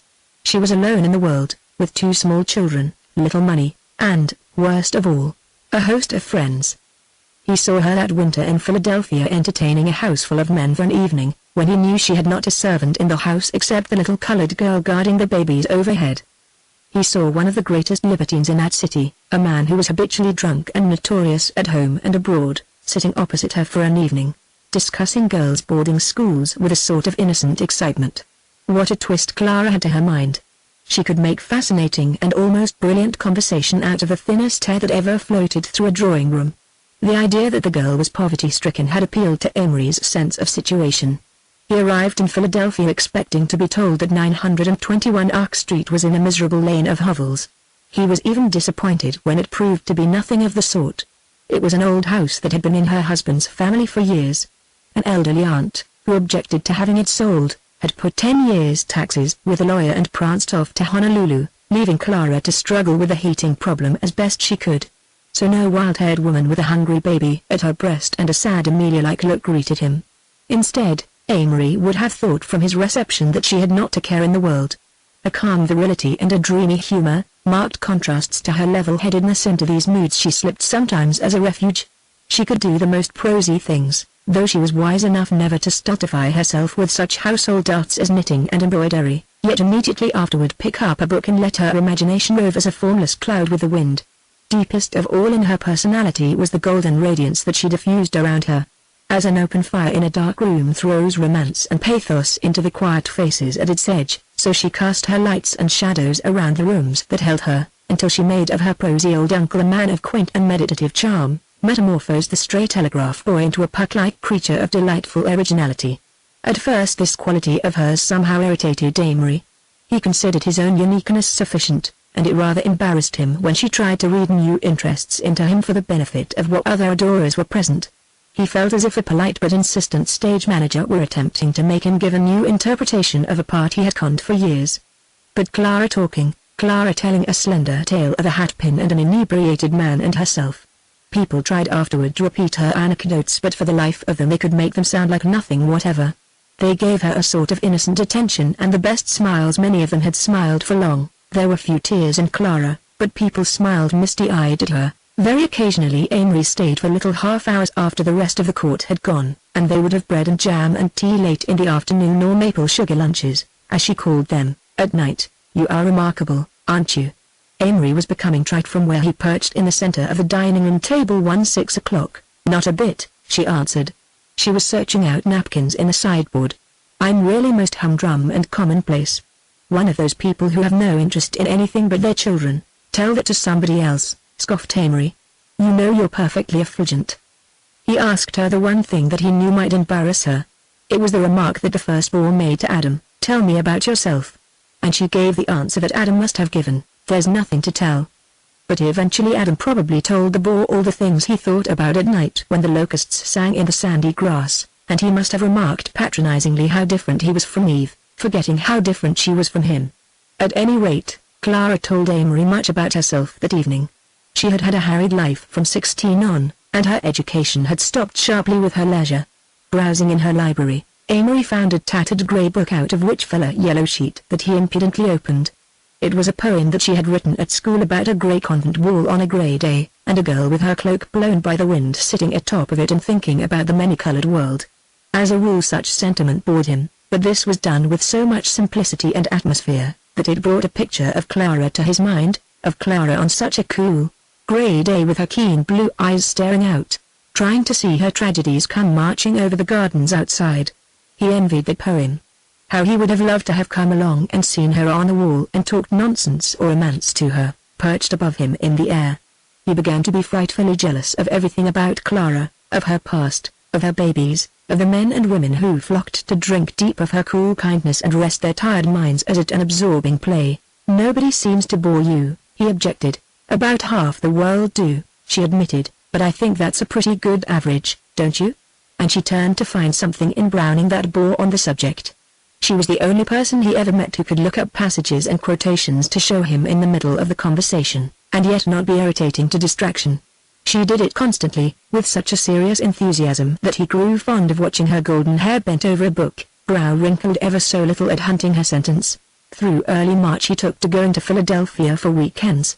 Almost always there was someone else there, and she seemed not anxious to see him alone, for many occasions presented themselves when a word from her would have given him another delicious half-hour of adoration.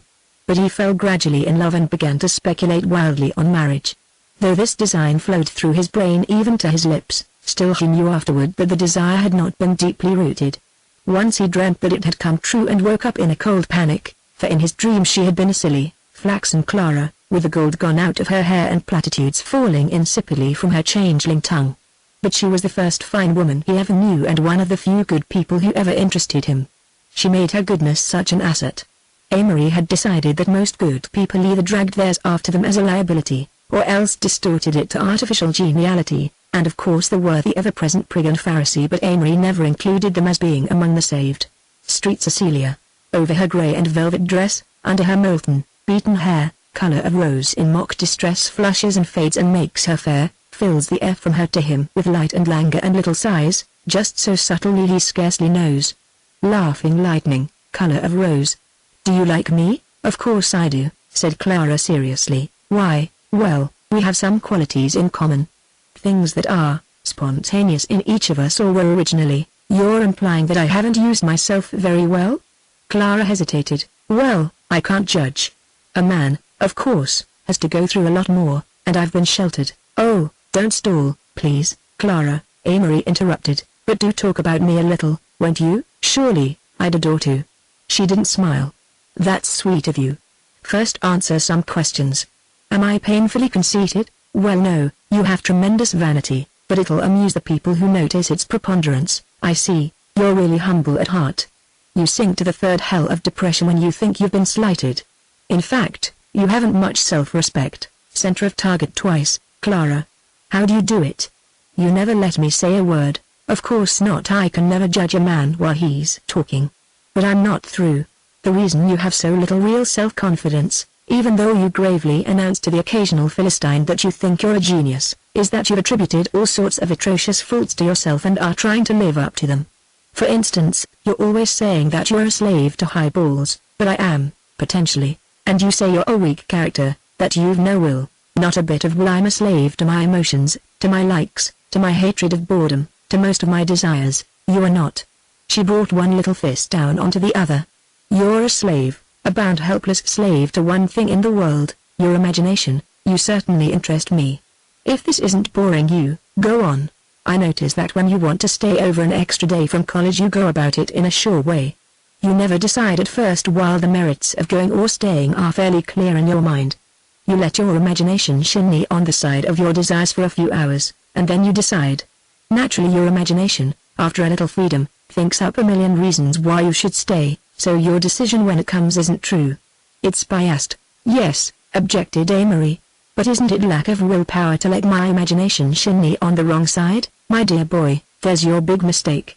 This has nothing to do with willpower, that's a crazy, useless word. Anyway, you lack judgment, the judgment to decide at once when you know your imagination will play you fools, given half a chance. Well, I'll be darned! Exclaimed Amory in surprise. That's the last thing I expected. Clara didn't gloat. She changed the subject immediately. But she had started him thinking and he believed she was partly right. He felt like a factory owner who after accusing a clerk of dishonesty finds that his own son, in the office, is changing the books once a week. His poor, mistreated will that he had been holding up to the scorn of himself and his friends, stood before him innocent, and his judgment walked off to prison with the unconfinable limp imagination, dancing in mocking glee beside him. Clara's was the only advice he ever asked without dictating the answer himself except, perhaps, in his talks with Monsignor Darcy. How he loved to do any sort of thing with Clara. Shopping with her was a rare, Epicurean dream.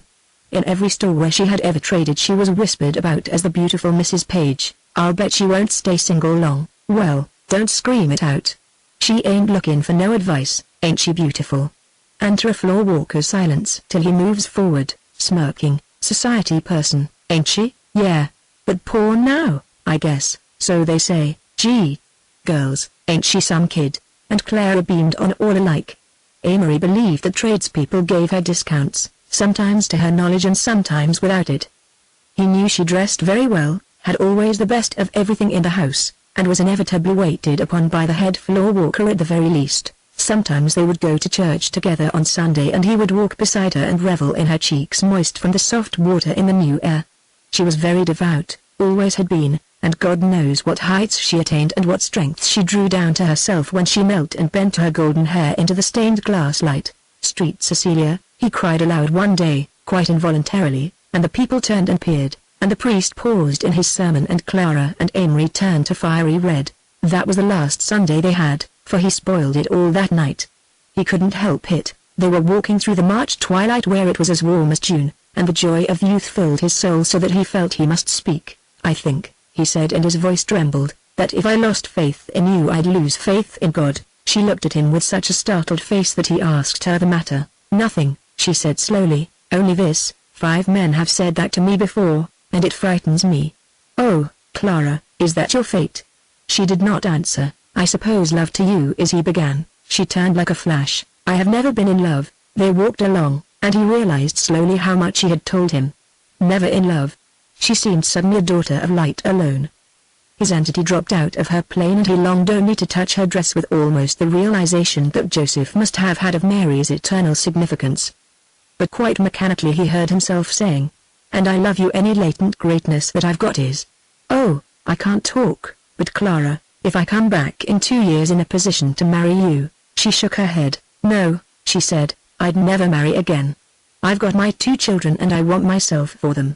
I like you. I like all clever men, you more than any, but you know me well enough to know that I'd never marry a clever man." She broke off suddenly. "Amory, what?" You're not in love with me. You never wanted to marry me, did you? It was the twilight, he said wonderingly. I didn't feel as though I were speaking aloud. But I love you or adore you or worship you. The you go running through your catalogue of emotions in 5 seconds. He smiled unwillingly. Don't make me out such a lightweight, Clara. You are depressing sometimes. You're not a lightweight, of all things, she said intently, taking his arm and opening wide her eyes. He could see their kindliness in the fading dusk. A lightweight is an eternal nay. There's so much spring in the air, there's so much lazy sweetness in your heart. She dropped his arm. You're all fine now, and I feel glorious. Give me a cigarette. You've never seen me smoke, have you? Well, I do, about once a month. And then that wonderful girl and Amory raced to the corner like two mad children gone wild with pale blue twilight. I'm going to the country for tomorrow, she announced, as she stood panting, safe beyond the flare of the corner lamp-post. These days are too magnificent to miss, though perhaps I feel them more in the city. Oh, Clara, Amory said, what a devil you could have been if the Lord had just bent your soul a little the other way. Maybe, she answered, but I think not. I'm never really wild and never have been. That little outburst was pure spring, and you are, too, said he. They were walking along now. No, you are wrong again. How can a person of your own self-reputed brains be so constantly wrong about me? I'm the opposite of everything spring ever stood for. It's unfortunate, if I happen to look like what pleased some soppy old Greek sculptor, but I assure you that if it weren't for my face I'd be a quiet nun in the convent without. Then she broke into the run and her raised voice floated back to him as he followed. My precious babies, which I must go back and see. She was the only girl he ever knew with whom he could understand how another man might be preferred. Often Amory met wives whom he had known as debutantes, and looking intently at them imagined that he found something in their faces which said, "Oh, if I could only have gotten you." Oh, the enormous conceit of the man. But that night seemed a night of stars and singing, and Clara's bright soul still gleamed on the ways they had trod. Golden, golden is the air, he chanted to the little pools of water. Golden is the air, golden notes from golden mandolins, golden frets of golden violins, fair, oh, wearily fair. Skeins from braided basket, mortals may not hold. Oh, what young extravagant god, who would know or ask it? Who could give such gold? Amory is resentful. Slowly and inevitably, yet with a sudden surge at the last, while Amory talked and dreamed, war rolled swiftly up the beach and washed the sands where Princeton played. Every night the gymnasium echoed as platoon after platoon swept over the floor and shuffled out the basketball markings. When Amory went to Washington the next weekend he caught some of the spirit of crisis which changed to repulsion in the Pullman car coming back, for the berths across from him were occupied by stinking aliens, Greeks, he guessed, or Russians. He thought how much easier patriotism had been to a homogeneous race, how much easier it would have been to fight as the colonies fought, or as the Confederacy fought. And he did no sleeping that night, but listened to the aliens guffaw and snore while they filled the car with the heavy scent of latest America. In Princeton everyone bantered in public and told themselves privately that their deaths at least would be heroic. The literary students read Rupert Brooke passionately, the lounge lizards worried over whether the government would permit the English cut uniform for officers, a few of the hopelessly lazy wrote to the obscure branches of the War Department, seeking an easy commission and a soft berth. Then, after a week, Amory saw Byrne and knew at once that argument would be futile. Byrne had come out as a pacifist. The socialist magazines, a great smattering of Tolstoy, and his own intense longing for a cause that would bring out whatever strength lay in him, had finally decided him to preach peace as a subjective ideal. When the German army entered Belgium, he began, if the inhabitants had gone peaceably about their business, the German army would have been disorganized in. I know, Amory interrupted, I've heard it all. But I'm not going to talk propaganda with you. There's a chance that you're right, but even so we're hundreds of years before the time when non-resistance can touch us as a reality. But, Amory, listen, Byrne, we just argue. Very well. Just one thing, I don't ask you to think of your family or friends, because I know they don't count a picayune with you beside your sense of duty. But, Byrne, how do you know that the magazines you read and the societies you join and these idealists you meet aren't just plain German? Some of them are, of course. How do you know they aren't all pro-German, just a lot of weak ones with German Jewish names? That's the chance, of course, he said slowly. How much or how little I'm taking this stand because of propaganda I've heard, I don't know. Naturally I think that it's my most innermost conviction. It seems a path spread before me just now. Amory's heart sank. But think of the cheapness of it. No one's really going to martyr you for being a pacifist. It's just going to throw you in with the worst. I doubt it, he interrupted. Well, it all smells of bohemian New York to me. I know what you mean, and that's why I'm not sure I'll agitate. You're one man, Byrne, going to talk to people who won't listen with all God's given you. That's what Stephen must have thought many years ago. But he preached his sermon and they killed him. He probably thought as he was dying what a waste it all was. But you see, I've always felt that Stephen's death was the thing that occurred to Paul on the road to Damascus, and sent him to preach the word of Christ all over the world. Go on. That's all. This is my particular duty. Even if right now I'm just a pawn, just sacrificed. God. Amory, you don't think I like the Germans? Well, I can't say anything else. I get to the end of all the logic about non-resistance, and there, like an excluded middle, stands the huge specter of man as he is and always will be. And this specter stands right beside the one logical necessity of Tolstoy's, and the other logical necessity of Nietzsche's. Amory broke off suddenly. When are you going? I'm going next week. I'll see you, of course. As he walked away, it seemed to Amory that the look in his face bore a great resemblance to that in Carey's when he had said goodbye under Blair Arch 2 years before. Amory wondered unhappily why he could never go into anything with the primal honesty of those two. Byrne's a fanatic, he said to Tom, and he's dead wrong and, I'm inclined to think, just an unconscious pawn in the hands of anarchistic publishers and German paid rag wavers. But he haunts me, just leaving everything worthwhile. Byrne left in a quietly dramatic manner a week later. He sold all his possessions and came down to the room to say goodbye, with a battered old bicycle, on which he intended to ride to his home in Pennsylvania. Peter the Hermit bidding farewell to Cardinal Richelieu, suggested Alec, who was lounging in the window seat as Byrne and Amory shook hands. But Amory was not in a mood for that, and as he saw Byrne's long legs propel his ridiculous bicycle out of sight beyond Alexander Hall, he knew he was going to have a bad week. Not that he doubted the war. Germany stood for everything repugnant to him, for materialism and the direction of tremendous licentious force. It was just that Byrne's face stayed in his memory and he was sick of the hysteria he was beginning to hear. What on earth is the use of suddenly running down Goethe, he declared to Alec and Tom. Why write books to prove he started the war, or that's stupid, overestimated Schiller is a demon in disguise? Have you ever read anything of theirs? Asked Tom shrewdly. No, Amory admitted, neither have I. He said laughing. People will shout, said Alec quietly, but Goethe's on his same old shelf in the library to bore anyone that wants to read him. Amory subsided, and the subject dropped. What are you going to do, Amory, infantry or aviation? I can't make up my mind. I hate mesh, annex, but then of course aviation's the thing for me. I feel as Amory does, said Tom. Infantry or aviation? Aviation sound like the romantic side of the war, of course, like cavalry used to be, you know. But like Amory, I don't know. Horsepower from a piston rod. Somehow Amory's dissatisfaction with his lack of enthusiasm culminated in an attempt to put the blame for the whole war on the ancestors of his generation. All the people who cheered for Germany in 1870. All the materialists rampant, all the idolizers of German science and efficiency. So he sat one day in an English lecture and heard Locksley Hall quoted and fell into a brown study with contempt for Tennyson and all he stood for he took him as a representative of the Victorians. Victorians, who never learned to weep, who sow the bitter harvest that your children go to reap, scribbled Amory in his notebook. The lecturer was saying something about Tennyson's solidity and 50 heads were bent to take notes. Amory turned over to a fresh page and began scrawling again. They shuddered when they found what Mr. Darwin was about. They shuddered when the waltz came in and Newman hurried out. But the waltz came in much earlier. He crossed it out. And entitled A Song in the Time of Order, came the professor's voice, droning far away. Time of order, good Lord. Everything crammed in the box and the Victorians sitting on a lid smiling serenely. With Browning in his Italian villa crying bravely, all's for the best. Amory scribbled again. You knelt up in the temple and he bent to hear you pray. You thanked him for your glorious gains, reproached him for Cath A. Why could he never get more than a couplet at a time? Now he needed something to rhyme with. You would keep him straight with science, though he had gone wrong before. Well, anyway, you met your children in your home. I've fixed it up. You cried, took your 50 years of Europe, and then virtuously died. That was to a great extent Tennyson's idea, came the lecturer's voice. Swinburne's Song in the Time of Order might well have been Tennyson's title.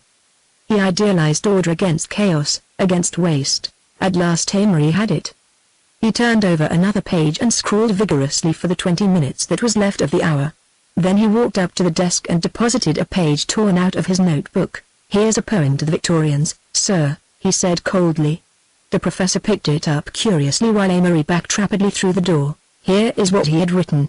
"Songs in the time of order you left for us to sing, proofs with excluded middles, answers to life in rhyme, keys of the prison warder and ancient bells to ring. Time was the end of riddles, we were the end of time. Here were domestic oceans and a sky that we might reach, guns and a guarded border, gauntlets but not to fling, thousands of old emotions and a platitude for each, songs in the time of order and tongues, that we might sing, the end of many things." Early April slipped by in a haze of long evenings on the club veranda with the graphophone playing Poor Butterfly inside. For Poor Butterfly had been the song of that last year. The war seemed scarcely to touch them, and it might have been one of the senior springs of the past, except for the drilling every other afternoon. Yet Amory realized poignantly that this was the last spring under the old regime. "This is the great protest against the Superman," said Amory. "I suppose so," Alec agreed. "He's absolutely irreconcilable with any utopia. As long as he occurs, there's trouble and all the latent evil that makes a crowd list and sway when he talks. And of course all that he is a gifted man without a moral sense, that's all. I think the worst thing to contemplate is this: it's all happened before, how soon will it happen again?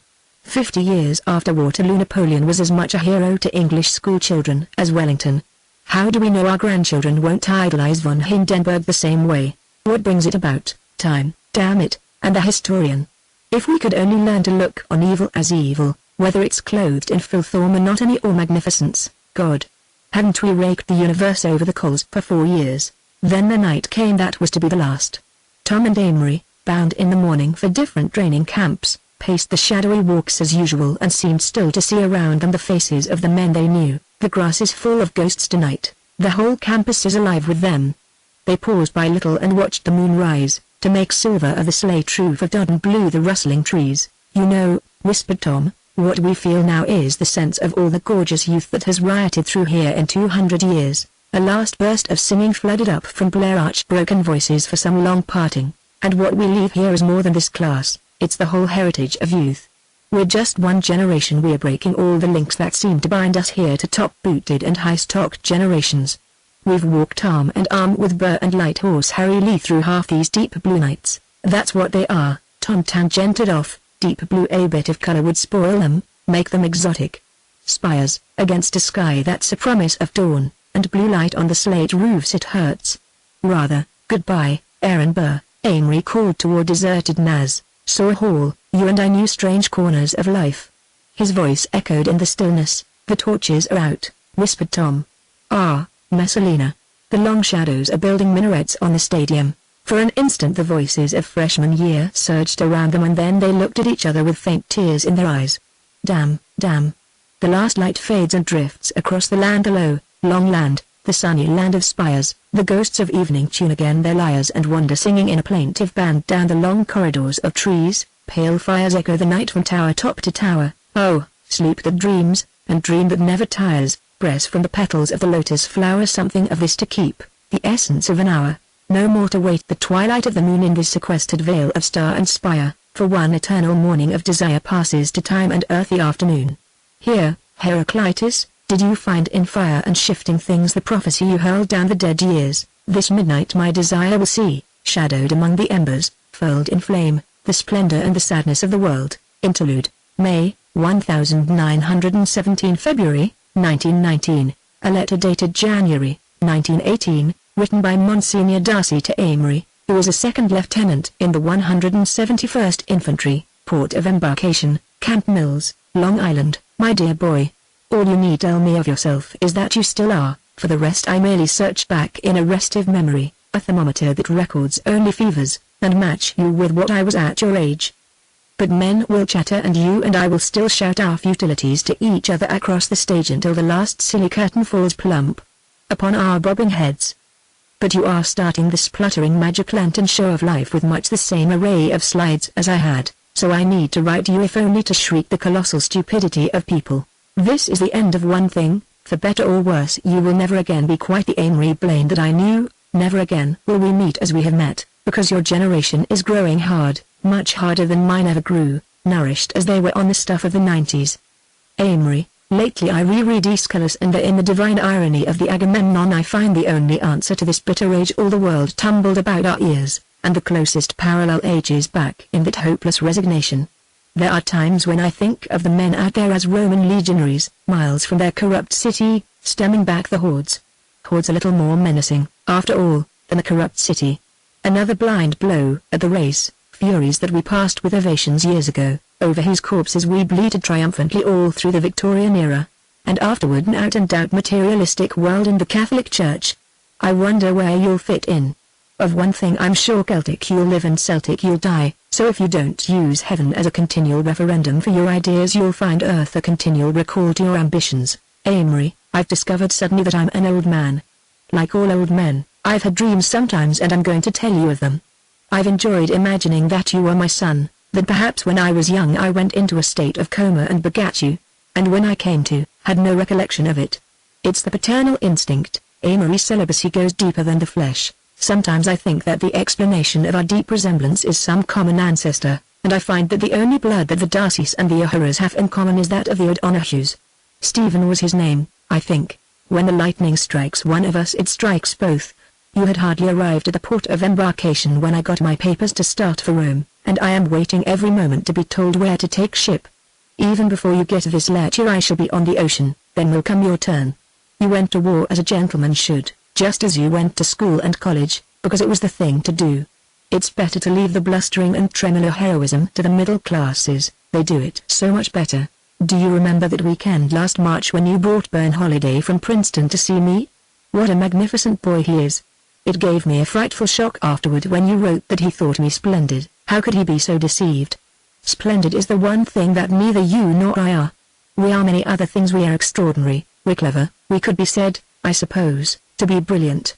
We can attract people, we can make atmosphere, we can almost lose our Celtic souls in Celtic subtleties, we can almost always have our own way, but splendid rather not. I am going to Rome with a wonderful dossier and letters of introduction that cover every capital in Europe, and there will be no small stir when I get there. How I wish you were with me. This sounds like a rather cynical paragraph, not at all the sort of thing that a middle-aged clergyman should write to a youth about to depart for the war. The only excuse is that the middle-aged clergyman is talking to himself. There are deep things in us and you know what they are as well as I do. We have great faith, though yours at present is uncrystallized. We have a terrible honesty that all our sophistry cannot destroy and, above all, a childlike simplicity that keeps us from ever being really malicious. I have written a keen for you which follows. I am sorry your cheeks are not up to the description I have written of them, but you will smoke and read all night at any rate. Here it is. A lament for a foster son, and he going to the war against the king of foreign. Ocon he is gone from me the son of my mind, and he in his golden youth like Angus O'Jangus of the bright birds, and his mind strong and subtle like the mind of Cuchulain on Muirtheme. Whereas his brow is as white as the milk of the cows of Maeve, and his cheeks like the cherries of the tree, and it bending down to Mary, and she feeding the Son of God. Of Ely of Roan his hair is like the golden collar of the kings at Tara, and his eyes like the four grey seas of Erin. And they swept with the mists of rain. Vroon go Gudio he to be in the joyful and red battle amongst the chieftains, and they doing great deeds of valor. His life to go from him, it is the cords of my own soul would be loosed. Of Vic Dealish my heart is in the heart of my son, and my life is in his life. Surely a man can be twice young in the life of his sons only. Jadu Vahalan Af, may the Son of God be above him and beneath him. Before him and behind him may the King of the Elements cast a mist over the eyes of the King of Foreign. May the Queen of the Graces lead him by the hand the way he can go, through the midst of his enemies and they not seeing him. May Patrick of the Gale and Colum of the churches and the 5,000 saints of Erin be better than a shield to him, and he got into the fight. Okakone. Amory, I feel, somehow, that this is all, one or both of us, is not going to last out this war. I've been trying to tell you how much this reincarnation of myself in you has meant in the last few years. Curiously alike we are. Curiously unlike. Goodbye, dear boy, and God be with you. Th. Darcy, embarking at night, Amory moved forward on the deck until he found a stool under an electric light. He searched in his pocket for notebook and pencil and then began to write, slowly, laboriously. We leave tonight. Silent, we filled the still, deserted street, a column of dim grey, and ghosts rose startled at the muffled beat along the moonless way. The shadowy shipyards echoed to the feet that turned from night and day. And so we linger on the windless decks, see on the spectre shore shades of 1,000 days, poor grey-ribbed wrecks. Oh, Shall we then deplore those futile years? See how the sea is white. The clouds have broken and the heavens burn to hollow highways, paved with gravelled light. The churning of the waves about the stern rises to one voluminous nocturne. We leave tonight. A letter from Amory, headed Brest, March 11, 1919, to Lieutenant T. P. D'Invilliers, Camp Gordon, Georgia, Dear Baudelaire : We meet in Manhattan on the 30th of this very mo. We then proceed to take a very sporty apartment, you and I and Alec, who is at me elbow as I write. I don't know what I'm going to do, but I have a vague dream of going into politics. Why is it that the pick of the young Englishmen from Oxford and Cambridge go into politics and in the U.S.A. we leave it to the muckers ? Raised in the ward, educated in the assembly and sent to Congress, fat-paunched bundles of corruption, devoid of both ideas and ideals, as the debaters used to say. Even 40 years ago we had good men in politics, but we are brought up to pile up a million and show what we are made of. Sometimes I wish I'd been an Englishman. American life is so damned dumb and stupid and healthy. Since poor Beatrice died I'll probably have a little money, but very darn little. I can forgive Mother almost everything except the fact that in a sudden burst of religiosity toward the end, she left half of what remained to be spent in stained glass windows and seminary endowments. Mr. Barton, my lawyer, writes me that my thousands are mostly in street railways and that the said street RRS are losing money because of the 5-cent fares. Imagine a salary list that gives $350 a month to a man that can't read and write ! Yet I believe in it, even though I've seen what was once a sizable fortune melt away between speculation, extravagance, the Democratic administration, and the income tax. Modern, that's me all over, Mabel. At any rate we'll have really knockout rooms. You can get a job on some fashion magazine, and Alec can go into the zinc company or whatever it is that his people own. He's looking over my shoulder and he says it's a brass company, but I don't think it matters much, do you? There's probably as much corruption in zinc-made money as brass-made money. As for the well-known Amory, he would write immortal literature if he were sure enough about anything to risk telling anyone else about it. There is no more dangerous gift to posterity than a few cleverly turned platitudes. Tom, why don't you become a Catholic? Of course, to be a good one you'd have to give up those violent intrigues you used to tell me about, but you'd write better poetry if you were linked up to tall golden candlesticks and long, even chants, and even if the American priests are rather bourgeois, as Beatrice used to say, still you need only go to the sporty churches, and I'll introduce you to Monsignor Darcy, who really is a wonder. Carrie's death was a blow, so was Jessie's to a certain extent.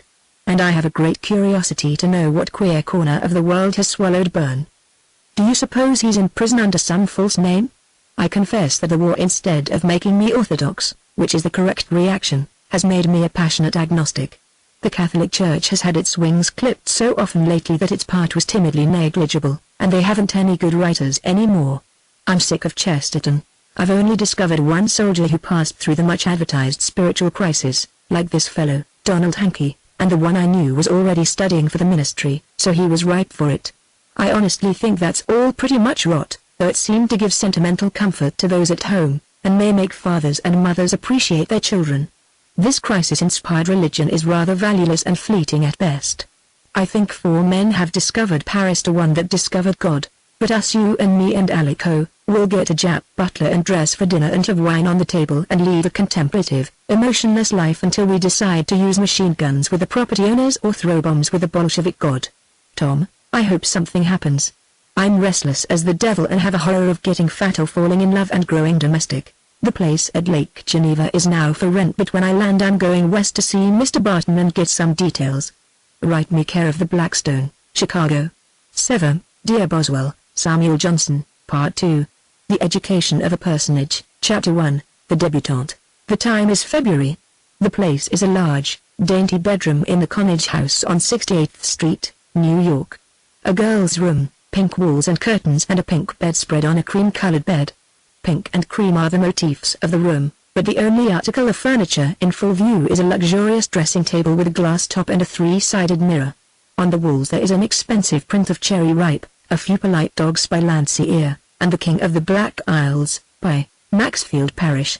Great disorder consisting of the following items: 1. 7 or 8 empty cardboard boxes, with tissue paper tongues hanging panting from their mouths. 2. An assortment of street dresses mingled with their sisters of the evening, all upon the table, all evidently new. 3. A roll of dual, which has lost its dignity and wound itself tortuously around everything in sight, and, 4, upon the 2 small chairs, a collection of lingerie that beggars description.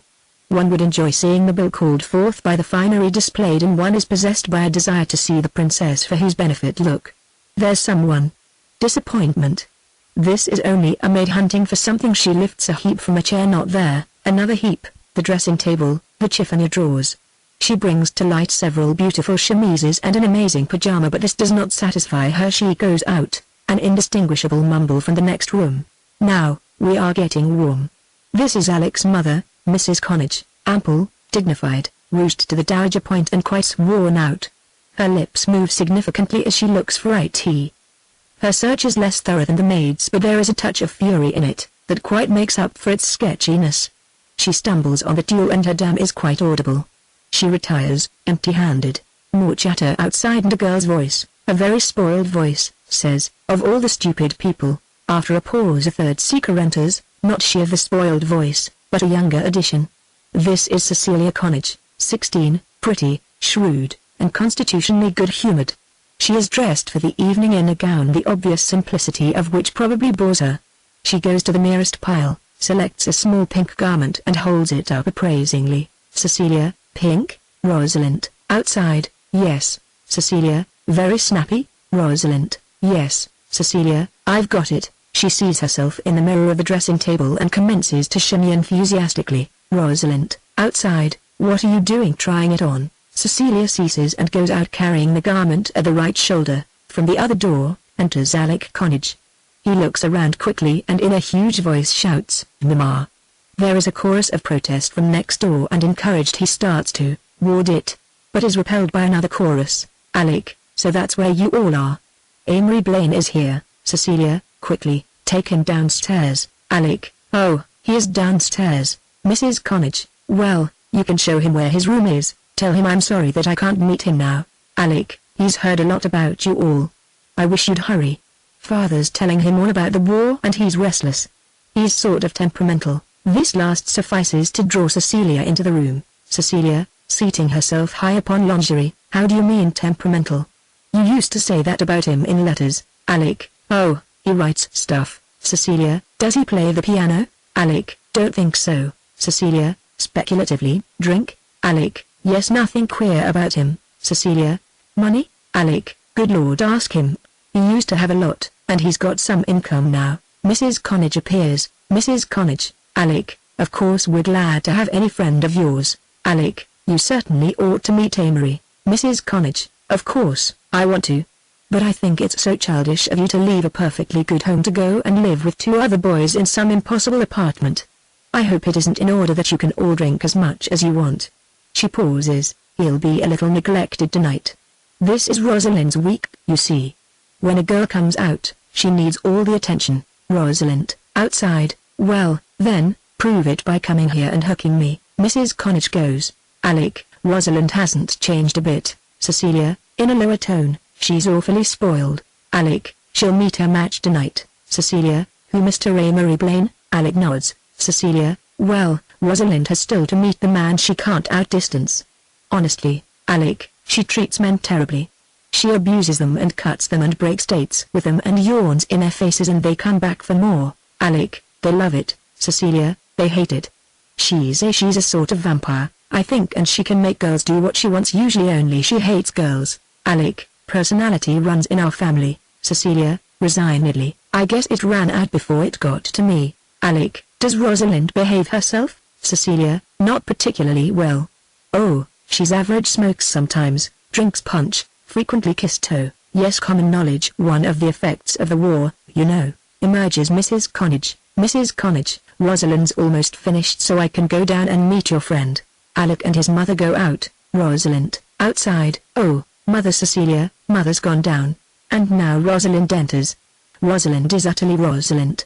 She is one of those girls who need never make the slightest effort to have men fall in love with them.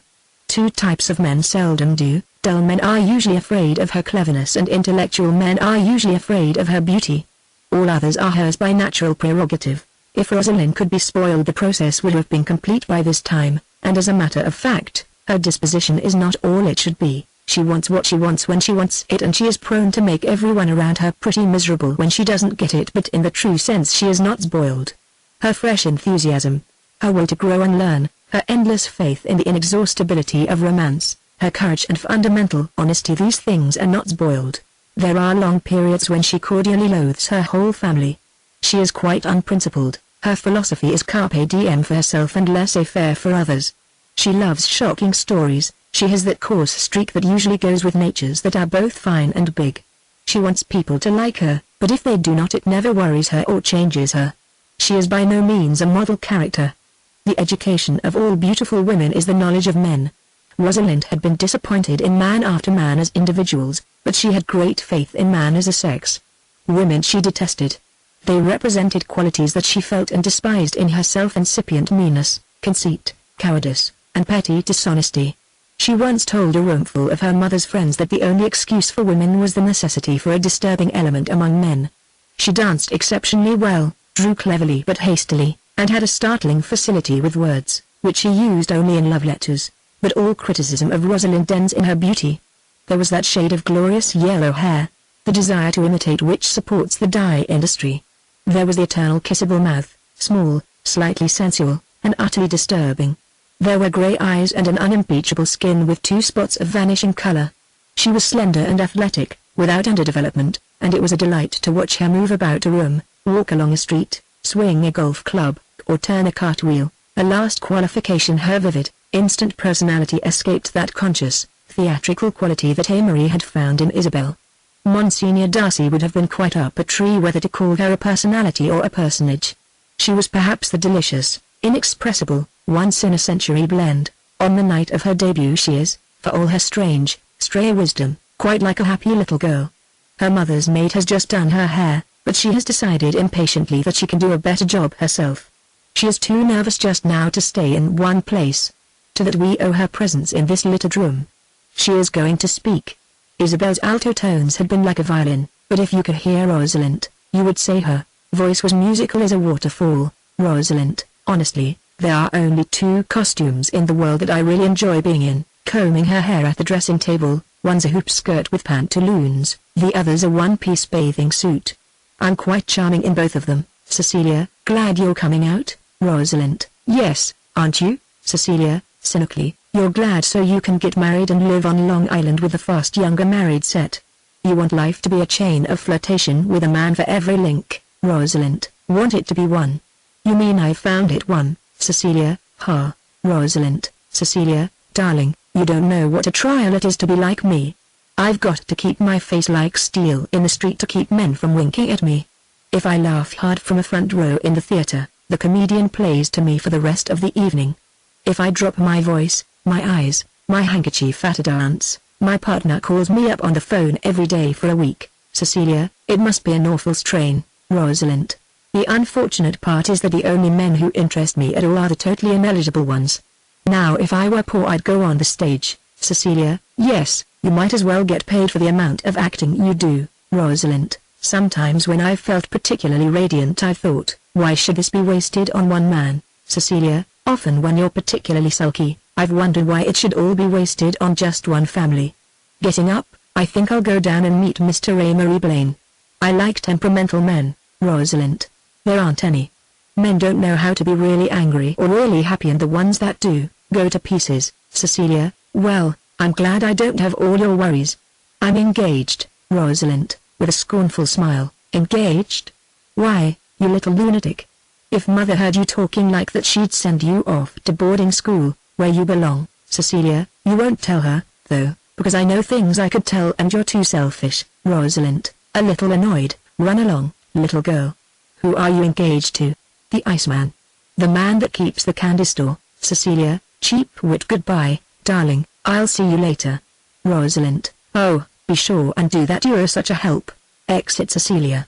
Rosalind finished her hair and rises, humming. She goes up to the mirror and starts to dance in front of it on the soft carpet.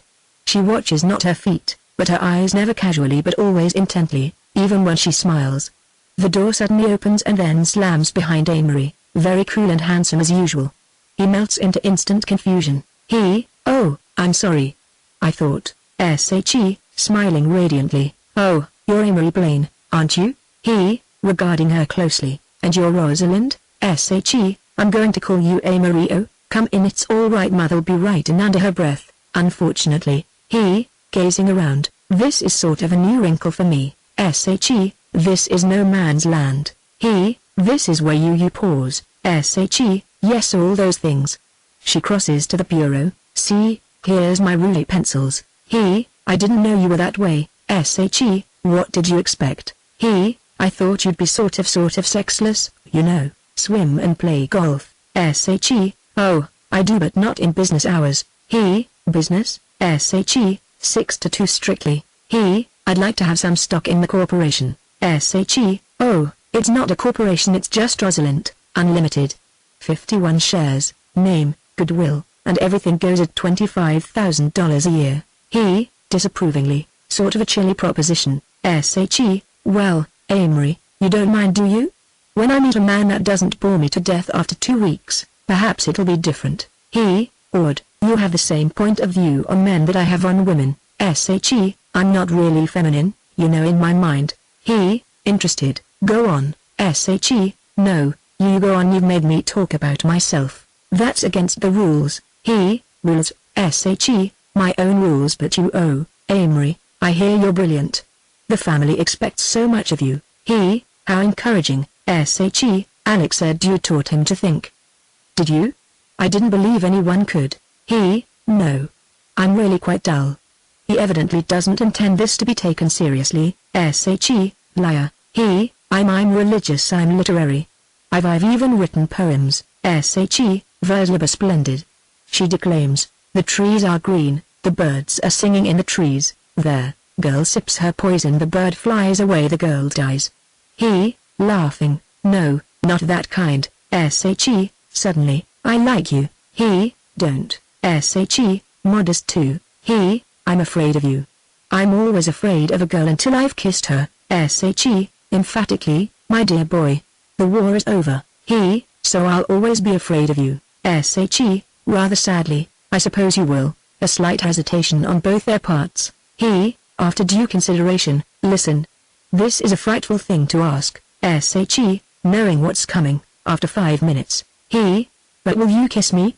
Or are you afraid? S.H.E., I'm never afraid, but your reasons are so poor. He, Rosalind, I really want to kiss you. S.H.E., so do I. They kiss definitely and thoroughly. He, after a breathless second, well, is your curiosity satisfied? S.H.E., is yours? He, no, it's only aroused. He looks at S.H.E., dreamily, I've kissed dozens of men. I suppose I'll kiss dozens more. He, abstractedly, yes, I suppose you could like that. S.H.E., most people like the way I kiss. He, remembering himself, good Lord, yes. Kiss me once more, Rosalind. S.H.E., no, my curiosity is generally satisfied at one. He, discouraged, is that a rule? S.H.E., I make rules to fit the cases. He, you and I are somewhat alike except that I'm years older in experience. S.H.E., how old are you? He, almost 23. You? S.H.E., 19 just. He, I suppose you're the product of a fashionable school. S.H.E., no, I'm fairly raw material.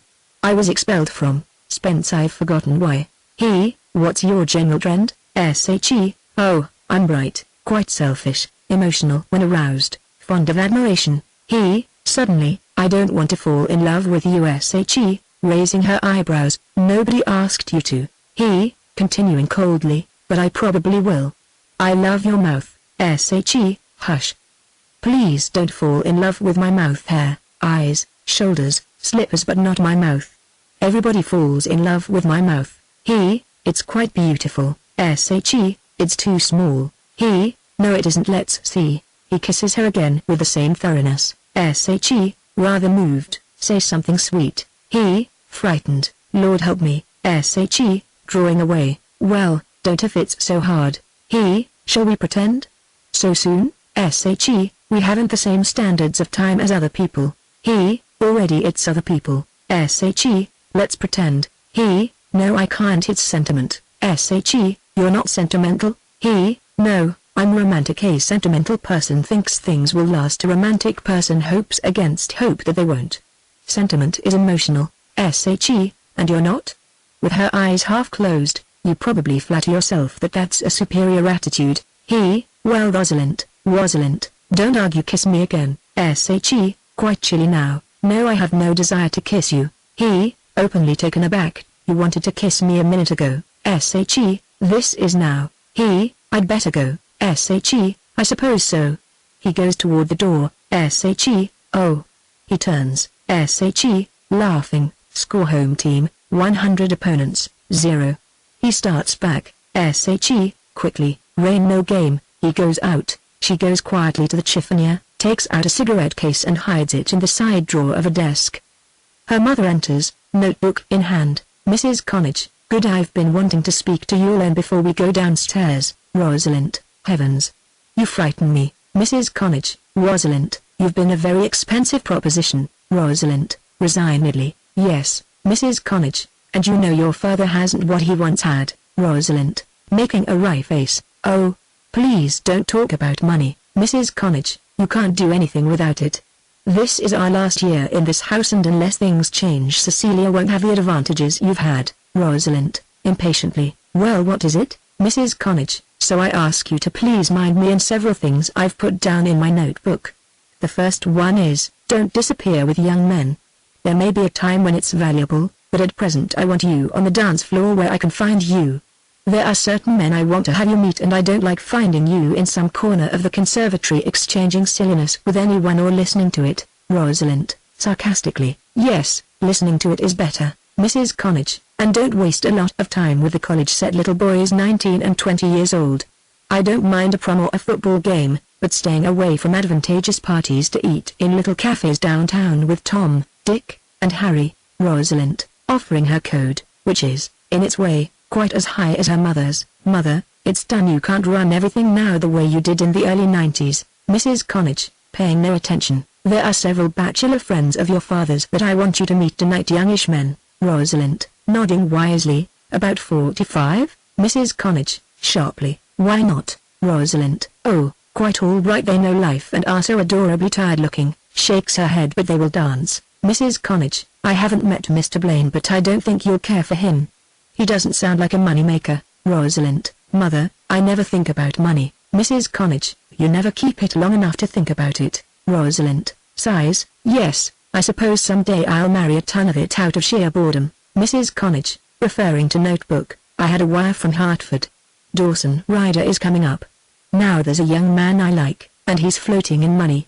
It seems to me that since you seem tired of Howard Gillespie, you might give Mr. Ryder some encouragement. This is the 3rd time he's been up in a month." Rosalind, "How did you know I was tired of Howard Gillespie?" Mrs. Connage, "The poor boy looks so miserable every time he comes." Rosalind, "That was one of those romantic, pre-battle affairs." "They're all wrong, Mrs. Connage." Hersey said, "At any rate, make us proud of you tonight." Rosalind, "Don't you think I'm beautiful?" Mrs. Connage, "You know you are." From downstairs is heard the moan of a violin being tuned, the roll of a drum. Mrs. Connage turns quickly to her daughter. Mrs. Connage, "Come." Rosalind, "1 minute." Her mother leaves. Rosalind goes to the glass where she gazes at herself with great satisfaction. She kisses her hand and touches her mirrored mouth with it.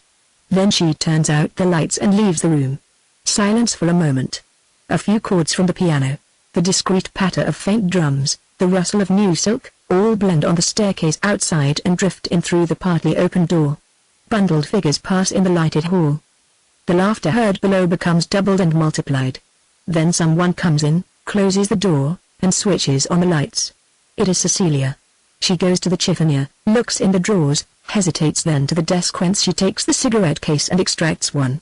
She lights it and then, puffing and blowing, walks toward the mirror. Cecilia, in tremendously sophisticated accents, "Oh, yes, coming out is such a farce nowadays, you know. One really plays around so much before one is 17, that it's positively anti-climax." Shaking hands with a visionary middle-aged nobleman, "Yes, Your Grace, I believe I've heard my sister speak of you. Have a puff, they are very good. They're Coronas. You don't smoke? What a pity. The king doesn't allow it, I suppose." "Yes, I'll dance." So she dances around the room to a tune from downstairs, her arms outstretched to an imaginary partner, the cigarette waving in her hand. Several hours later, the corner of a den downstairs, filled by a very comfortable leather lounge. A small light is on each side above, and in the middle, over the couch hangs a painting of a very old, very dignified gentleman, period 1860. Outside the music is heard in a foxtrot. Rosalind is seated on the lounge and on her left is Howard Gillespie, a vapid youth of about 24. He is obviously very unhappy, and she is quite bored. Gillespie, feebly, what do you mean I've changed? I feel the same toward you, Rosalind, but you don't look the same to me. Gillespie, 3 weeks ago you used to say that you liked me because I was so blasé, so indifferent. I still am, Rosalind, but not about me. I used to like you because you had brown eyes and thin legs. Gillespie, helplessly, they're still thin and brown. You're a vampire, that's all, Rosalind. The only thing I know about vamping is what's on the piano score. What confuses men is that I'm perfectly natural. I used to think you were never jealous. Now you follow me with your eyes wherever I go. Gillespie, I love you. Rosalind, coldly, I know it, Gillespie, and you haven't kissed me for 2 weeks. I had an idea that after a girl was kissed she was one. Rosalind, those days are over. I have to be one all over again every time you see me. Gillespie, are you serious? Rosalind, about as usual. There used to be 2 kinds of kisses, first when girls were kissed and deserted, second, when they were engaged. Now there's a third kind, where the man is kissed and deserted. If Mr. Jones of the 90s bragged he'd kissed a girl, everyone knew he was through with her. If Mr. Jones of 1919 brags the same, everyone knows it's because he can't kiss her anymore. Given a decent start, any girl can beat a man nowadays. Gillespie, then why do you play with men? Rosalind, leaning forward confidentially, for that first moment, when he's interested. There is a moment, oh, just before the first kiss, a whispered word, something that makes it worthwhile. Gillespie, and then, Rosalind, then after that you make him talk about himself. Pretty soon he thinks of nothing but being alone with you. He sulks, he won't fight, he doesn't want to play victory. Enter Dawson Ryder. 26, handsome, wealthy, faithful to his own, a bore perhaps, but steady and sure of success. Ryder, I believe this is my dance. Rosalind, well, Dawson, so you recognize me. Now I know I haven't got too much paint on. Mr. Ryder, this is Mr. Gillespie. They shake hands and Gillespie leaves, tremendously downcast. Ryder, your party is certainly a success. Rosalind, is it? I haven't seen it lately. I'm weary. Do you mind sitting out a minute? Ryder, mind? I'm delighted. You know I loathe this rushing idea. See a girl yesterday, today, tomorrow. Rosalind, Dawson, Ryder, what? Rosalind, I wonder if you know you love me. Ryder, startled, what? Oh, you know you're remarkable. Rosalind, because you know I'm an awful proposition. Anyone who marries me will have his hands full. I'm mean, mighty mean. Ryder, oh, I wouldn't say that. Rosalind, oh, yes, I am, especially to the people nearest to me. She rises, come, let's go. I've changed my mind and I want to dance. Mother is probably having a fit. Excellent. Enter Alec and Cecilia. Cecilia, just my luck to get my own brother for an intermission. Alec, gloomily, I'll go if you want me to. Cecilia, good heavens, no, with whom would I begin the next dance? Sighs, there's no color in a dance since their French officers went back. Alec, thoughtfully, I don't want Amory to fall in love with Rosalind. Cecilia, why, I had an idea that that was just what you did want. Alec, I did, but since seeing these girls I don't know. I'm awfully attached to Amory. He's sensitive and I don't want him to break his heart over somebody who doesn't care about him. Cecilia, he's very good looking. Alec, still thoughtfully, she won't marry him, but a girl doesn't have to marry a man to break his heart. Cecilia, what does it? I wish I knew the secret. Alec, why, you cold-blooded little kitty. It's lucky for some that the Lord gave you a pug nose. Enter Mrs. Connage. Mrs. Connage, where on earth is Rosalind? Alec, brilliantly, of course you've come to the best people to find out. She'd naturally be with us. Mrs. Connage, her father has marshaled 8 bachelor millionaires to meet her. Alec, you might form a squad and march through the halls. Mrs. Connage, I'm perfectly serious. For all I know she may be at the Coconut Grove with some football player on their night of her debut. You look left and aisle. Alec, flippantly, hadn't you better send the butler through the cellar? Mrs. Connage, perfectly serious. Oh, you don't think she'd be there? Cecilia, he's only joking, mother. Alec, mother had a picture of her tapping a keg of beer with some high hurdler. Mrs. Connage, let's look right away. They go out. Rosalind comes in with Gillespie. Gillespie, Rosalind, once more I ask you. Don't you care a blessed thing about me? Amory walks in briskly. Amory, my dance, Rosalind, Mr. Gillespie, this is Mr. Blaine. Gillespie, I've met Mr. Blaine. From Lake Geneva, aren't you? Amory, yes. Gillespie, desperately, I've been there. It's in the there, Middle West, isn't it? Amory, spicily, approximately. But I always felt that I'd rather be provincial hot tamale than soup without seasoning. Gillespie, what? Amory, oh, no offense. Gillespie bows and leaves. Rosalind, he's too much people. Amory, I was in love with a people once. Rosalind, so? Amory, oh, yes, her name was Isabel. Nothing at all to her except what I read into her. Rosalind, what happened? Amory, finally I convinced her that she was smarter than I was. Then she threw me over. Said I was critical and impractical, you know. Rosalind, what do you mean impractical? Amory, oh, drive a car, but can't change a tire. Rosalind, what are you going to do? Amory, can't say run for president, right? Rosalind, Greenwich Village? Amory, good heavens, no, I said right, not drink. Rosalind, I like businessmen. Clever men are usually so homely. Amory, I feel as if I'd known you for ages. Rosalind, oh, are you going to commence the pyramid story? Amory, no, I was going to make it French.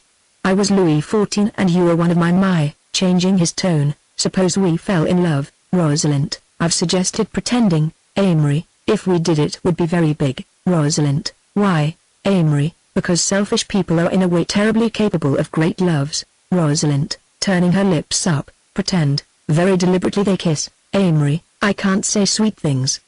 But you are beautiful. Rosalind, not that. Amory, what then? Rosalind, sadly, oh, nothing, only I want sentiment, real sentiment, and I never find it. Amory, I never find anything else in the world and I loathe it. Rosalind, it's so hard to find a male to gratify one's artistic taste. Someone has opened a door and the music of a waltz surges into the room. Rosalind rises. Rosalind, listen. They're playing Kiss Me Again. He looks at her. Amory, well? Rosalind, well? Amory, softly, the battle lost. I love you. Rosalind, I love you now. The kiss. Amory, oh, God, what have I done? Rosalind, nothing. Oh, don't talk. Kiss me again. Amory, I don't know why or how, but I love you from the moment I saw you. Rosalind, me too. Tonight's tonight. Her brother strolls in, starts and then in a loud voice says, oh, excuse me, and goes. Rosalind, her lips scarcely stirring, don't let me go. I don't care who knows what I do. Amory, say it. Rosalind, I love you now. They part. Oh, I am very youthful, thank God, and rather beautiful, thank God, and happy, thank God, thank God. She pauses and then, in an odd burst of prophecy, adds, poor Amory. He kisses her again. Kismet. Within 2 weeks Amory and Rosalind were deeply and passionately in love. The critical qualities which had spoiled for each of them a dozen romances were dulled by the great wave of emotion that washed over them. It may be an insane love affair, she told her anxious mother, but it's not inane. The wave swept Amory into an advertising agency early in March, where he alternated between astonishing bursts of rather exceptional work and wild dreams of becoming suddenly rich and touring Italy with Rosalind. They were together constantly, for lunch, for dinner, and nearly every evening, always in a sort of breathless hush, as if they feared that any minute the spell would break and drop them out of this paradise of rose and flame. But the spell became a trance, seemed to increase from day to day. They began to talk of marrying in July and June. All life was transmitted into terms of their love, all experience, all desires, all ambitions, were nullified. Their senses of humor crawled into corners to sleep. Their former love affairs seemed faintly laughable and scarcely regretted juvenilia. For the second time in his life Amory had had a complete bouleversement and was hurrying into line with his generation. A little interlude.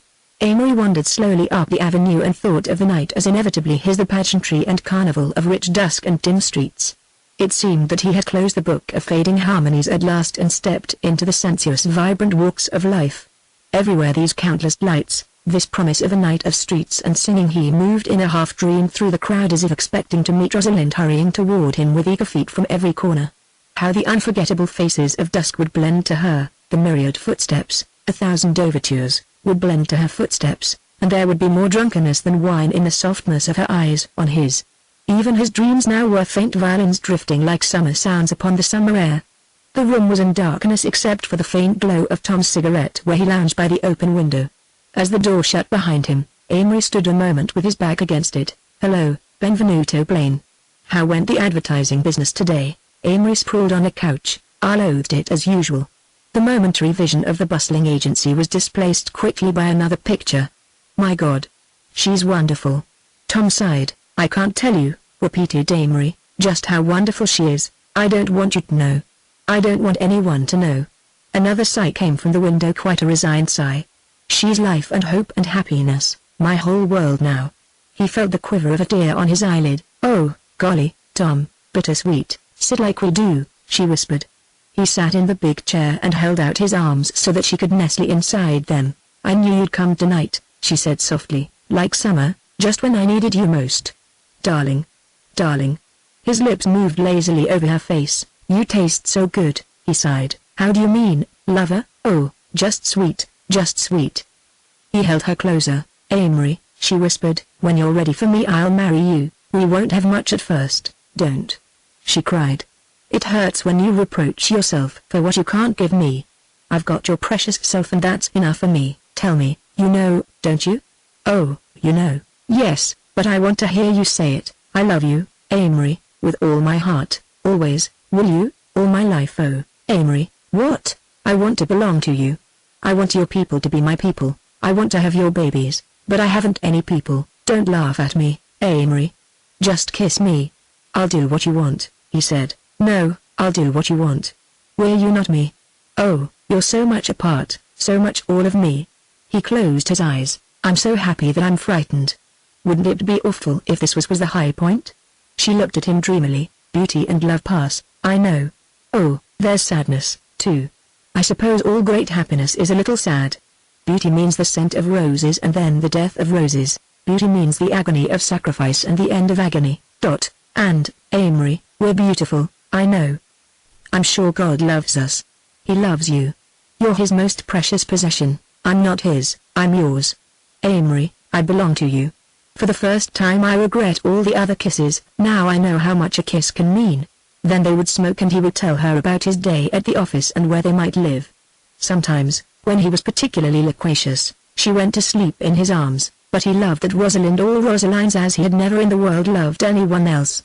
Intangibly fleeting, unrememberable hours, aquatic incident. One day Amory and Howard Gillespie meeting by accident downtown took lunch together, and Amory heard a story that delighted him.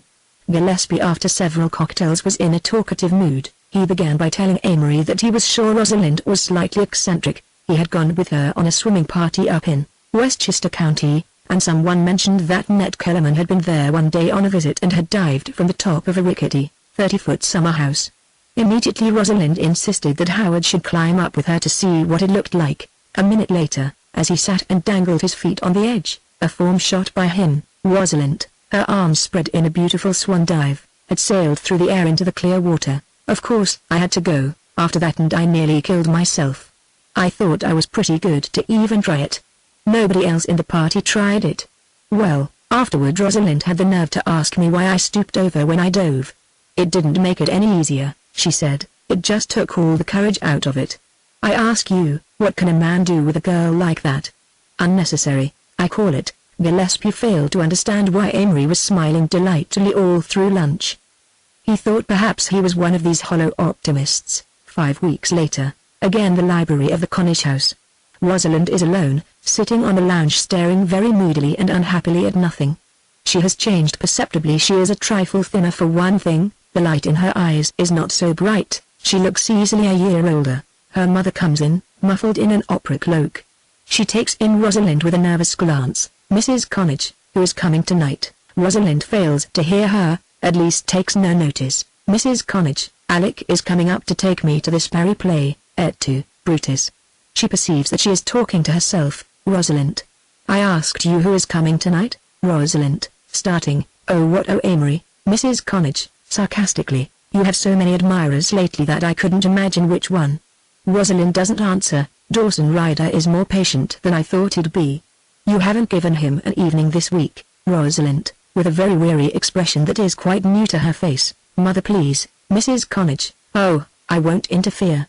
You've already wasted over 2 months on a theoretical genius who hasn't a penny to his name, but go ahead, waste your life on him.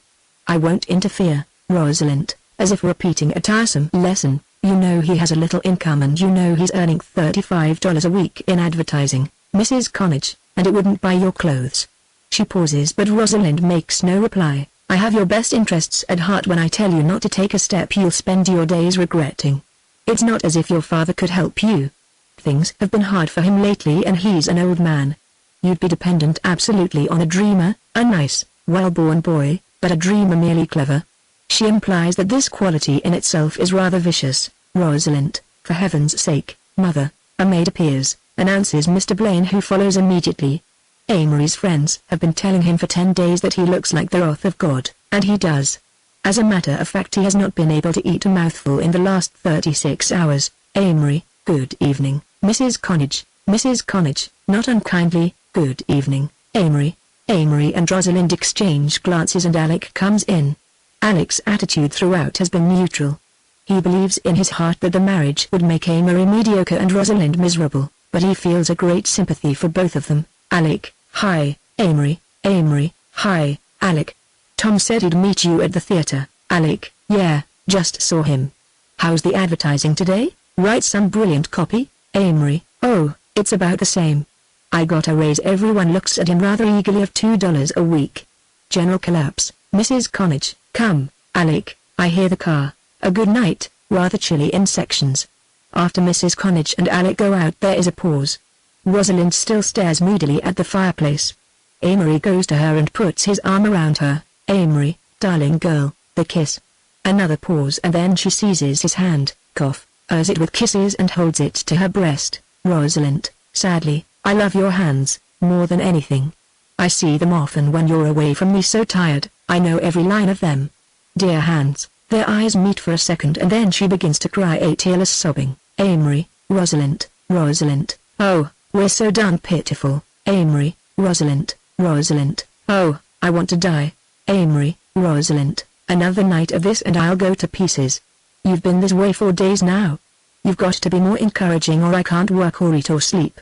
He looks around helplessly as if searching for new words to clothe an old, shop-worn phrase. We'll have to make a start. I like having to make a start together. His forced hopefulness fades as he sees her unresponsive. What's the matter? He gets up suddenly and starts to pace the floor. It's Dawson Ryder, that's what it is. He's been working on your nerves. You've been with him every afternoon for a week. People come and tell me they've seen you together, and I have to smile and nod and pretend it hasn't the slightest significance for me. And you won't tell me anything as it develops. Rosalind, Amory, if you don't sit down I'll scream. Amory, sitting down suddenly beside her. Oh, Lord. Rosalind, taking his hand gently, you know I love you, don't you? Amory, yes. Rosalind, you know I'll always love you. Amory, don't talk that way, you frighten me.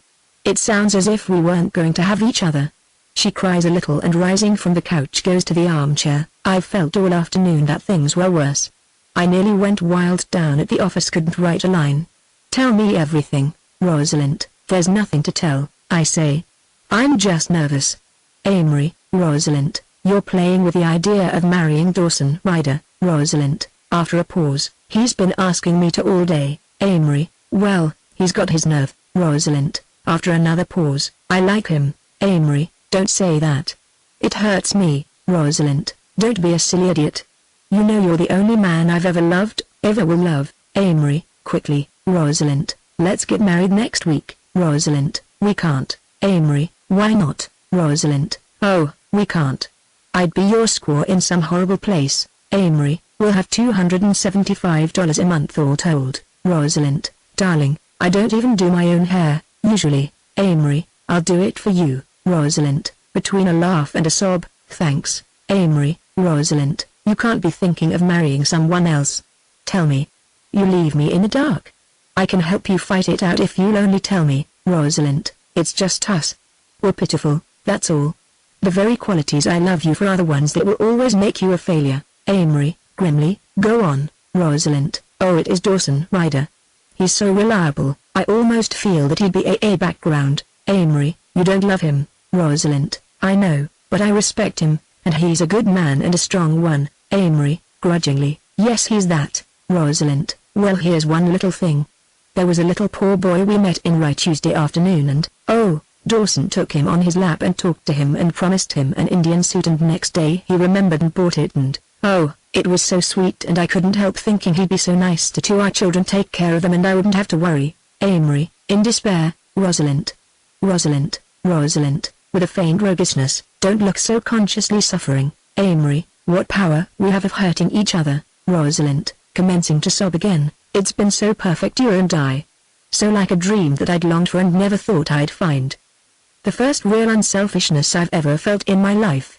And I can't see it fade out in a colorless atmosphere. Amory, it won't. Rosalind, I'd rather keep it as a beautiful memory tucked away in my heart. Amory, yes, women can do that, but not men.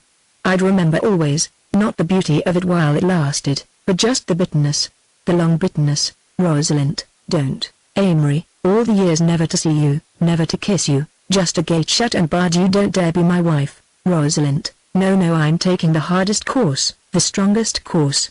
Marrying you would be a failure, and I never fail. If you don't stop walking up and down, I'll scream. Again he sinks despairingly onto the lounge. Amory, come over here and kiss me. Rosalind, number. Amory, don't you want to kiss me? Rosalind, tonight I want you to love me calmly and coolly. Amory, the beginning of the end. Rosalind, with a burst of insight. Amory, you're young. I'm young. People excuse us now for our poses and vanities, for treating people like Sancho and yet getting away with it. They excuse us now. But you've got a lot of knocks coming to you, Amory, and you're afraid to take them with me. Rosalind, no, not that. There was a poem I read somewhere. You'll say Ella Wheeler Wilcox and laugh, but listen. For this is wisdom, to love and live, to take what fate or the gods may give, to ask no question, to make no prayer, to kiss the lips and caress the hair, speed passion's ebb as we greet its flow, to have and to hold, and, in time, let go. Amory, but we haven't had. Rosalind, Amory, I'm yours, you know it. There have been times in the last month I'd have been completely yours if you'd said so. But I can't marry you and ruin both our lives. Amory, we've got to take our chance for happiness. Rosalind, Dawson says I'd learn to love him. Amory, with his head sunk in his hands, does not move. There, life seems suddenly gone out of him. Rosalind, lover. Lover. I can't do with you, and I can't imagine life without you. Amory, Rosalind, we're on each other's nerves. It's just that we're both high-strung, and this week, his voice is curiously old. She crosses to him and, taking his face in her hands, kisses him. Rosalind, I can't, Amory. I can't be shut away from the trees and flowers, cooped up in a little flat, waiting for you. You'd hate me in a narrow atmosphere. I'd make you hate me. Again she's blinded by sudden uncontrolled tears. Amory, Rosalind, Rosalind, oh, darling, go, don't make it harder. I can't stand it. Amory, his face drawn, his voice strained. Do you know what you're saying? Do you mean forever? There is a difference somehow in the quality of their suffering. Rosalind, can't you see? Amory, I'm afraid I can't if you love me.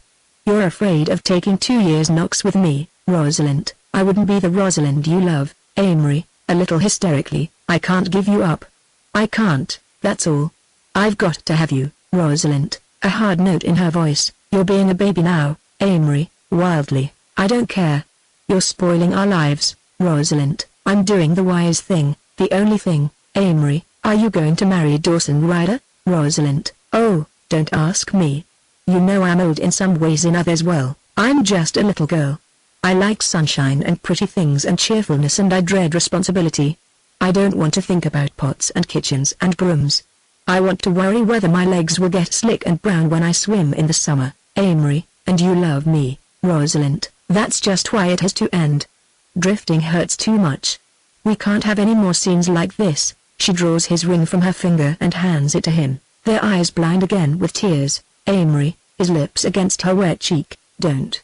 Keep it, please, oh, don't break my heart. She presses the ring softly into his hand. Rosalind, brokenly, you'd better go. Amory, goodbye. She looks at him once more, with infinite longing, infinite sadness. Rosalind, don't ever forget me. Amory, goodbye. He goes to the door, fumbles for the knob, finds it. She sees him throw back his head and he is gone. Gone. She half starts from the lounge and then sinks forward on her face into the pillows. Rosalind, oh, God, I want to die. After a moment she rises and with her eyes closed feels her way to the door. Then she turns and looks once more at the room. Here they had sat and dreamed, the tray she had so often filled with matches for him, that shade that they had discreetly lowered one long Sunday afternoon.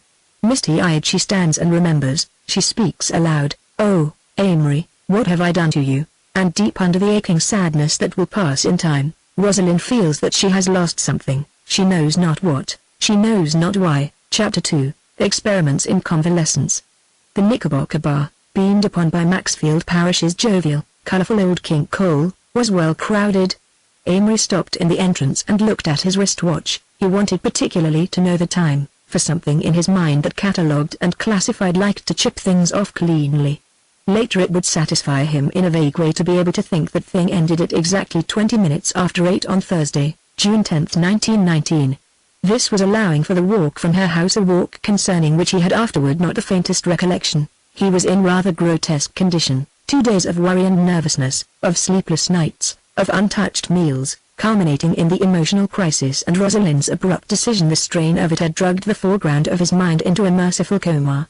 As he fumbled clumsily with the olives at the free lunch table, a man approached and spoke to him, and the olives dropped from his nervous hands. Well, Amory, it was someone he had known at Princeton. He had no idea of the name. "Hello, old boy," he heard himself saying. "Name's Jim Wilson. You've forgotten." "Sure, you bet, Jim. I remember. Going to reunion, you know." Simultaneously he realized that he was not going to reunion. Get overseas? Amory nodded, his eyes staring oddly. Stepping back to let someone pass, he knocked the dish of olives to a crash on the floor. "Too bad," he muttered. "Have a drink?" Wilson, ponderously diplomatic, reached over and slapped him on the back. "You've had plenty, old boy." Amory eyed him dumbly until Wilson grew embarrassed under the scrutiny. "Plenty, hell," said Amory finally. "I haven't had a drink today." Wilson looked incredulous. "Have a drink or not?"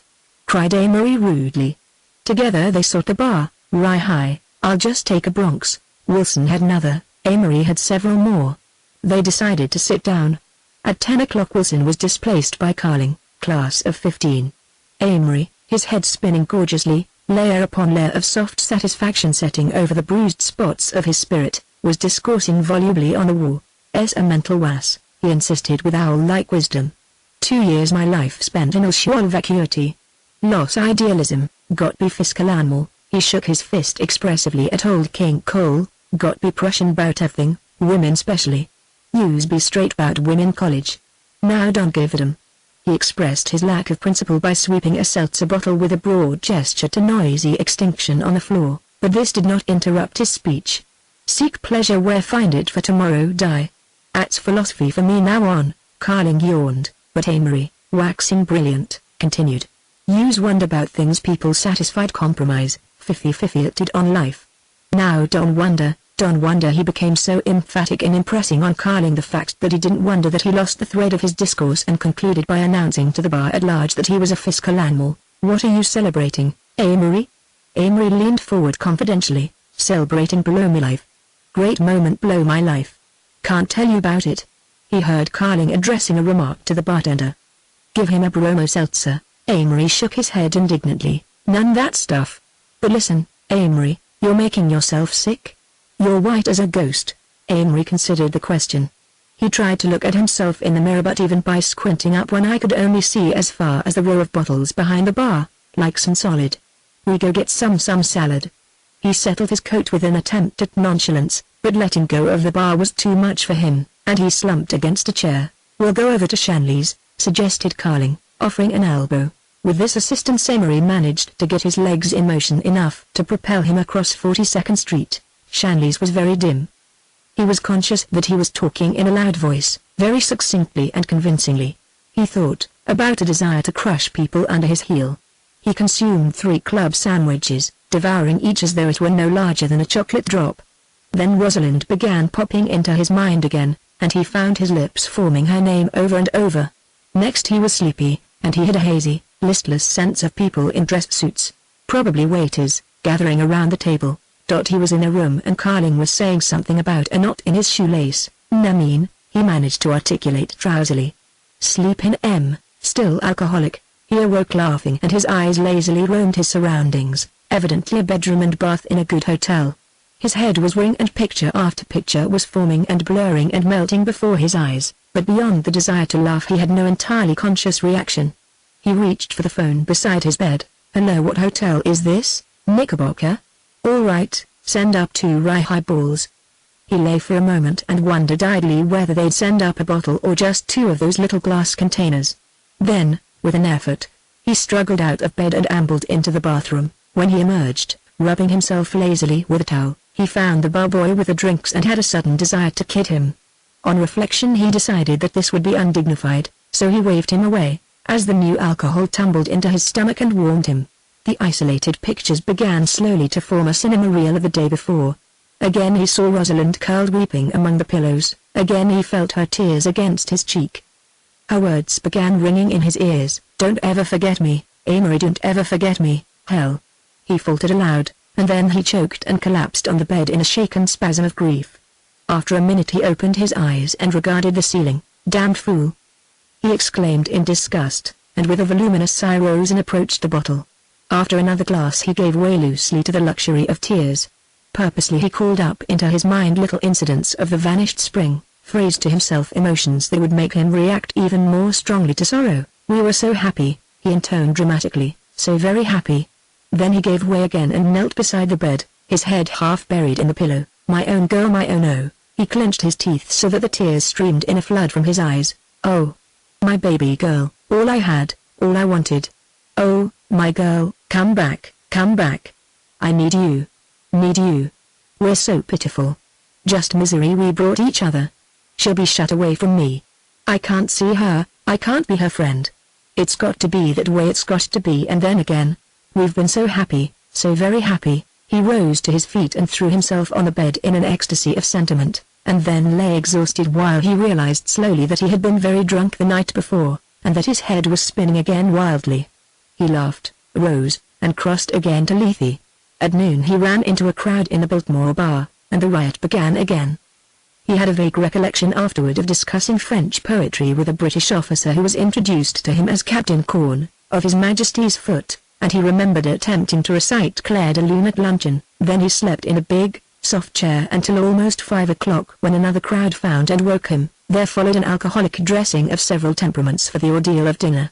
They selected theater tickets at Tyson's for a play that had a 4-drink program, a play with 2 monotonous voices, with turbid, gloomy scenes, and lighting effects that were hard to follow when his eyes behaved so amazingly. He imagined afterward that it must have been the jest. Then the Coconut Grove, where Amory slept again on a little balcony outside. Out in Shanley's, Yonkers, he became almost logical, and by a careful control of the number of highballs he drank, grew quite lucid and garrulous. He found that the party consisted of 5 men, 2 of whom he knew slightly. He became righteous about paying his share of the expense and insisted in a loud voice on arranging everything then and there to the amusement of the tables around him. Someone mentioned that a famous cabaret star was at the next table, so Amory rose and, approaching gallantly, introduced himself. This involved him in an argument, first with her escort and then with the head waiter, Amory's attitude being a lofty and exaggerated courtesy. He consented, after being confronted with irrefutable logic, to being led back to his own table. Decided to commit suicide, he announced suddenly. "When?" "Next year, now. Tomorrow morning. Going to take a room at the Model, get into a hot bath and open a vein. He's getting morbid. You need another eye, old boy. We'll all talk it over tomorrow." But Amory was not to be dissuaded, from argument at least. "Did you ever get that way?" he demanded confidentially. "Fortuxio, sure, often. My chronic state." This provoked discussion. One man said that he got so depressed sometimes that he seriously considered it. Another agreed that there was nothing to live for. Captain Corn, who had somehow rejoined the party, said that in his opinion it was when one's health was bad that one felt that way most. Amory's suggestion was that they should each order a Bronx, mix broken glass in it, and drink it off. To his relief no one applauded the idea, so having finished his highball, he balanced his chin in his hand and his elbow on the table, a most delicate, scarcely noticeable sleeping position, he assured himself, and went into a deep stupor. He was awakened by a woman clinging to him, a pretty woman, with brown, disarranged hair and dark blue eyes. "Take me home," she cried. "Hello," said Amory, blinking. "I like you," she announced tenderly. "I like you too." He noticed that there was a noisy man in the background and that one of his party was arguing with him. "Fella I was with is a damn fool," confided the blue-eyed woman. "I hate him. I want to go home with you." "You drunk?" queried Amory with intense wisdom. She nodded coyly. Go home with him, he advised gravely.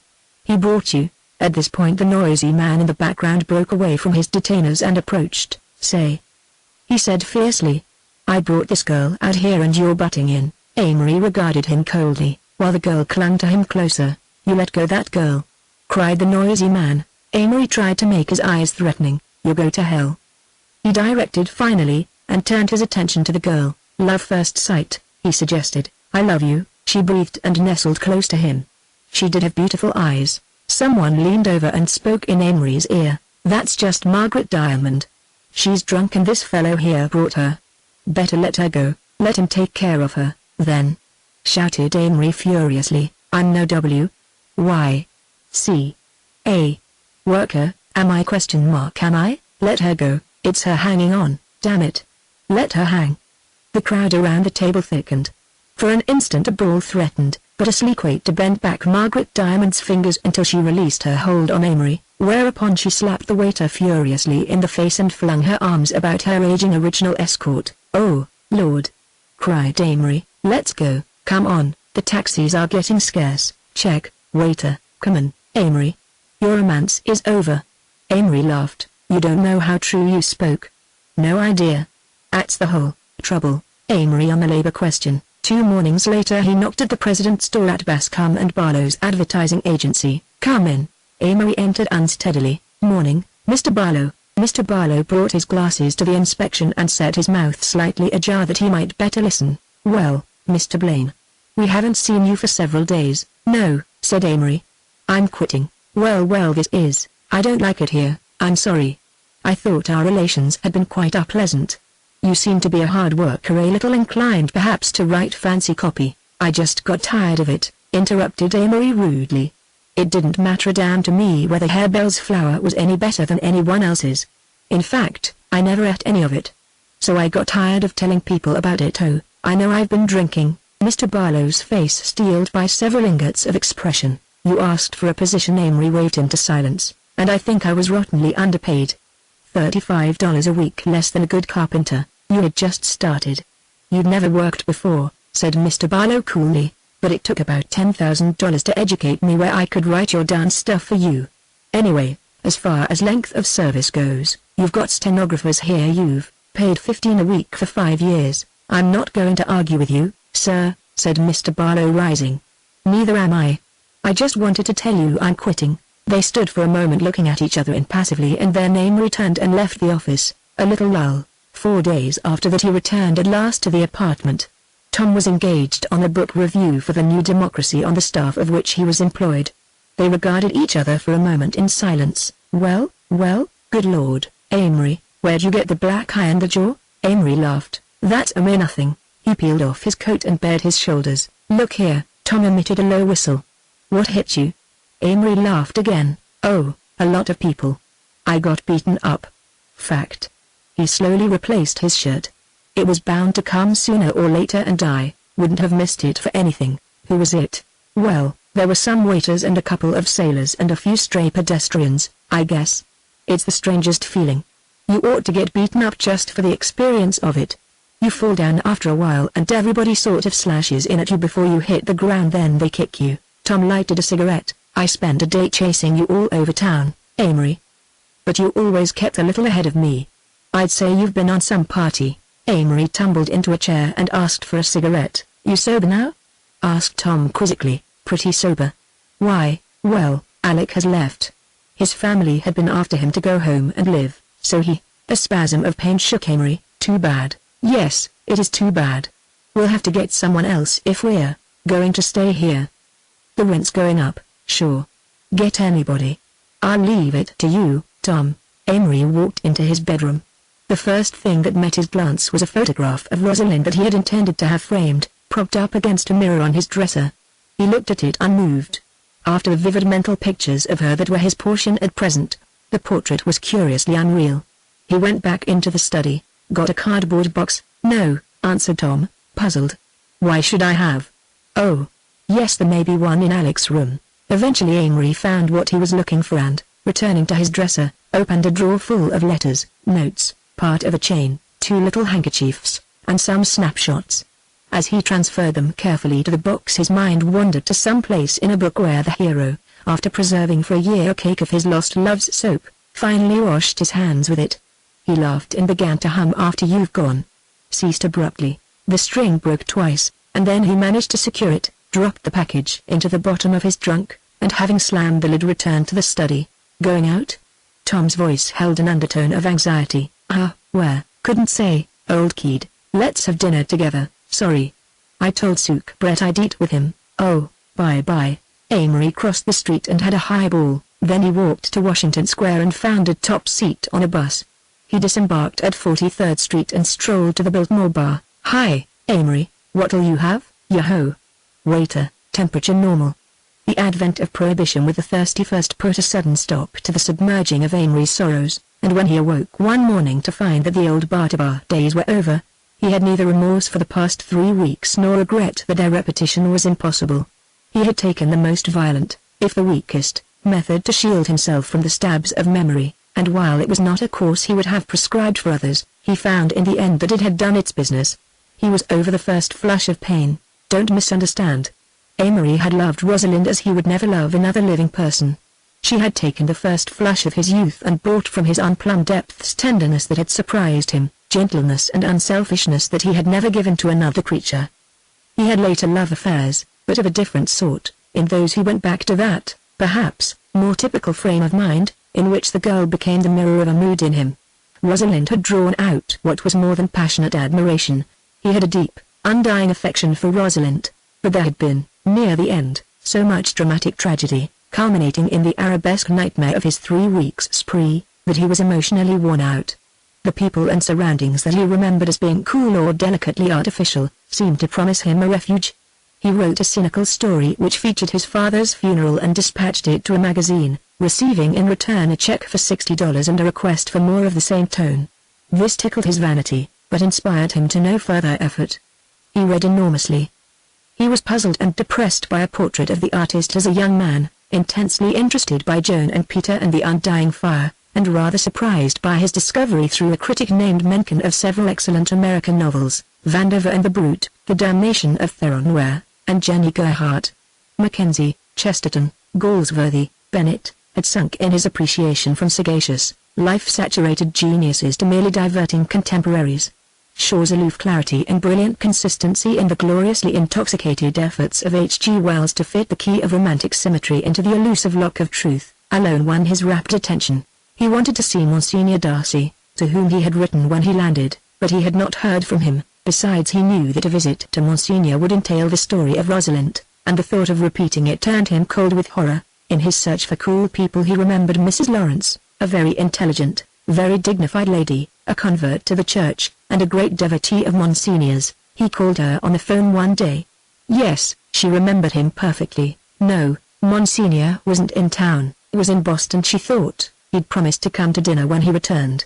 Couldn't Amory take luncheon with her? I thought I'd better catch up, Mrs. Lawrence, he said rather ambiguously when he arrived. Monsignor was here just last week, said Mrs. Lawrence regretfully. He was very anxious to see you, but he'd left your address at home. Did he think I'd plunged into Bolshevism? Asked Amory, interested. Oh, he's having a frightful time. Why, about the Irish Republic? He thinks it lacks dignity, so? He went to Boston when the Irish president arrived and he was greatly distressed because the receiving committee, when they rode in an automobile, would put their arms around their president. I don't blame him. Well, what impressed you more than anything while you were in the army? You look a great deal older. That's from another, more disastrous battle, he answered, smiling in spite of himself. But the army let me see well. I discovered that physical courage depends to a great extent on the physical shape a man is in. I found that I was as brave as the next man. It used to worry me before. What else? Well, the idea that men can stand anything if they get used to it, and the fact that I got a high mark in the psychological examination. Mrs. Lawrence laughed. Amory was finding it a great relief to be in this cool house on Riverside Drive, away from more condensed New York and the sense of people expelling great quantities of breath into a little space. Mrs. Lawrence reminded him vaguely of Beatrice, not in temperament, but in her perfect grace and dignity. The house, its furnishings, the manner in which dinner was served, were in immense contrast to what he had met in the great places on Long Island, where the servants were so obtrusive that they had positively to be bumped out of the way, or even in the houses of more conservative Union Club families. He wondered if this air of symmetrical restraint, this grace, which he felt was continental, was distilled through Mrs. Lawrence's New England ancestry or acquired in long residence in Italy and Spain. 2 glasses of Sauternes at luncheon loosened his tongue, and he talked, with what he felt was something of his old charm, of religion and literature and the menacing phenomena of the social order. Mrs. Lawrence was ostensibly pleased with him, and her interest was especially in his mind. He wanted people to like his mind again after a while. It might be such a nice place in which to live. Monsignor Darcy still thinks that you're his reincarnation, that your faith will eventually clarify. Perhaps, he assented. I'm rather pagan at present. It's just that religion doesn't seem to have the slightest bearing on life at my age. When he left her house he walked down Riverside Drive with a feeling of satisfaction. It was amusing to discuss again such subjects as this young poet, Stephen Vincent Bennett, or the Irish Republic. Between the rancid accusations of Edward Carson and Justice Coughlin he had completely tired of the Irish question, yet there had been a time when his own Celtic traits were pillars of his personal philosophy. There seemed suddenly to be much left in life, if only this revival of old interests did not mean that he was backing away from it again, backing away from life itself. Restlessness. I'm tres old and tres bored, Tom, said Amory one day, stretching himself at ease in the comfortable window seat. He always felt most natural in a recumbent position. You used to be entertaining before you started to write, he continued. Now you save any idea that you think would do to print. Existence had settled back to an ambitionless normality. They had decided that with economy they could still afford the apartment, which Tom, with the domesticity of an elderly cat, had grown fond of. The old English hunting prints on the wall were Tom's, and the large tapestry by courtesy, a relic of decadent days in college, and the great profusion of orphaned candlesticks and the carved Louis XV chair in which no one could sit more than a minute without acute spinal disorders. Tom claimed that this was because one was sitting in the lap of Montespan's wraith. At any rate, it was Tom's furniture that decided them to stay. They went out very little, to an occasional play, or to dinner at the Ritz or the Princeton Club. With Prohibition the great rendezvous had received their death wounds. No longer could one wander to the Biltmore bar at 12 or 5 and find congenial spirits, and both Tom and Amory had outgrown the passion for dancing with Midwestern or New Jersey debbies at the Club de Vingt, surnamed the Club de Gink, or the Plaza Rose Room. Besides, even that required several cocktails to come down to the intellectual level of the women present, as Amory had once put it to a horrified matron. Amory had lately received several alarming letters from Mr. Barton. The Lake Geneva house was too large to be easily rented. The best rent obtainable at present would serve this year to little more than pay for the taxes and necessary improvements. In fact, the lawyer suggested that the whole property was simply a white elephant on Amory's hands. Nevertheless, even though it might not yield a cent for the next 3 years, Amory decided with a vague sentimentality that for the present, at any rate, he would not sell the house. This particular day on which he announced his ennui to Tom had been quite typical. He had risen at noon, lunched with Mrs. Lawrence, and then ridden abstractedly homeward atop one of his beloved buses. Why shouldn't you be bored, yawned Tom.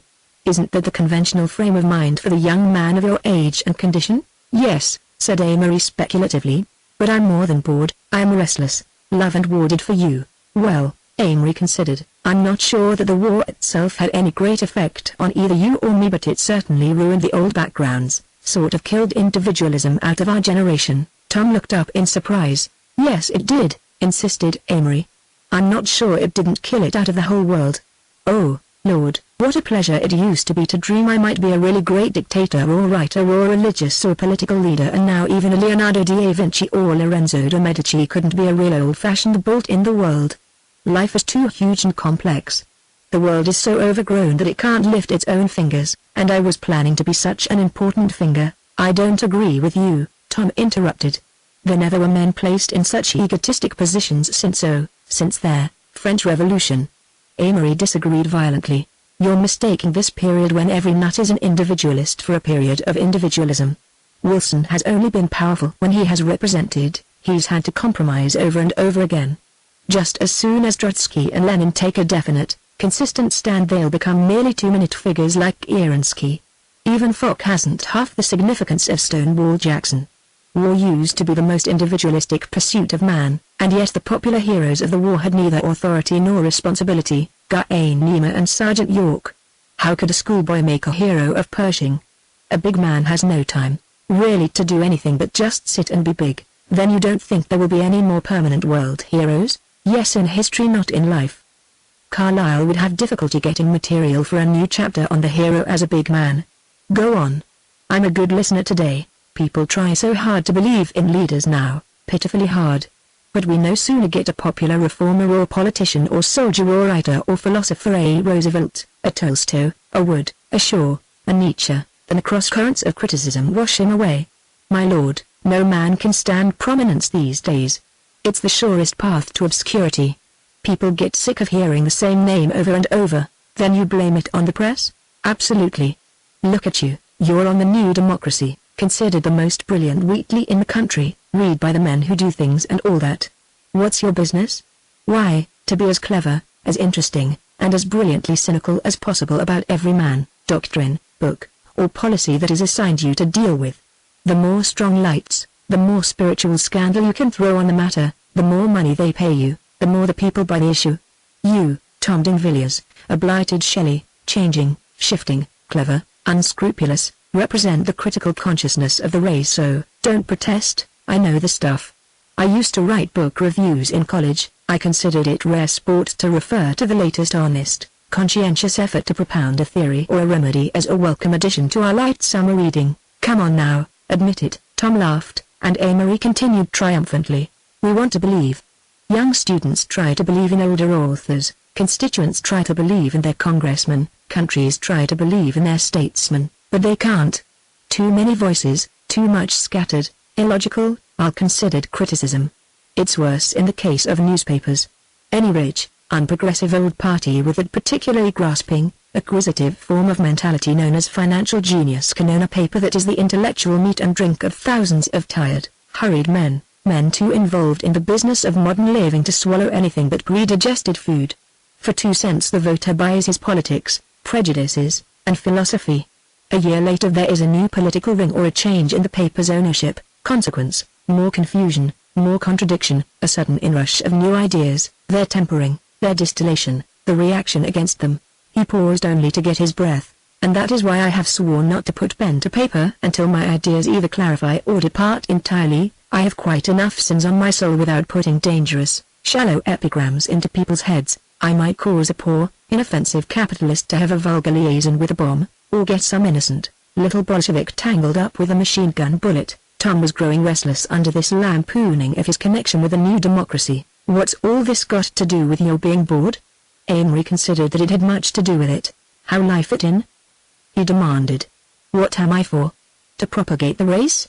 According to the American novels we are led to believe that the healthy American boy from 19 to 25 is an entirely sexless animal. As a matter of fact, the healthier he is the less that's true. The only alternative to letting it get you is some violent interest. Well, the war is over. I believe too much in the responsibilities of authorship to write just now, and business, well, business speaks for itself. It has no connection with anything in the world that I've ever been interested in, except a slim, utilitarian connection with economics.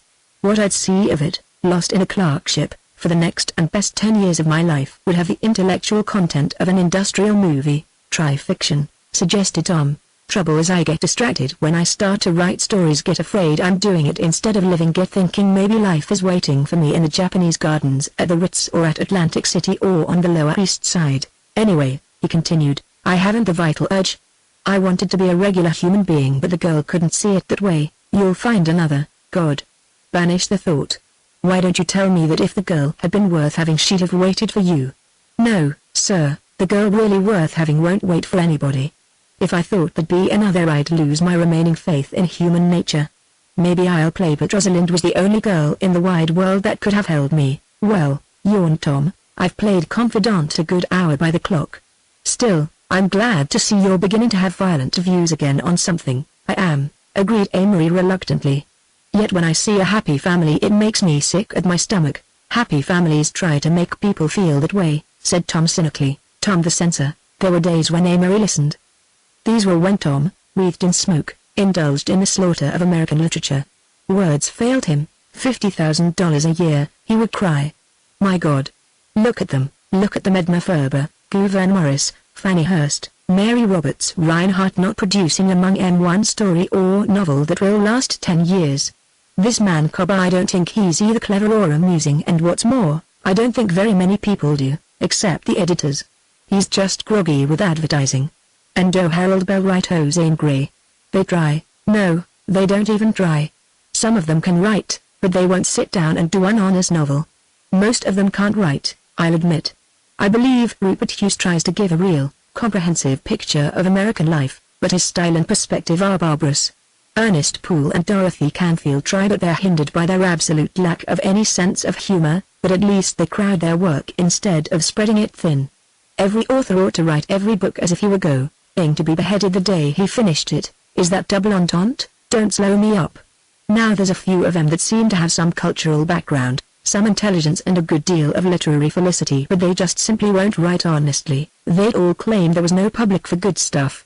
Then why the devil is it that Wells, Conrad, Galsworthy, Shaw, Bennett, and the rest depend on America for over half their sales? How does little Tommy like the poets? Tom was overcome. He dropped his arms until they swung loosely beside the chair and emitted faint grunts. I'm writing a satire on M now, calling it Boston Bards and Hearst Reviewers. Let's hear it, said Amory eagerly. I've only got the last few lines done. That's very modern. Let's hear 'em, if they're funny. Tom produced a folded paper from his pocket and read aloud, pausing at intervals so that Amory could see that it was free verse. So Walter Arendsburg, Alfred Kranberg, Carl Sandburg, Louis Antemeyer, Eunice Tietjens, Clara Schoenfeld, James Oppenheim, Maxwell Bodenheim, Richard Glanzer, Schkamel Iris, Conrad Aiken. I place your names here so that you may live, if only as names, sinuous, mauve-colored names, in there, juvenilia of my collected editions. Amory roared, you win the Iron Pansy. I'll buy you a meal on the arrogance of the last two lines. Amory did not entirely agree with Tom's sweeping damnation of American novelists and poets. He enjoyed both Vachel Lindsay and Booth Tarkington, and admired the conscientious, if slender, artistry of Edgar Lee Masters. What I hate is this idiotic drivel about I am God, I am man, I ride the winds, I look through the smoke, I am the life sense. It's ghastly, and I wish American novelists would give up trying to make business romantically interesting. Nobody wants to read about it, unless it's crooked business. If it was an entertaining subject, they'd buy The Life of James J. Hill and not one of these long office tragedies that harp along on the significance of smoke and gloom, said Tom. That's another favorite, though I'll admit the Russians have the monopoly. Our specialty is stories about little girls who break their spines and get adopted by grouchy old men because they smile so much. You'd think we were a race of cheerful cripples and that the common end of the Russian peasant was suicide. 6 o'clock, said Amory, glancing at his wristwatch. I'll buy you a big dinner on the strength of the juvenilia of your collected editions. Looking backward, July sweltered out with the last hot week, and Amory, in another surge of unrest, realized that it was just 5 months since he and Rosalind had met. Yet it was already hard for him to visualize the heart-whole boy who had stepped off the transport, passionately desiring the adventure of life.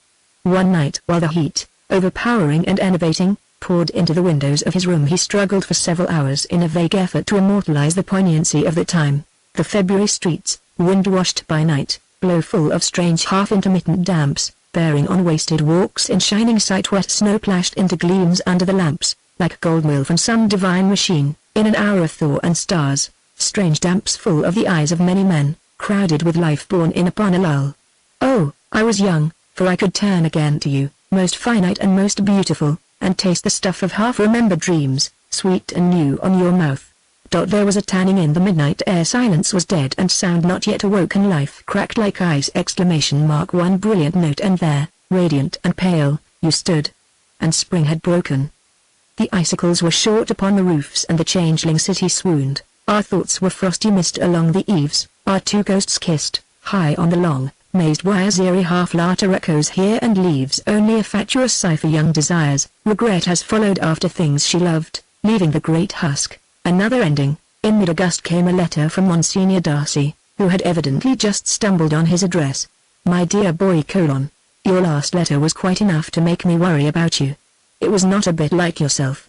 Reading between the lines, I should imagine that your engagement to this girl is making you rather unhappy, and I see you have lost all the feeling of romance that you had before the war. You make a great mistake if you think you can be romantic without religion. Sometimes I think that with both of us the secret of success, when we find it, is the mystical element in us. Something flows into us that enlarges our personalities, and when it ebbs out our personalities shrink. I should call your last two letters rather shriveled. Beware of losing yourself in the personality of another being, man or woman. His Eminence Cardinal O'Neill and the Bishop of Boston are staying with me at present, so it is hard for me to get a moment to write, but I wish you would come up here later if only for a weekend. I go to Washington this week. What I shall do in the future is hanging in the balance. Absolutely between ourselves, I should not be surprised to see the red hat of a cardinal descend upon my unworthy head within the next 8 months. In any event, I should like to have a house in New York or Washington where you could drop in for weekends. Amory, I'm very glad we're both alive. This war could easily have been the end of a brilliant family. But in regard to matrimony, you are now at the most dangerous period of your life. You might marry in haste and repent at leisure, but I think you won't. From what you write me about the present calamitous state of your finances, what you want is naturally impossible. However, if I judge you by the means I usually choose, I should say that there will be something of an emotional crisis within the next year. Do write me. I feel annoyingly out of date on you. With greatest affection, Thea Darcy. Within a week after the receipt of this letter their little household fell precipitously to pieces. The immediate cause was the serious and probably chronic illness of Tom's mother. So they stored the furniture, gave instructions to sublet and shook hands gloomily in the Pennsylvania station.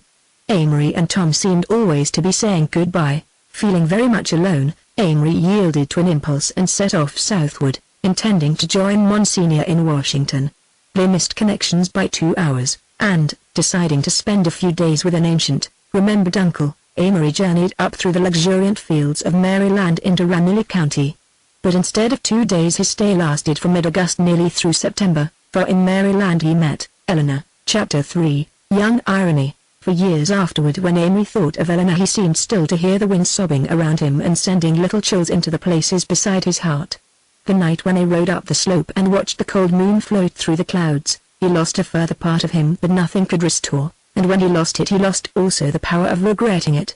Eleanor was, say, the last time that evil crept close to Amory under the mask of beauty, the last weird mystery that held him with wild fascination and pounded his soul to flakes. With her his imagination ran riot, and that is why they rode to the highest hill and watched an evil moon ride high, for they knew then that they could see the devil in each other. But Eleanor, did Amory dream her? Afterward their ghosts played, yet both of them hoped from their souls never to meet. Was it the infinite sadness of her eyes that drew him, or the mirror of himself that he found in the gorgeous clarity of her mind? She will have no other adventure like Amory, and if she reads this she will say, and Amory will have no other adventure like me. Nor will she sigh, any more than he would sigh. Eleanor tried to put it on paper once. The fading things we only know, will have forgotten, put away, desires that melted with the snow, and dreams begotten this today, the sudden dawns we laughed to greet, that all could see, that none could share, will be but dawns. And if we meet, we shall not care, dear. Not one tear will rise for this, a little while hence, no regret, will stir for a remembered kiss, not even silence, when we've met. We'll give old ghosts a waste to roam, or stir the surface of the sea. If grey shapes drift beneath the foam, we shall not see. They quarreled dangerously because Amory maintained that sea and sea couldn't possibly be used as a rhyme. And then Eleanor had part of another verse that she couldn't find a beginning for. But wisdom passes. Still the years will feed us wisdom, age will go back to the old, for all our tears, we shall not know. Eleanor hated Maryland passionately. She belonged to the oldest of the old families of Ramilly County and lived in a big, gloomy house with her grandfather. She had been born and brought up in France. I see I am starting wrong. Let me begin again. Amory was bored, as he usually was in the country. He used to go for far walks by himself and wander along reciting Al-Alun to the cornfields, and congratulating Poe for drinking himself to death in that atmosphere of smiling complacency.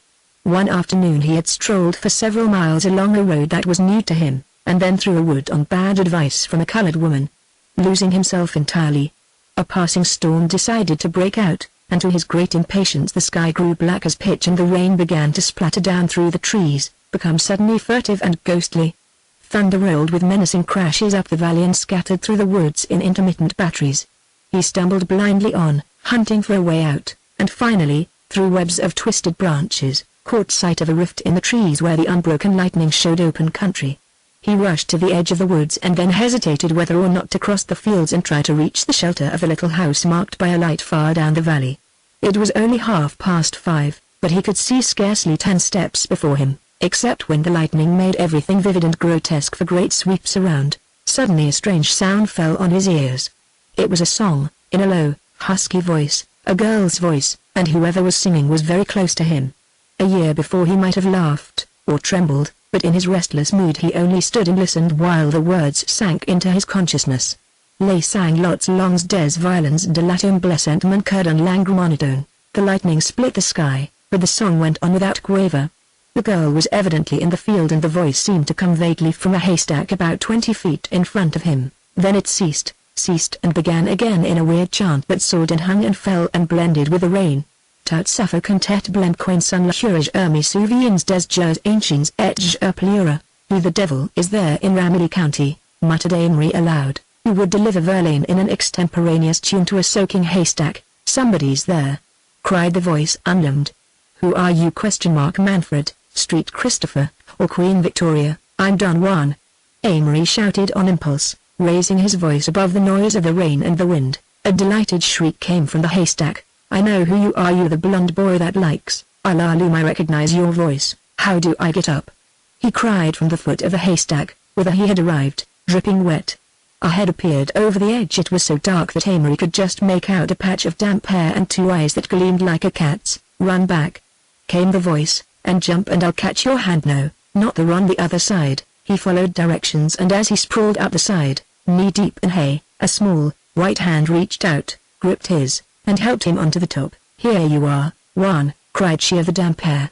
Do you mind if I drop the Don? You've got a thumb like mine, he exclaimed, and you're holding my hand, which is dangerous, without seeing my face. He dropped it quickly. As if in answer to his prayers came a flash of lightning and he looked eagerly at her who stood beside him on the soggy haystack, 10 feet above the ground. But she had covered her face and he saw nothing but a slender figure, dark, damp, bobbed hair, and the small white hands with the thumbs that bent back like his. Sit down, she suggested politely, as the dark closed in on them. If you'll sit opposite me in this hollow you can have half of the raincoat, which I was using as a waterproof tent until you so rudely interrupted me. I was asked, Amory said joyfully. You asked me? You know you did. Don Juan always manages that, she said, laughing, but I shan't call you that anymore, because you've got reddish hair. Instead you can recite Alaaloom and I'll be Psyche, your soul. Amory flushed, happily invisible under the curtain of wind and rain. They were sitting opposite each other in a slight hollow in the hay with the raincoat spread over most of them, and the rain doing for the rest. Amory was trying desperately to see Psyche, but the lightning refused to flash again, and he waited impatiently. Good Lord! Supposing she wasn't beautiful, supposing she was 40 and pedantic, heavens! Suppose, only suppose, she was mad. But he knew the last was unworthy. Here had Providence sent a girl to amuse him just as it sent Benvenuto Cellini men to murder, and he was wondering if she was mad, just because she exactly filled his mood. I'm not, she said. Not what? Not mad. I didn't think you were mad when I first saw you. So it isn't fair that you should think so of me. How on earth? As long as they knew each other, Eleanor and Amory could be on a subject and stop talking with the definite thought of it in their heads, yet 10 minutes later speak aloud and find that their minds had followed the same channels and led them each to a parallel idea, an idea that others would have found absolutely unconnected with the first. Tell me, he demanded, leaning forward eagerly, how do you know about Alaaloom? How did you know the color of my hair? What's your name? What were you doing here? Tell me all at once. Suddenly the lightning flashed in with a leap of overreaching light and he saw Elena, and looked for the first time into those eyes of hers. Oh, she was magnificent, pale skin, the color of marble in starlight, slender brows, and eyes that glittered green as emeralds in the blinding glare. She was a witch, of perhaps 19, he judged, alert and dreamy and with the telltale white line over her upper lip that was a weakness and a delight. He sank back with a gasp against the wall of hay. Now you've seen me, she said calmly, and I suppose you're about to say that my green eyes are burning into your brain. What color is your hair? He asked intently. It's bobbed, isn't it? Yes, it's bobbed. I don't know what color it is, she answered, musing. So many men have asked me. It's medium. I suppose no one ever looks long at my hair. I've got beautiful eyes, though. Haven't I? I don't care what you say, I have beautiful eyes. Answer my question, Madeline. Don't remember them all. Besides, my name isn't Madeline, it's Eleanor. I might have guessed it. You look like Eleanor. You have that Eleanor look. You know what I mean. There was a silence as they listened to the rain. It's going down my neck, fellow lunatic," she offered finally. "Answer my questions." "Well, name of Savage, Eleanor, live in big old house mile down road, nearest living relation to be notified, grandfather Emily Savage, height, 5 feet 4 inches, number on watch case, 3077 W, nose, delicate aquiline, temperament, uncanny." "And me?" Amory interrupted. "Where did you see me?" "Oh, you're one of those men," she answered haughtily, "must lug old self into conversation." "Well, my boy, I was behind a hedge sunning myself one day last week, and along comes a man saying in a pleasant, conceited way of talking, 'And now when the night was senescent,' says he, 'and the star dials pointed to morn at the end of the path liquescent,' says he, 'and nebulous luster was born,' so I poked my eyes up over the hedge. But you had started to run, for some unknown reason, and so I saw but the back of your beautiful head." "Oh," says I, "there's a man for whom many of us might sigh," and I continued in my best Irish. "All right," Amory interrupted. "Now go back to yourself." "Well, I will. I'm one of those people who go through the world giving other people thrills, but getting few myself except those I read into men on such nights as these. I have the social courage to go on the stage, but not the energy. I haven't the patience to write books, and I never met a man I'd marry. However, I'm only 18. The storm was dying down softly and only the wind kept up its ghostly surge and made the stack lean and gravely settle from side to side. Amory was in a trance. He felt that every moment was precious. He had never met a girl like this before. She would never seem quite the same again. He didn't at all feel like a character in a play, the appropriate feeling in an unconventional situation. Instead, he had a sense of coming home. "I have just made a great decision," said Eleanor after another pause, "and that is why I'm here, to answer another of your questions. I have just decided that I don't believe in immortality." "Really?" "How banal." "Frightfully so," she answered, "but depressing with a stale, sickly depression, nevertheless. I came out here to get wet like a wet hen." "Wet hens always have great clarity of mind," she concluded. "Go on," Amory said politely. "Well, I'm not afraid of the dark, so I put on my slicker and rubber boots and came out. You see, I was always afraid, before, to say I didn't believe in God because the lightning might strike me, but here I am and it hasn't, of course, but the main point is that this time I wasn't any more afraid of it than I had been when I was a Christian Scientist, like I was last year. So now I know I'm a materialist, and I was fraternizing with the hay when you came out and stood by the woods, scared to death." "Why, you little wretch!" cried Amory indignantly. "Scared of what?" "Yourself," she shouted, and he jumped. She clapped her hands and laughed. "See, conscience kill it like me. Eleanor Savage, materialist. No jumping, no starting, come early, but I have to have a soul." He objected. "I can't be rational and I won't be molecular." She leaned toward him, her burning eyes never leaving his own, and whispered with a sort of romantic finality. "I thought so, Juan, I feared so. You're sentimental. You're not like me. I'm a romantic little materialist. I'm not sentimental. I'm as romantic as you are. The idea, you know, is that the sentimental person thinks things will last. The romantic person has a desperate confidence that they won't." This was an ancient distinction of Amory's, epigrams. "I'm going home," she said sadly. "Let's get off the haystack and walk to the crossroads." They slowly descended from their perch. She would not let him help her down, and the motioning him away arrived in a graceful lump in the soft mud, where she sat for an instant, laughing at herself.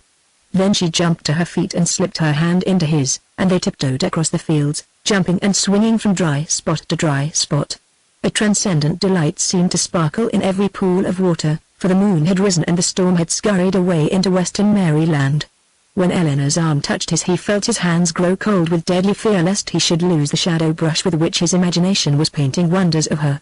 He watched her from the corners of his eyes as ever he did when he walked with her. She was a feast and a folly, and he wished it had been his destiny to sit forever on a haystack and see life through her green eyes. His paganism soared that night, and when she faded out like a grey ghost down the road, a deep singing came out of the fields and filled his way homeward.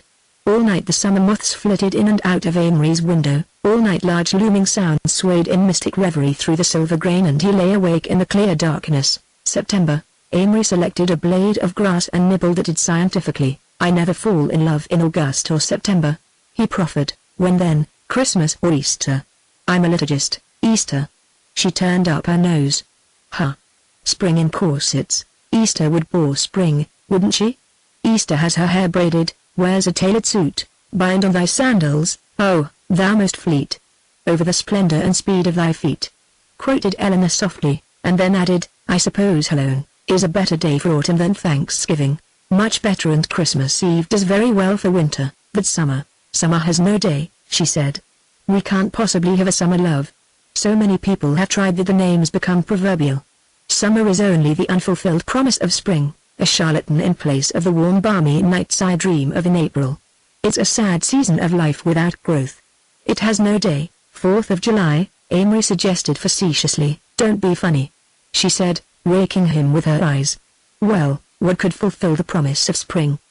She thought a moment. Oh, I suppose heaven would, if there was one, she said finally. A sort of pagan heaven. You ought to be a materialist, she continued irrelevantly. Why? Because you look a good deal like the pictures of Rupert Brooke. To some extent Amory tried to play Rupert Brooke as long as he knew Eleanor. What he said, his attitude toward life, toward her, toward himself, were all reflexes of the dead Englishman's literary moods. Often she sat in the grass, a lazy wind playing with her short hair, her voice husky as she ran up and down the scale from Grantchester to Waikiki. There was something most passionate in Eleanor's reading aloud. They seemed nearer, not only mentally, but physically, when they read, than when she was in his arms, and this was often, for they fell half into love almost from the first. Yet was Amory capable of love now? He could, as always, run through the emotions in a half hour, but even while they reveled in their imaginations, he knew that neither of them could care as he had cared once before. I suppose that was why they turned to Brooke, and Swinburne, and Shelley. Their chance was to make everything fine and finished and rich and imaginative. They must bend tiny golden tentacles from his imagination to hers. That would take the place of the great, deep love that was never so near, yet never so much of a dream. One poem they read over and over, Swinburne's Triumph of Time, and 4 lines of it rang in his memory afterward on warm nights when he saw the fireflies among dusky tree trunks and heard the low drone of many frogs. Then Eleanor seemed to come out of the night and stand by him, and he heard her throaty voice, with its tone of a fleecy-headed drum, repeating, Is it worth a tear, is it worth an hour, to think of things that are well outworn, of fruitless husk and fugitive flower, the dream foregone and the deed forborne? They were formally introduced 2 days later, and his aunt told him her history. The Ramillys were 2, old Mr. Ramilly and his granddaughter, Eleanor. She had lived in France with a restless mother whom Amory imagined to have been very like his own, on whose death she had come to America, to live in Maryland. She had gone to Baltimore first to stay with a bachelor uncle, and there she insisted on being a debutante at the age of 17. She had a wild winter and arrived in the country in March, having quarreled frantically with all her Baltimore relatives, and shocked them into fiery protest. A rather fast crowd had come out, who drank cocktails in limousines and were promiscuously condescending and patronizing toward older people, and Eleanor, with an esprit that hinted strongly of the boulevards, led many innocents still redolent of St. Timothy's and Farmington, into paths of bohemian naughtiness. When the story came to her uncle, a forgetful cavalier of a more hypocritical era, there was a scene, from which Eleanor emerged, subdued but rebellious and indignant, to seek haven with her grandfather who hovered in the country on the near side of senility. That's as far as her story went. She told him the rest herself, but that was later. Often they swam, and as Amory floated lazily in the water he shut his mind to all thoughts except those of hazy soap bubble lands where the sun splattered through wind-drunk trees. How could anyone possibly think or worry, or do anything except splash and dive and loll there on the edge of time while the flower months failed? Let the days move over. Sadness and memory and pain recurred outside, and here, once more, before he went on to meet them. He wanted to drift and be young. There were days when Amory resented that life had changed from an even progress along a road stretching ever in sight, with the scenery merging and blending, into a succession of quick, unrelated scenes. 2 years of sweat and blood, that sudden absurd instinct for paternity that Rosalind had stirred, the half-sensual, half-neurotic quality of this autumn with Eleanor. He felt that it would take all time, more than he could ever spare, to glue these strange cumbersome pictures into the scrapbook of his life. It was all like a banquet where he sat for this half hour of his youth and tried to enjoy brilliant Epicurean courses. Dimly he promised himself a time where all should be welded together. For months it seemed that he had alternated between being borne along a stream of love or fascination, or left in an eddy, and in the eddies he had not desired to think, rather to be picked up on a wave's top and swept along again. The despairing, dying autumn and I love how well they harmonize, said Eleanor sadly one day as they lay dripping by the water. The Indian summer of our hearts. He ceased. Tell me, she said finally, was she light or dark? Light. Was she more beautiful than I am? I don't know, said Amory shortly. One night they walked while the moon rose and poured a great burden of glory over the garden until it seemed fairyland with Amory and Eleanor, dim phantasmal shapes, expressing eternal beauty in curious self-in-love moods. Then they turned out of the moonlight into the trellised darkness of a vine-hung pagoda, where there were scents so plaintive as to be nearly musical. "Light a match," she whispered. "I want to see you." Scratch. Flare. The night and the scarred trees were like scenery in a play, and to be there with Eleanor, shadowy and unreal, seemed somehow oddly familiar. Amory thought how it was only the past that ever seemed strange and unbelievable. The match went out. "It's black as pitch, we're just voices now," murmured Eleanor, little lonesome voices. "Light another." "That was my last match." Suddenly he caught her in his arms. "You're mine, you know you're mine," he cried wildly. The moonlight twisted in through the vines and listened. The fireflies hung upon their whispers as if to win his glance from the glory of their eyes. The end of summer. No wind is stirring in the grass, not one wind stirs. The water in the hidden pools, as glass, fronts the full moon and so enters the golden token in its icy mass, chanted Eleanor to the trees that skeletoned the body of the night. "Isn't it ghostly here? If you can hold your horse's feet up, let's cut through the woods and find the hidden pools. It's after 1, and you'll get the devil," he objected, "and I don't know enough about horses to put one away in the pitch dark." "Shut up, you old fool," she whispered irrelevantly, and, leaning over, she patted him lazily with her riding crop. "You can leave your old plug in our stable and I'll send him over tomorrow. But my uncle has got to drive me to the station with this old plug at 7 o'clock. Don't be a spoil sport, remember, you have a tendency toward wavering that prevents you from being the entire light of my life." Amory drew his horse up close beside, and, leaning toward her, grasped her hand. "Say I am quick, or I'll pull you over and make you ride behind me." She looked up and smiled and shook her head excitedly. "Oh, do!" or rather, don't. Why are all the exciting things so uncomfortable, like fighting and exploring and skiing in Canada? By the way, we're going to ride up Harper's Hill. "I think that comes in our program about 5 o'clock, you little devil," Amory growled. "You're going to make me stay up all night and sleep in the train like an immigrant all day tomorrow, going back to New York." "Hush. Someone's coming along the road, let's go." "Woo-ee-oop." And with a shout that probably gave the belated traveler a series of shivers, she turned her horse into the woods and Amory followed slowly, as he had followed her all day for 3 weeks. The summer was over, but he had spent the days in watching Eleanor, a graceful, facile Manfred, build herself intellectual and imaginative pyramids while she reveled in the artificialities of the temperamental teens and they wrote poetry at the dinner table. When vanity kissed vanity, 100 happy Junes ago, he pondered o'er her breathlessly, and, that all men might ever know, he rhymed her eyes with life and death. "Through time I'll save my love," he said. Yet beauty vanished with his breath, and, with her lovers, she was dead. Ever his wit and not her eyes, ever his art and not her hair. Who would learn a trick in rhyme, be wise and pause before his sonnet the. "So all my words, however true, might sing you to 1,000th June, and no one ever know that you were beauty for an afternoon." So he wrote one day, when he pondered how coldly we thought of the dark lady of the sonnets, and how little we remembered her as the great man wanted her remembered. For what Shakespeare must have desired, to have been able to write with such divine despair, was that the lady should live. And now we have no real interest in her. The irony of it is that if he had cared more for the poem than for the lady, the sonnet would be only obvious, imitative rhetoric, and no one would ever have read it after 20 years. This was the last night Amory ever saw Eleanor. He was leaving in the morning and they had agreed to take a long farewell trot by the cold moonlight. She wanted to talk, she said, perhaps the last time in her life that she could be rational. She meant bows with comfort. So they had turned into the woods and rode for half an hour with scarcely a word, except when she whispered "damn." At a bothersome branch whispered it as no other girl was ever able to whisper it. Then they started up Harper's Hill, walking their tired horses. "Good Lord. It's quiet here," whispered Eleanor, much more lonesome than the woods. "I hate woods," Amory said, shuddering. "Any kind of foliage or underbrush at night. Out here it's so broad and easy on the spirit, the long slope of a long hill, and the cold moon rolling moonlight down it, and thee and me, last and the most important." It was quiet that night. The straight road they followed up to the edge of the cliff knew few footsteps at any time.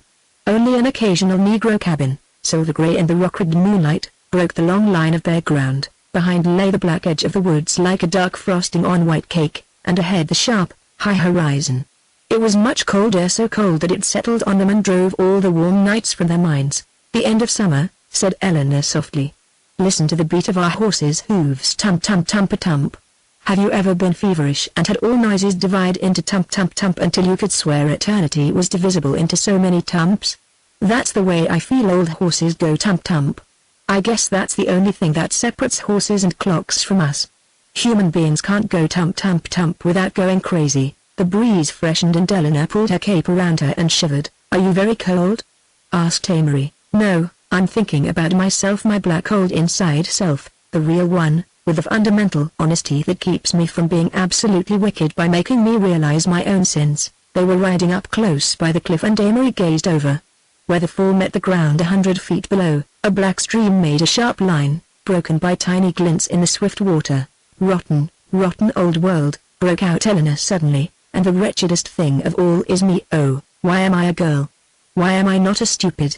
Look at you, you're stupider than I am, not much, but some, and you can lope about and get bored and then lope somewhere else, and you can play around with girls without being involved in meshes of sentiment, and you can do anything and be justified, and here am I with the brains to do everything, yet tied to the sinking ship of future matrimony.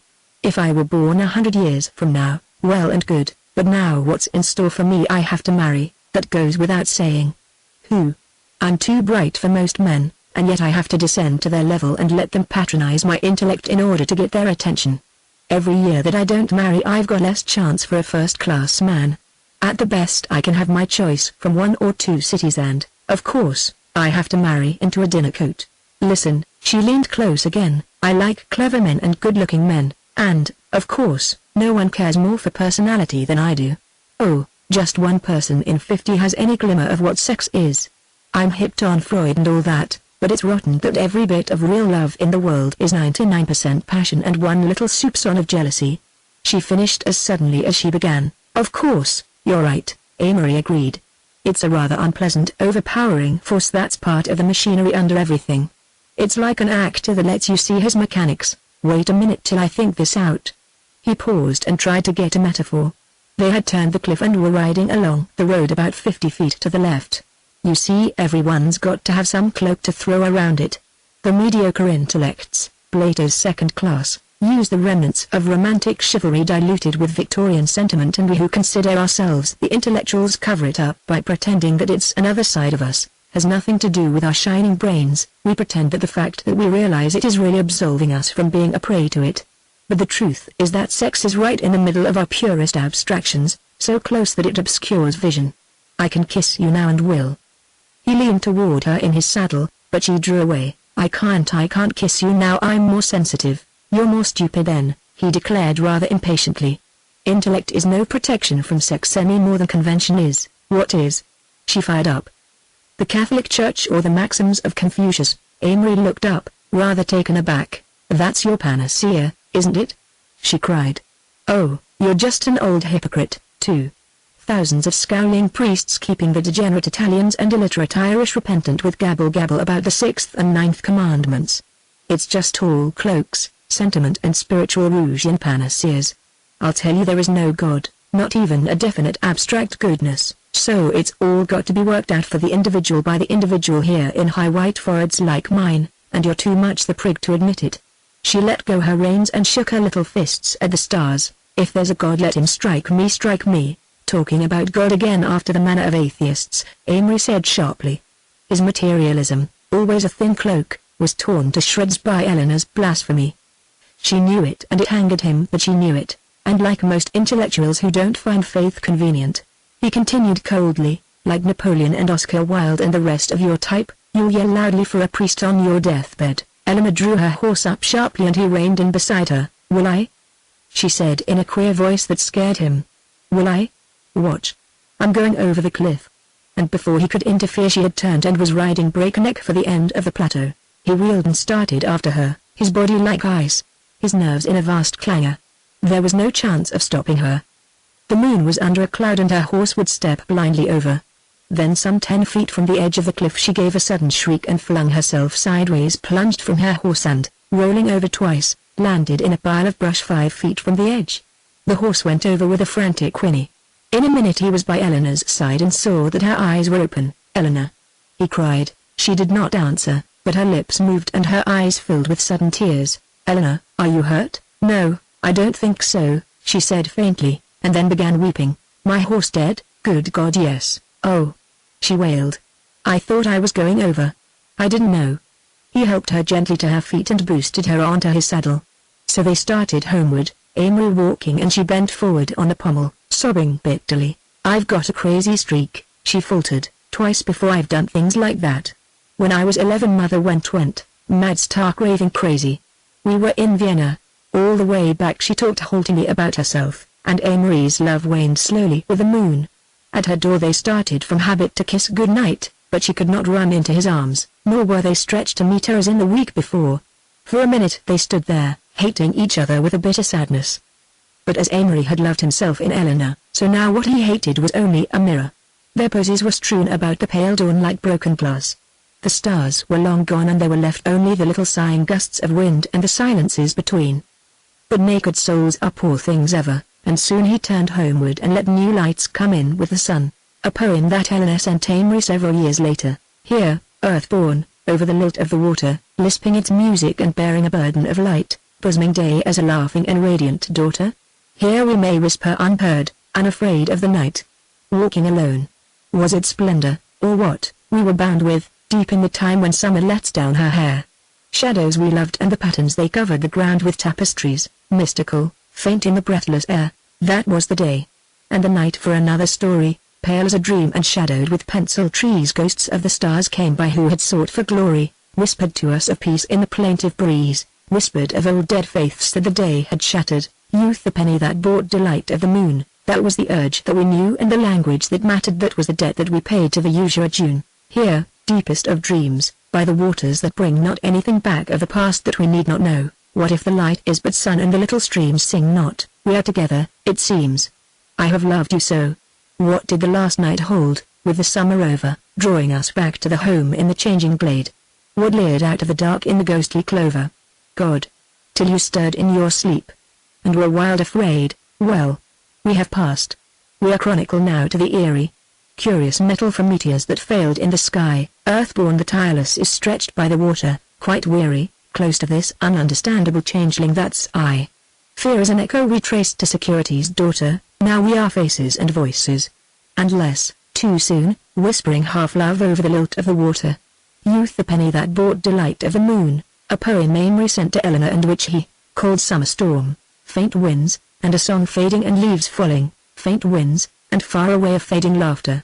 And the rain, and over the fields a voice calling. Our grey blown cloud scurries and lifts above, slides on the sun and flutters there to waft her sisters on. The shadow of a dove falls on the coat, the trees are filled with wings, and down the valley through the crying trees the body of the darker storm flies, brings with its new air the breath of sunken seas and slender tenuous thunder. But I wait. Wait for the mists and for the blacker rain, heavier winds that stir the veil of fate, happier winds that bile her hair. Again they teach me, strew the heavy air upon me, winds that I know, and storm. There was a summer every rain was rare, there was a season every wind was warm. And now you pass me in the mist. Your hair rain blown about you, damp lips curved once more in that wild irony, that gay despair that made you old when we have met before, wraith like you drift on out before the rain, across the fields, blown with the stemless flowers, with your old hopes, dead leaves and loves again dim as a dream and one with all old hours. Whispers will creep into the growing dark. Tumult will die over the trees, now night tears from her wetted breast. The splattered blouse of day glides down the dreaming hills, tear bright, to cover with her hair the eerie green. Love for the dusk. Love for their, glistening after, quiet the trees to their last tops. Serene, faint winds, and far away a fading laughter. Chapter 4, The Supercilious Sacrifice, Atlantic City. Amory paced the boardwalk at day's end, lulled by the everlasting surge of changing waves, smelling the half-moon floater of a salt breeze. The sea, he thought, had treasured its memories deeper than the faithless land. It seemed still to whisper of Norse galleys ploughing the water world under raven-figured flags, of the British dreadnoughts, grey bulwarks of civilization steaming up through the fog of one dark July into the North Sea. Well, Amory looked down into the street below. A low racing car had drawn to a stop and a familiar cheerful face protruded from the driver's seat. "Come on down, goofer," cried Alec. Amory called a greeting and descending a flight of wooden steps approached the car. He and Alec had been meeting intermittently, but the barrier of Rosalind lay always between them. He was sorry for this. He hated to lose Alec. "Mr. Blaine, this is Miss Watterson, Miss Wayne, and Mr. Tully." "How do I do, Amory?" said Alec exuberantly. "If you'll jump in, we'll take you to some secluded nook and give you a wee jolt of bourbon." Amory considered. "That's an idea. Step in, move over, Jill, and Amory will smile very handsomely at you." Amory squeezed into the back seat beside a gaudy, vermilion-lipped blonde. "Hello, Doug Fairbanks," she said flippantly. "Walking for exercise or hunting for company?" "I was counting the waves," replied Amory gravely. "I'm going in for statistics." "Don't kid me, Doug." When they reached an unfrequented side street, Alec stopped the car among deep shadows. "What you doing down here these cold days, Amory?" he demanded, as he produced a quart of bourbon from under the fur rug. Amory avoided the question. Indeed, he had had no definite reason for coming to the coast. "Do you remember that party of ours, sophomore year?" he asked instead. "Do I? When we slept in the pavilions up in Asbury Park." "Lord, Alec. It's hard to think that Jesse and Dick and Kerry are all three dead." Alec shivered. "Don't talk about it. These dreary fall days depress me enough." Jill seemed to agree. "Doug here is sorta gloomy anyways," she commented. "Tell him to drink deep, it's good and scarce these days." "What I really want to ask you, Amory, is where you are." "Why, New York, I suppose. I mean tonight, because if you haven't got a room yet you'd better help me out." "Glad to. You see, Tully and I have 2 rooms with bath between at the Rainier, and he's got to go back to New York. I don't want to have to move. Question is, will you occupy one of the rooms?" Amory was willing, if he could get in right away. "You'll find the key in the office. The rooms are in my name." Declining further locomotion or further stimulation, Amory left the car and sauntered back along the boardwalk to the hotel. He was in an eddy again, a deep, lethargic gulf, without desire to work or write, love or dissipate. For the first time in his life he rather longed for death to roll over his generation, obliterating their petty fevers and struggles and exultations. His youth seemed never so vanished as now in the contrast between the utter loneliness of this visit and that riotous, joyful party of 4 years before. Things that had been the merest commonplaces of his life then, deep sleep, the sense of beauty around him, all desire, had flown away, and the gaps they left were filled only with the great listlessness of his disillusion. To hold a man or woman has to appeal to the worst in him. This sentence was the thesis of most of his bad nights, of which he felt this was to be one. His mind had already started to play variations on the subject. Tireless passion, fierce jealousy, longing to possess and crush, these alone were left of all his love for Rosalind. These remained to him as payment for the loss of his youth, bitter caramel under the thin sugar of love's exaltation. In his room he undressed and, wrapping himself in blankets to keep out the chill October air, drowsed in an armchair by the open window. He remembered a poem he had read months before. "O staunch old heart who toiled so long for me, I waste my years sailing along the sea." Yet he had no sense of waste, no sense of the present hope that waste implied. He felt that life had rejected him. Rosalind. Rosalind. He poured the words softly into the half-darkness until she seemed to permeate the room. The wet salt breeze filled his hair with moisture. The rim of a moon seared the sky and made the curtains dim and ghostly. He fell asleep. When he awoke it was very late and quiet. The blanket had slipped partly off his shoulders and he touched his skin to find it damp and cold. Then he became aware of a tense whispering not 10 feet away. He became rigid. "Don't make a sound." It was Alec's voice. "Jill, do you hear me?" "Yes," breathed very low, very frightened. They were in the bathroom. Then his ears caught a louder sound from somewhere along the corridor outside. It was a mumbling of men's voices and a repeated muffled rapping. Amory threw off the blankets and moved close to the bathroom door. "My God!" came the girl's voice again. "You'll have to let them in, S.H." Suddenly a steady, insistent knocking began at Amory's hall door, and simultaneously out of the bathroom came Alec, followed by the vermilion-lipped girl. They were both clad in pajamas. "Amory." An anxious whisper. "What's the trouble?" "It's house detectives." "My God, Amory, they're just looking for a test case." "Well, better let them in." "You don't understand. They can get me under the Mann Act." The girl followed him slowly, a rather miserable, pathetic figure in the darkness. Amory tried to plan quickly. "You make a racket and let them in your room," he suggested, anxiously, "and I'll get her out by this door. They're here too, though. They'll watch this door." "Can't you give a wrong name?" "No chance. I registered under my own name. Besides, they'd trail the auto license number. Say you're married." "Jill says one of the house detectives knows her." The girl had stolen to the bed and tumbled upon it, lay there listening wretchedly to the knocking which had grown gradually to a pounding. Then came a man's voice, angry and imperative. "Open up or we'll break the door in." In the silence when this voice ceased, Amory realized that there were other things in the room besides people. Over and around the figure crouched on the bed there hung an aura, gossamer as a moonbeam, tainted as stale, weak wine, yet a horror, diffusively brooding already over the three of them. And over by the window among the stirring curtains stood something else, featureless and indistinguishable, yet strangely familiar. Simultaneously two great cases presented themselves side by side to Amory, all that took place in his mind, then, occupied in actual time less than 10 seconds. The first fact that flashed radiantly on his comprehension was the great impersonality of sacrifice. He perceived that what we call love and hate, reward and punishment, had no more to do with it than the date of the month. He quickly recapitulated the story of a sacrifice he had heard of in college. A man had cheated in an examination. His roommate in a gust of sentiment had taken the entire blame due to the shame of it. The innocent one's entire future seemed shrouded in regret and failure, capped by the ingratitude of the real culprit. He had finally taken his own life years afterward. The facts had come out. At the time the story had both puzzled and worried Amory. Now he realized the truth, that sacrifice was no purchase of freedom. It was like a great elective office, it was like an inheritance of power to certain people at certain times, an essential luxury, carrying with it not a guarantee but a responsibility, not a security but an infinite risk. Its very momentum might drag him down to ruin. The passing of the emotional wave that made it possible might leave the one who made it high and dry forever on an island of despair. Amory knew that afterward Alec would secretly hate him for having done so much for him. All this was flung before Amory like an open scroll, while ulterior to him and speculating upon him were those two breathless, listening forces, the gossamer aura that hung over and about the girl and that familiar thing by the window. Sacrifice by its very nature was arrogant and impersonal. Sacrifice should be eternally supercilious. Weep not for me but for thy children. That thought Amory would be somehow the way God would talk to me. Amory felt a sudden surge of joy, and then, like a face in a motion picture, the aura over the bed faded out. The dynamic shadow by the window, that was as near as he could name it, remained for the fraction of a moment, and then the breeze seemed to lift it swiftly out of the room.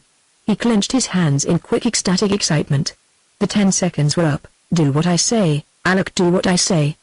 Do you understand?" Alec looked at him dumbly, his face a tableau of anguish. "You have a family," continued Amory slowly. "You have a family, and it's important that you should get out of this. Do you hear me?" He repeated clearly what he had said. "Do you hear me?" "I hear you." The voice was curiously strained. The eyes never for a second left Amory's. "Alec, you're going to lie down here. If anyone comes in you act drunk. You do what I say. If you don't I'll probably kill you." There was another moment while they stared at each other. Then Amory went briskly to the bureau and, taking his pocketbook, beckoned peremptorily to the girl. He heard one word from Alec that sounded like penitentiary. Then he and Jill were in the bathroom with the door bolted behind them. "You're here with me," he said sternly. "You've been with me all evening." She nodded, gave a little half-cry. In a second he had the door of the other room open and 3 men entered. There was an immediate flood of electric light and he stood there blinking. "You've been playing a little too dangerous a game, young man." Amory laughed. "Well?" The leader of the trio nodded authoritatively at a burly man in a check suit. "All right, Olsen, I got you, Mr. May," said Olsen, nodding. The other two took a curious glance at their quarry and then withdrew, closing the door angrily behind them. The burly man regarded Amory contemptuously. "Didn't you ever hear of the Mann Act? Coming down here with her," he indicated the girl with his thumb, "with a New York license on your car to a hotel like this." He shook his head, implying that he had struggled over Amory but now gave him up. "Well," said Amory rather impatiently, "what do you want us to do? Get dressed, quick, and tell your friend not to make such racket."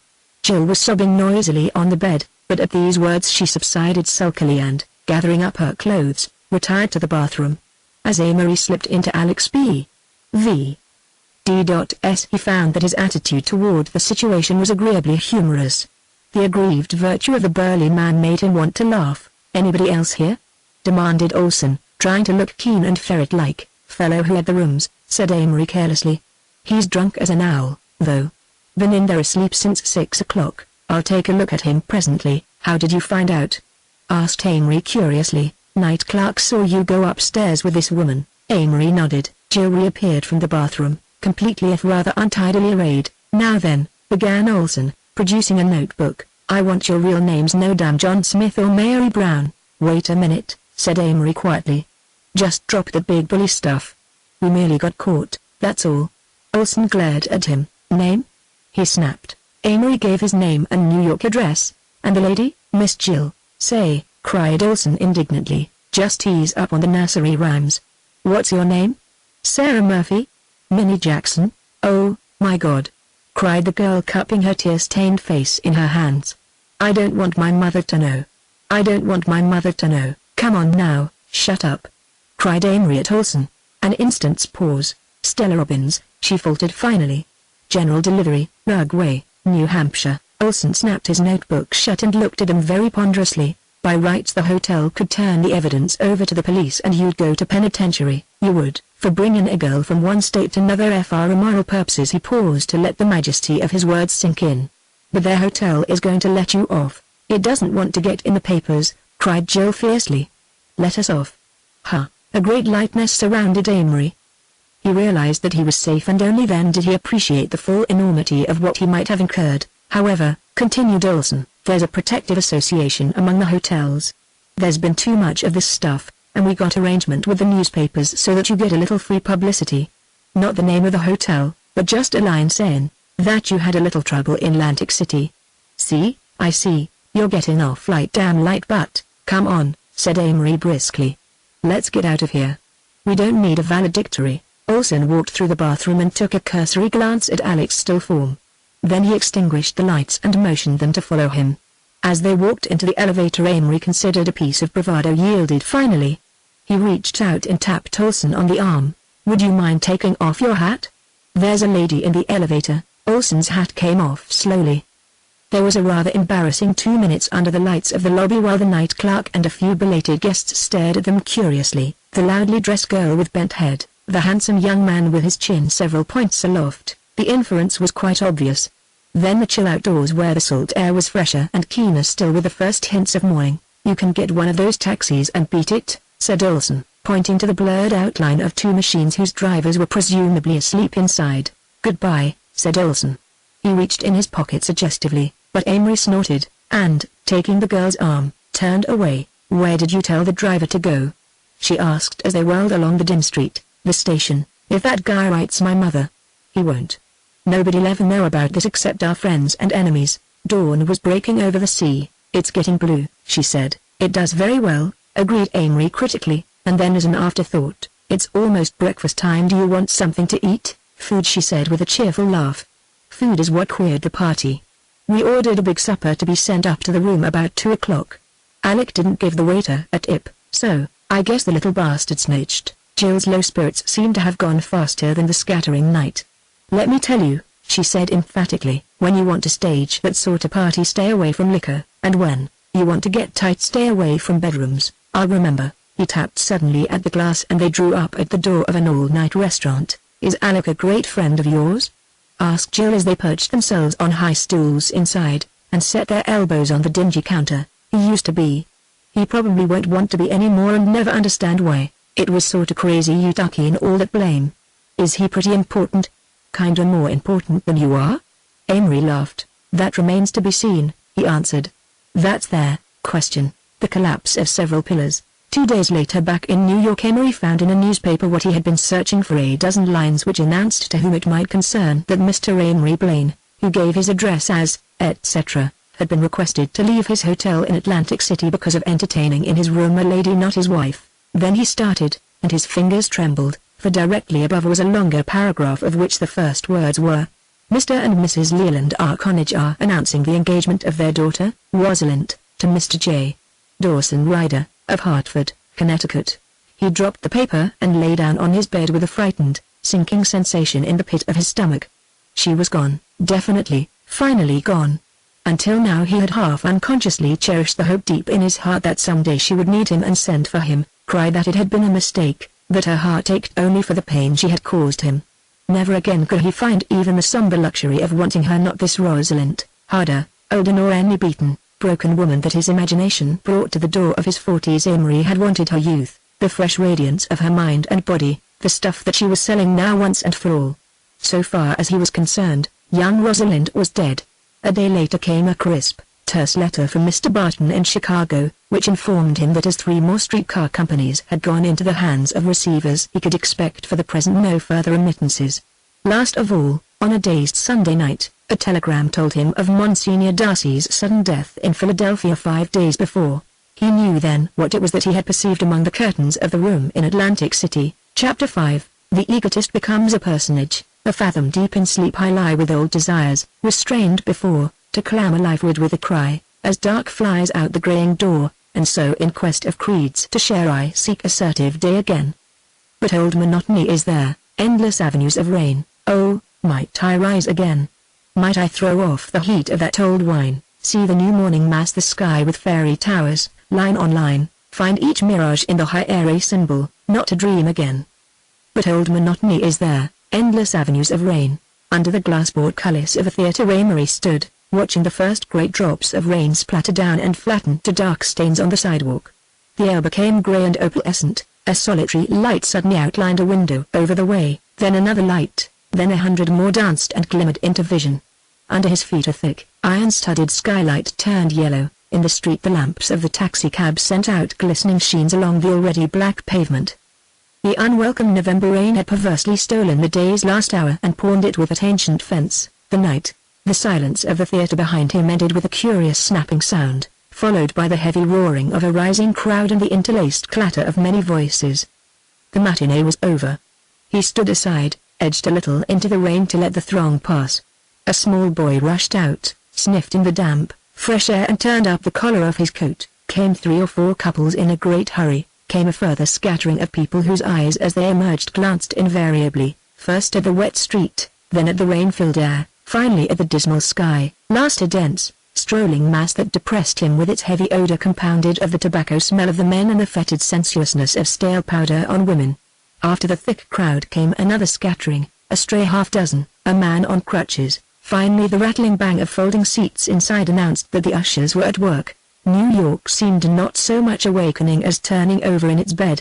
Pallid men rushed by, pinching together their coat collars. A great swarm of tired, magpie girls from a department store crowded along with shrieks of strident laughter. 3 to an umbrella, a squad of marching policemen passed, already miraculously protected by oilskin capes.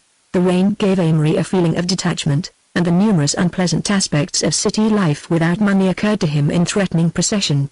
There was the ghastly, stinking crush of the subway, the car cards thrusting themselves at one, leering out like dull bores who grab your arm with another story, the querulous worry as to whether someone isn't leaning on you, a man deciding not to give his seat to a woman, hating her for it, the woman hating him for not doing it, at worst a squalid phantasmagoria of breath, and old cloth on human bodies and the smells of the food men at best just people too hot or too cold, tired, worried. He pictured the rooms where these people lived, where the patterns of the blistered wallpapers were heavy reiterated sunflowers on green and yellow backgrounds, where there were tin bathtubs and gloomy hallways and verdureless, unnameable spaces in back of the buildings, where even love dressed as seduction, a sordid murder around the corner, illicit motherhood in the flat above. And always there was the economical stuffiness of indoor winter, and the long summers, nightmares of perspiration between sticky enveloping walls. Dirty restaurants where careless, tired people helped themselves to sugar with their own used coffee spoons, leaving hard brown deposits in the bowl. It was not so bad where there were only men or else only women, it was when they were vilely herded that it all seemed so rotten. It was some shame that women gave off at having men see them tired and poor. It was some disgust that men had for women who were tired and poor. It was dirtier than any battlefield he had seen, harder to contemplate than any actual hardship molded of mire and sweat and danger. It was an atmosphere wherein birth and marriage and death were loathsome, secret things. He remembered one day in the subway when a delivery boy had brought in a great funeral wreath of fresh flowers, how the smell of it had suddenly cleared the air and given everyone in the car a momentary glow. I detest poor people, thought Amory suddenly. I hate them for being poor. Poverty may have been beautiful once, but it's rotten now. It's the ugliest thing in the world. It's essentially cleaner to be corrupt and rich than it is to be innocent and poor. He seemed to see again a figure whose significance had once impressed him, a well-dressed young man gazing from a club window on Fifth Avenue and saying something to his companion with a look of utter disgust. Probably, thought Amory, what he said was, "My God, aren't people horrible?" Never before in his life had Amory considered poor people. He thought cynically how completely he was lacking in all human sympathy. Oh, Henry had found in these people romance, pathos, love, hate. Amory saw only coarseness, physical filth, and stupidity. He made no self-accusations, never anymore did he reproach himself for feelings that were natural and sincere. He accepted all his reactions as a part of him, unchangeable, unmoral. This problem of poverty transformed, magnified, attached to some grander, more dignified attitude might someday even be his problem. At present it roused only his profound distaste. He walked over to Fifth Avenue, dodging the blind, black menace of umbrellas, and standing in front of Delmonico's hailed an autobus. Buttoning his coat closely around him he climbed to the roof, where he rode in solitary state through the thin, persistent rain, stung into alertness by the cool moisture perpetually reborn on his cheek. Somewhere in his mind a conversation began, rather assumed its place in his attention. It was composed not of two voices, but of one, which acted alike as questioner and answerer. Question. Well, what's the situation? Answer. That I have about $24 to my name. Q. You have the Lake Geneva estate. A. But I intend to keep it. Q. Can you live? A. I can't imagine not being able to. People make money in books and I've found that I can always do the things that people do in books. Really they are the only things I can do. Q. Be definite. A. I don't know what I'll do nor have I much curiosity. Tomorrow I'm going to leave New York for good.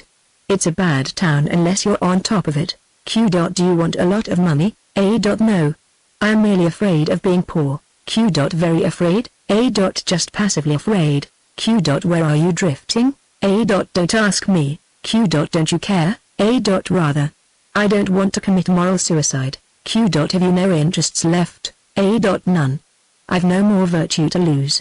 Just as a cooling pot gives off heat, so all through youth and adolescence we give off calories of virtue. That's what's called ingenuousness. Q. An interesting idea. A. That's why a good man going wrong attracts people. They stand around and literally warm themselves at the calories of virtue he gives off. Sarah makes an unsophisticated remark and the faces simper in delight. How innocent the poor child is. They're warming themselves at her virtue. But Sarah sees the simper and never makes that remark again. Only she feels a little colder after that. Q. All your calories gone? A. All of them. I'm beginning to warm myself at other people's virtue. Q. Do you corrupt? A. I think so. I'm not sure. I'm not sure about good and evil at all anymore. Q. Is that a bad sign in itself? A. Not necessarily. Q. What would be the test of corruption? A. Becoming really insincere, calling myself not such a bad fellow, thinking I regretted my lost youth when I only envy the delights of losing it. Youth is like having a big plate of candy. Sentimentalists think they want to be in the pure, simple state they were in before they ate the candy. They don't. They just want the fun of eating it all over again. The matron doesn't want to repeat her girlhood, she wants to repeat her honeymoon. I don't want to repeat my innocence. I want the pleasure of losing it again. Q. Where are you drifting? This dialogue merged grotesquely into his mind's most familiar state, a grotesque blending of desires, worries, exterior impressions and physical reactions. 127th Street or 137th Street. 2 and 3 look alike. No, not much. Seat damp. Are clothes absorbing wetness from seat, or seat absorbing dryness from clothes? Sitting on wet substance gave appendicitis, so Froggy Parker's mother said. Well, he'd had it. I'll sue the steamboat company, Beatrice said, and my uncle has a quarter interest. Did Beatrice go to heaven? Probably not. He represented Beatrice's immortality, also love affairs of numerous dead men who surely had never thought of him. If it wasn't appendicitis, influenza maybe. What? 120th Street? That must have been 112th back there. 102 instead of 127. Rosalind not likes Beatrice, Eleanor likes Beatrice, only wilder and brainier. Apartments along here expensive, probably $150 a month, maybe $200. Uncle had only paid $100 a month for whole great big house in Minneapolis. Question: were the stairs on the left or right as you came in? Anyway, in 12 UNV they were straight back and to the left. What a dirty river. Wanted to go down there and see if it's dirty. French rivers all brown or black, so were southern rivers. $24 meant 480 donuts. He could live on it 3 months and sleep in the park. Wonder where Jill was. Jill Bain, Fane, saying what the devil, neck hurts, darned uncomfortable seat. No desire to sleep with Jill. What could Alec see in her? Alec had a coarse taste in women. Own taste the best. Isabel, Clara, Rosalind, Eleanor, were all American. Eleanor would pitch. Probably southpaw. Rosalind was outfield, wonderful hitter, Clara first base, maybe. Wonder what Humbert's body looked like now. If he himself hadn't been bayonet instructor, he'd have gone up to line 3 months sooner. Probably been killed. Where's the darn bell? The street numbers of Riverside Drive were obscured by the mist and dripping trees from anything but the swiftest scrutiny, but Amory had finally caught sight of 127th Street. He got off and with no distinct destination followed a winding, descending sidewalk and came out facing the river, in particular a long pier and a partitioned litter of shipyards for miniature craft, small launches, canoes, rowboats, and catboats. He turned northward and followed the shore, jumped a small wire fence and found himself in a great disorderly yard adjoining a dock. The hulls of many boats in various stages of repair were around him. He smelled sawdust and paint and the scarcely distinguishable Fiat odor of the Hudson. A man approached through the heavy gloom. "Hello," said Amory. "Got a pass?" "No." "Is this private?" "This is the Hudson River Sporting and Yacht Club." "Oh. I didn't know. I'm just resting." "Well," began the man dubiously, "I'll go if you want me to." The man made non-committal noises in his throat and passed on.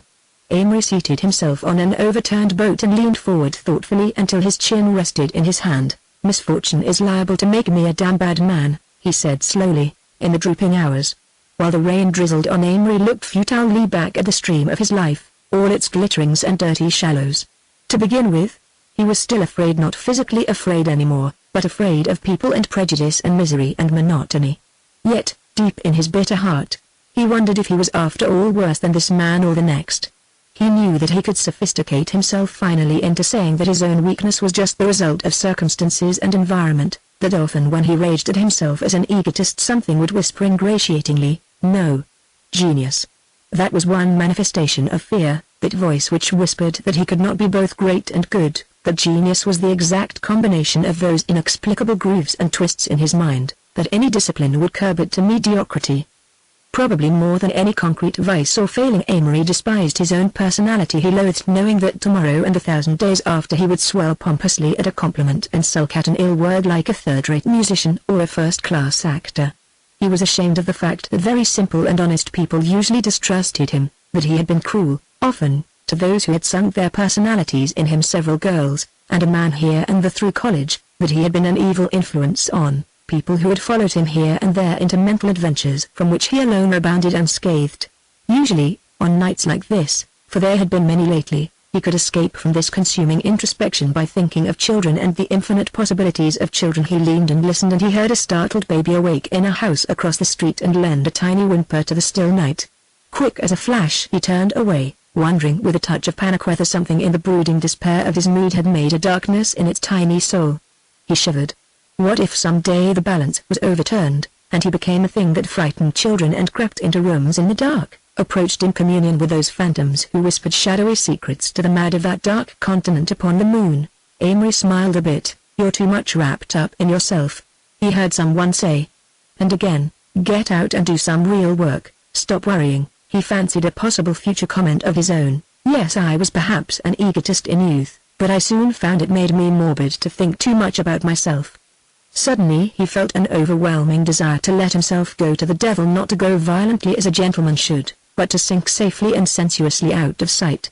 He pictured himself in an adobe house in Mexico, half reclining on a rug-covered couch, his slender, artistic fingers closed on a cigarette while he listened to guitars strumming melancholy undertones to an age-old dirge of Castile, and an olive-skinned, carmine-lipped girl caressed his hair. Here he might live a strange litany, delivered from right and wrong and from the hand of heaven and from every god, except the exotic Mexican one who was pretty slack himself and rather addicted to oriental scents, delivered from success and hope and poverty into that long chute of indulgence which led, after all, only to the artificial lake of death. There were so many places where one might deteriorate pleasantly, Port said, Shanghai, parts of Turkestan, Constantinople, the South Seas, all lands of sad, haunting music and many odors, where lust could be a mode and expression of life, where the shades of night skies and sunsets would seem to reflect only moods of passion, the colors of lips and poppies. Still reading. Once he had been miraculously able to scent evil as a horse detects a broken bridge at night, but the man with the queer feet in Phoebe's room had diminished to the aura over Jill. His instinct perceived the fetidness of poverty, but no longer ferreted out the deeper evils in pride and sensuality. There were no more wise men, There were no more heroes. Burne Holiday was sunk from sight as though he had never lived. Monsignor was dead. Amory had grown up to 1,000 books, 1,000 lies. He had listened eagerly to people who pretended to know, who knew nothing. The mystical reveries of saints that had once filled him with awe in the still hours of night, now vaguely repelled him. The Byrons and Brookes who had defied life from mountain tops were in the end but flaneurs and poseurs, at best mistaking the shadow of courage for the substance of wisdom. The pageantry of his disillusion took shape in a world-old procession of prophets, Athenians, martyrs, saints, scientists, Don Juans, Jesuits, Puritans, Fausts, poets, pacifists. Like costumed alumni at a college reunion, they streamed before him as their dreams, personalities, and creeds had in turn thrown colored lights on his soul. Each had tried to express the glory of life and the tremendous significance of man. Each had boasted of synchronizing what had gone before into his own rickety generalities. Each had depended after all on a set stage and the convention of the theater, which is that man in his hunger for faith will feed his mind with the nearest and the most convenient food. Woman of whom he had expected so much, whose beauty he had hoped to transmute into modes of art, whose unfathomable instincts, marvelously incoherent and inarticulate, he had thought to perpetuate in terms of experience had become merely consecrations to their own posterity. Isabel, Clara, Rosalind, Eleanor, were all removed by their very beauty, around which men had swarmed, from the possibility of contributing anything but a sick heart and a page of puzzled words to write. Amory based his loss of faith in help from others on several sweeping syllogisms. Granted that his generation, however bruised and decimated from this Victorian war, were the heirs of progress.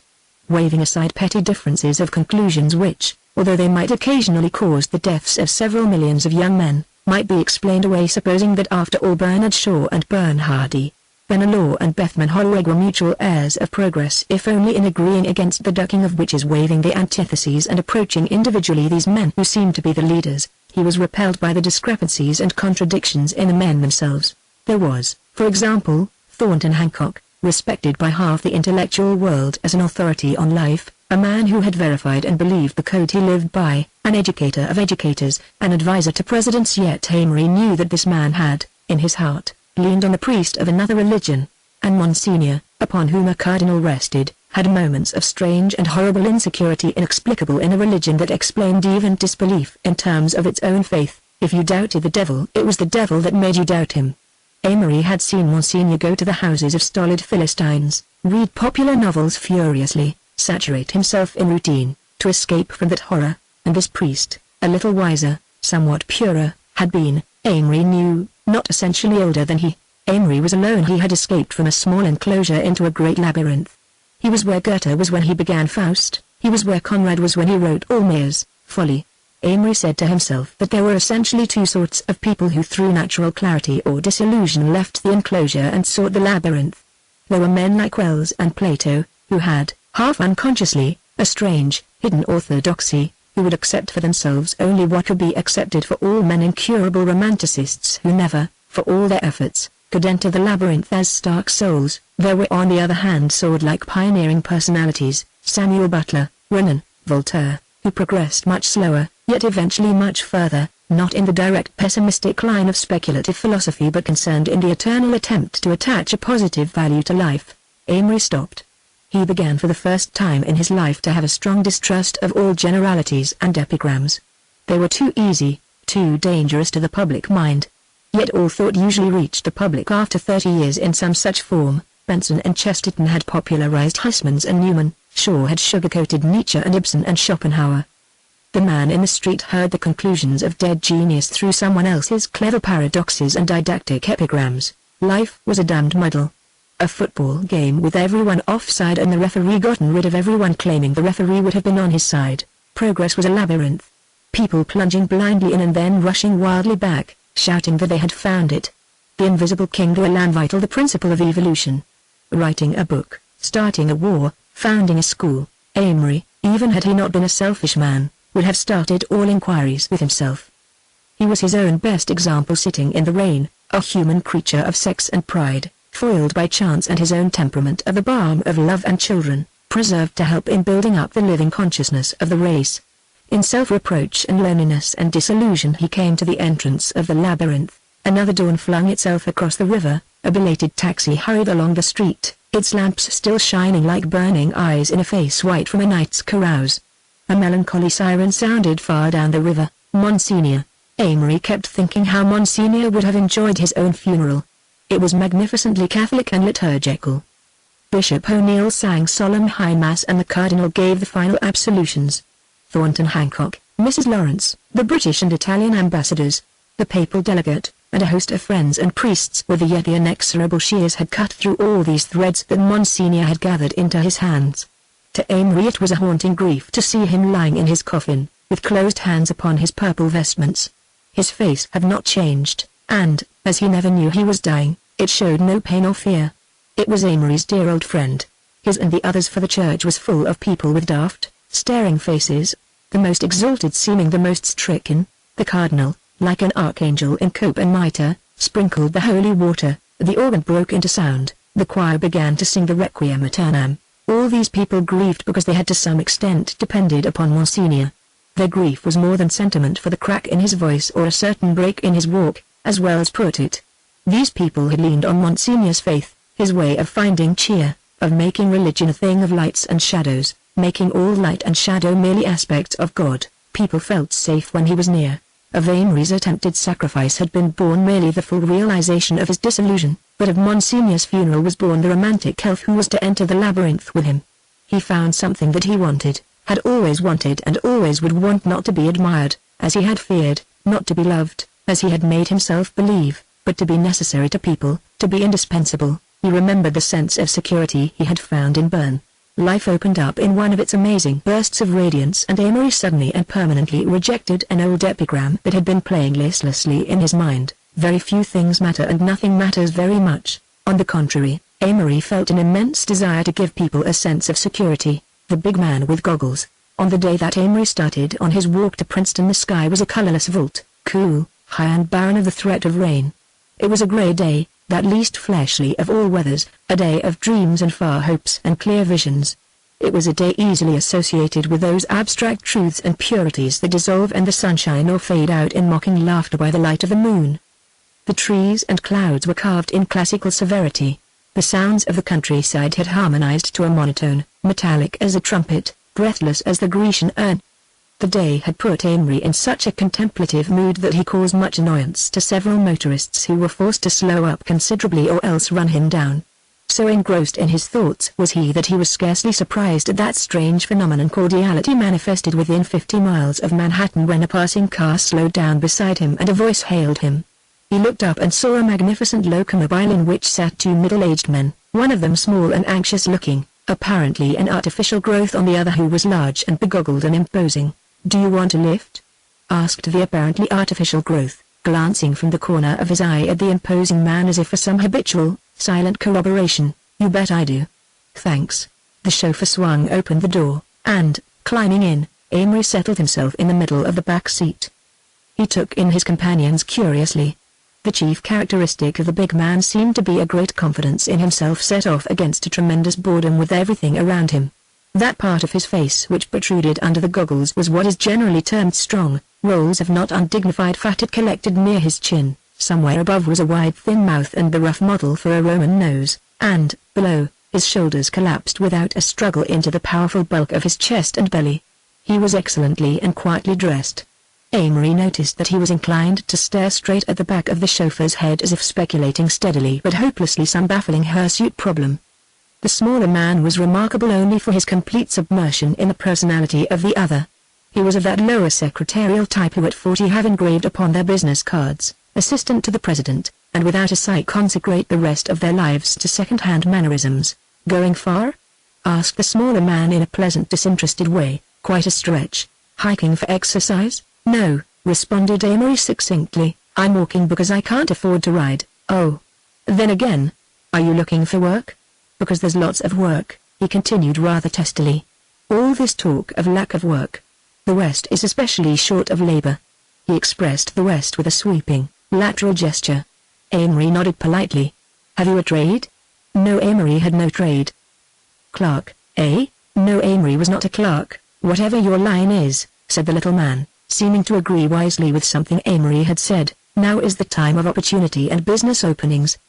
He glanced again toward the big man, As a lawyer grilling a witness glances involuntarily at the jury, Amory decided that he must say something, and for the life of him could think of only one thing to say. "Of course I want a great lot of money." The little man laughed mirthlessly but conscientiously. "That's what everyone wants nowadays, but they don't want to work for it. A very natural, healthy desire. Almost all normal people want to be rich without great effort, except the financiers in problem plays, who want to crash their way through." "Don't you want easy money?" "Of course not," said the secretary indignantly. "But," continued Amory disregarding him, "being very poor at present, I am contemplating socialism as possibly my forte." Both men glanced at him curiously. "These bomb throwers," the little man ceased as words lurched ponderously from the big man's chest. "If I thought you were a bomb thrower, I'd run you over to the Newark jail." "That's what I think of socialists." Amory laughed. "What are you?" asked the big man. "One of these parlor Bolsheviks, one of these idealists?" "I must say I fail to see the difference.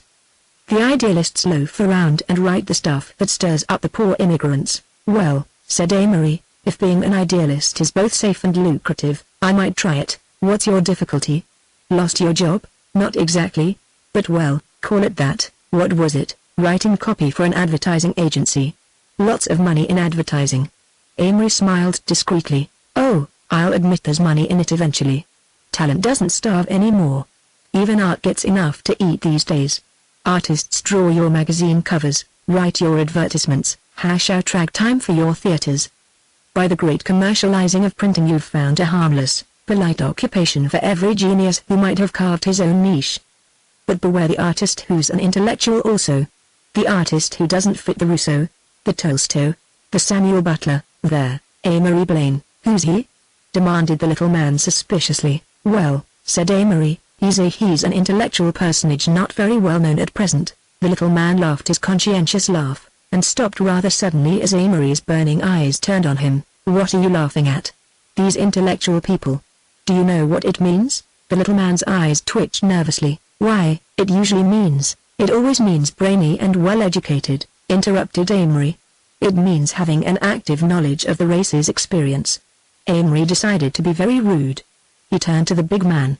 "The young man," he indicated the secretary with his thumb, and said young man as one says bellboy, with no implication of youth, has the usual muddled connotation of all popular words.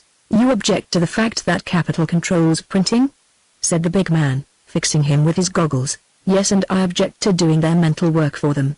It seemed to me that the root of all the business I saw around me consisted in overworking and underpaying a bunch of dubs who submitted to it." "Here now," said the big man, "you'll have to admit that the laboring man is certainly highly paid 5 and 6 hour days. It's ridiculous.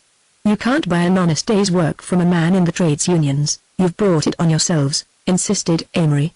"You people never make concessions until they're wrung out of you." "What people?" "Your class, the class I belonged to until recently. Those who by inheritance or industry or brains or dishonesty have become the moneyed class. Do you imagine that if that road mender over there had the money he'd be any more willing to give it up?" "No, but what's that got to do with it?" The older man considered. "No, I'll admit it hasn't. It rather sounds as if it had though. In fact," continued Amory, "he'd be worse. The lower classes are narrower, less pleasant and personally more selfish, certainly more stupid. But all that has nothing to do with the question." "Just exactly what is the question?" Here Amory had to pause to consider exactly what the question was. Amory coins a phrase, "when life gets hold of a brainy man of fair education," began Amory slowly, "that is, when he marries he becomes, 9 times out of 10, a conservative as far as existing social conditions are concerned. He may be unselfish, kind-hearted, even just in his own way, but his first job is to provide and to hold fast. His wife shoes him on, from 10,000 a year to 20,000 a year, on and on, in an enclosed treadmill that hasn't any windows. He's done. Life's got him. He's no help. He's a spiritually married man." Amory paused and decided that it wasn't such a bad phrase. "Some men," he continued, "escape the grip. Maybe their wives have no social ambitions, maybe they've hit a sentence or two in a dangerous book that pleased them, maybe they started on the treadmill as I did and were knocked off. Anyway, they're the congressmen you can't bribe, the presidents who aren't politicians, the writers, speakers, scientists, statesmen who aren't just popular grab bags for a half-dozen women and children. He's the natural radical?" "Yes," said Amory. "He may vary from the disillusioned critic like old Thornton Hancock, all the way to Trotsky. Now this spiritually unmarried man hasn't direct power, for unfortunately the spiritually married man, as a byproduct of his money chase, has garnered in the great newspaper, the popular magazine, the influential weekly, so that Mrs. Newspaper, Mrs. Magazine, Mrs. Weekly can have a better limousine than those oil people across the street or those cement people round the corner. Why not? It makes wealthy men the keepers of the world's intellectual conscience, and, of course, a man who has money under one set of social institutions quite naturally can't risk his family's happiness by letting the clamor for another appear in his newspaper. But it appears, said the big man, where ? In the discredited mediums. Rotten cheap papered weeklies. All right, go on. Well, my first point is that through a mixture of conditions of which the family is the first, there are these two sorts of brains. One sort takes human nature as it finds it, uses its timidity, its weakness, and its strength for its own ends.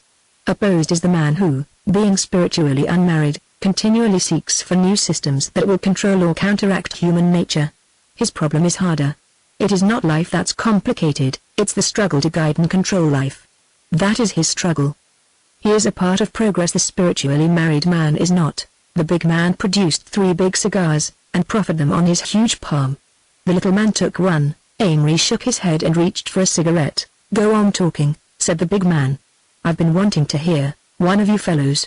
Going faster. Modern life, began Amory again, changes no longer century by century, but year by year, 10 times faster than it ever has before. Populations doubling, civilizations unified more closely with other civilizations, economic interdependence, racial questions, and we are dawdling along. My idea is that we've got to go very much faster. He slightly emphasized the last words, and the chauffeur unconsciously increased the speed of the car. Amory and the big man laughed. The little man laughed, too, after a pause. Every child, said Amory, should have an equal start. If his father can endow him with a good physique and his mother with some common sense in his early education, that should be his heritage. If the father can't give him a good physique, if the mother has spent in chasing men the years in which she should have been preparing herself to educate her children, so much the worse for the child. He shouldn't be artificially bolstered up with money, sent to these horrible tutoring schools, dragged through college. Every boy ought to have an equal start. All right, said the big man, his goggles indicating neither approval nor objection. Next I'd have a fair trial of government ownership of all industries. That's been proven a failure. No, it merely failed. If we had government ownership, we'd have the best analytical business minds in the government working for something besides themselves. We'd have Mackays instead of Brelsons, we'd have Morgans in the Treasury Department, we'd have Hills running interstate commerce. We'd have the best lawyers in the Senate. They wouldn't give their best efforts for nothing. McAdoo? No, said Amory, shaking his head. Money isn't the only stimulus that brings out the best that's in a man, even in America. You said a while ago that it was. It is, right now. But if it were made illegal to have more than a certain amount, the best men would all flock for the one other reward which attracts humanity honor. The big man made a sound that was very like boo. That's the silliest thing you've said yet. No, it isn't silly. It's quite plausible. If you'd gone to college, you'd have been struck by the fact that the men there would work twice as hard for any one of 100 petty honors as those other men did who were earning their way through. Kids, child's play, scoffed his antagonist. Not by a darn sight unless we're all children. Did you ever see a grown man when he's trying for a secret society or a rising family whose name is up at some club? They'll jump when they hear the sound of the word.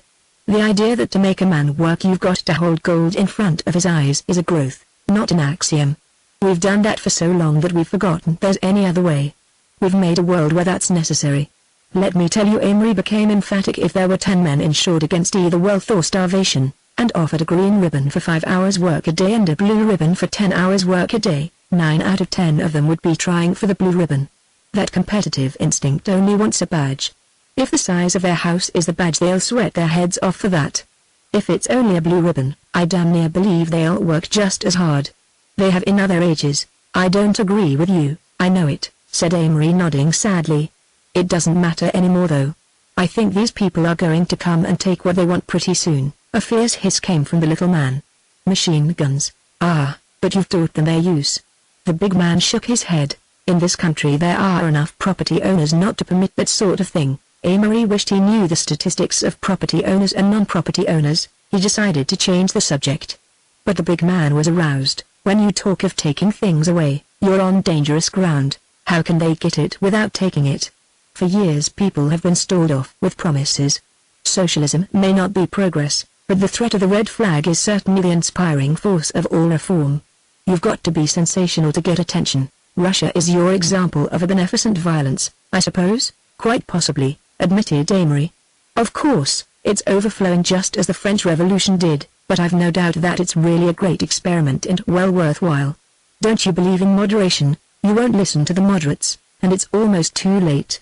The truth is that the public has done one of those startling and amazing things that they do about once in 100 years. They've seized an idea. What is it? That however the brains and abilities of men may differ, their stomachs are essentially the same. The little man gets his. If you took all the money in the world, said the little man with much profundity, and divided it up in equal— Oh, shut up, said Amory briskly and, paying no attention to the little man's enraged stare, he went on with his argument.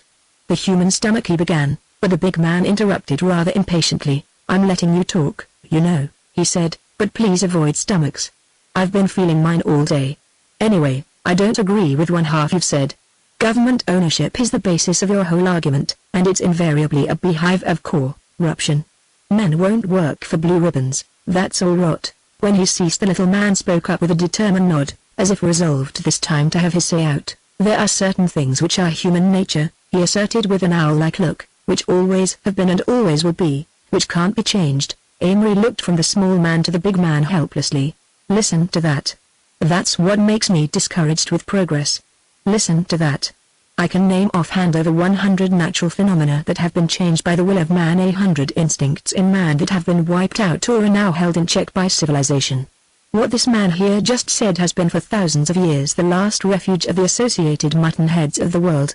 It negates the efforts of every scientist, statesman, moralist, reformer, doctor, and philosopher that ever gave his life to humanity's service. It's a flat impeachment of all that's worthwhile in human nature. Every person over 25 years old who makes that statement in cold blood ought to be deprived of the franchise. The little man leaned back against the seat, his face purple with rage. Amory continued, addressing his remarks to the big man. These quarter-educated, stale-minded men such as your friend here, who think they think, every question that comes up, you'll find his type in the usual ghastly muddle. One minute it's the brutality and inhumanity of these Prussians, the next it's we ought to exterminate the whole German people. They always believe that things are in a bad way now, but they haven't any faith in these idealists. One minute they call Wilson just a dreamer, not practical. A year later they rail at him for making his dreams realities. They haven't clear logical ideas on one single subject except a sturdy, stolid opposition to all change. They don't think uneducated people should be highly paid, but they won't see that if they don't pay the uneducated people, their children are going to be uneducated too, and we're going round and round in a circle. That is the great middle class. The big man with a broad grin on his face leaned over and smiled at the little man. You're catching it pretty heavy, Garvin, how do you feel? The little man made an attempt to smile and act as if the whole matter were so ridiculous as to be beneath notice. But Amory was not through. The theory that people are fit to govern themselves rests on this man. If he can be educated to think clearly, concisely, and logically, freed of his habit of taking refuge in platitudes and prejudices and sentimentalisms, then I'm a militant socialist. If he can't, then I don't think it matters much what happens to man or his systems, now or hereafter. I am both interested and amused, said the big man. You are very young, which may only mean that I have neither been corrupted nor made timid by contemporary experience. I possess the most valuable experience, the experience of the race, for in spite of going to college I've managed to pick up a good education. You talk glibly. It's not all rubbish, cried Amory passionately. This is the first time in my life I've argued socialism. It's the only panacea I know.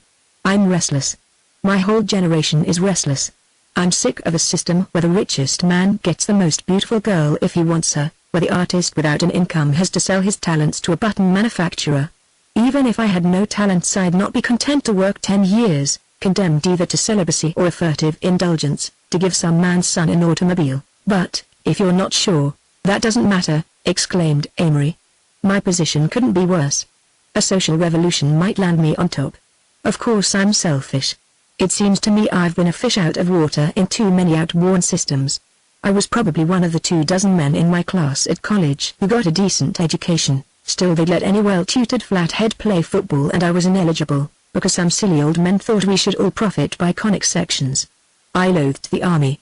I loathed business. I'm in love with change and I've killed my conscience, so you'll go along crying that we must go faster. That, at least, is true, Amory insisted. Reform won't catch up to the needs of civilization unless it's made to. A laissez-faire policy is like spoiling a child by saying he'll turn out all right in the end. He will if he's made to, but you don't believe all this socialist patter you talk. I don't know. Until I talked to you I hadn't thought seriously about it. I wasn't sure of half of what I said. You puzzle me, said the big man, but you're all alike. They say Bernard Shaw, in spite of his doctrines, is the most exacting of all dramatists about his royalties. To the last farthing. Well, said Amory, I simply state that I'm a product of a versatile mind in a restless generation with every reason to throw my mind and pen in with the radicals. Even if, deep in my heart, I thought we were all blind atoms in a world as limited as a stroke of a pendulum, I and my sort would struggle against tradition, try, at least, to displace old cants with new ones. I've thought I was right about life at various times, but faith is difficult. One thing I know. If living isn't a seeking for the grail it may be a damned amusing game. For a minute neither spoke and then the big man asked, what was your university? Princeton. The big man became suddenly interested, the expression of his goggles altered slightly. I sent my son to Princeton. Did you? Perhaps you knew him. His name was Jesse Fenby. He was killed last year in France. I knew him very well. In fact, he was one of my particular friends. He was quite a fine boy. We were very close. Amory began to perceive a resemblance between the father and the dead son and he told himself that there had been all along a sense of familiarity. Jesse Fenby, the man who in college had borne off the crown that he had aspired to. It was all so far away. What little boys they had been, working for blue ribbons.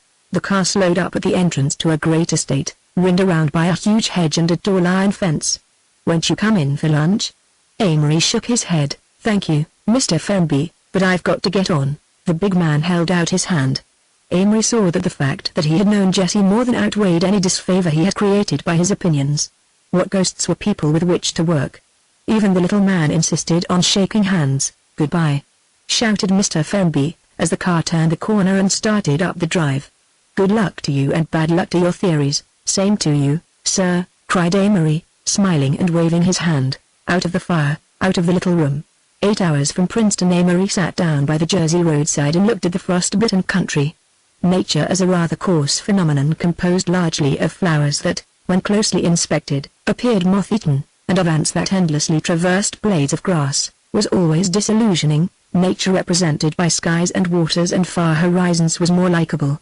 Frost and the promise of winter thrilled him now, made him think of a wild battle between Street Regis and Groton, ages ago, 7 years ago, and of an autumn day in France 12 months before when he had lain in tall grass, his platoon flattened down close around him, waiting to tap the shoulders of a Lewis gunner.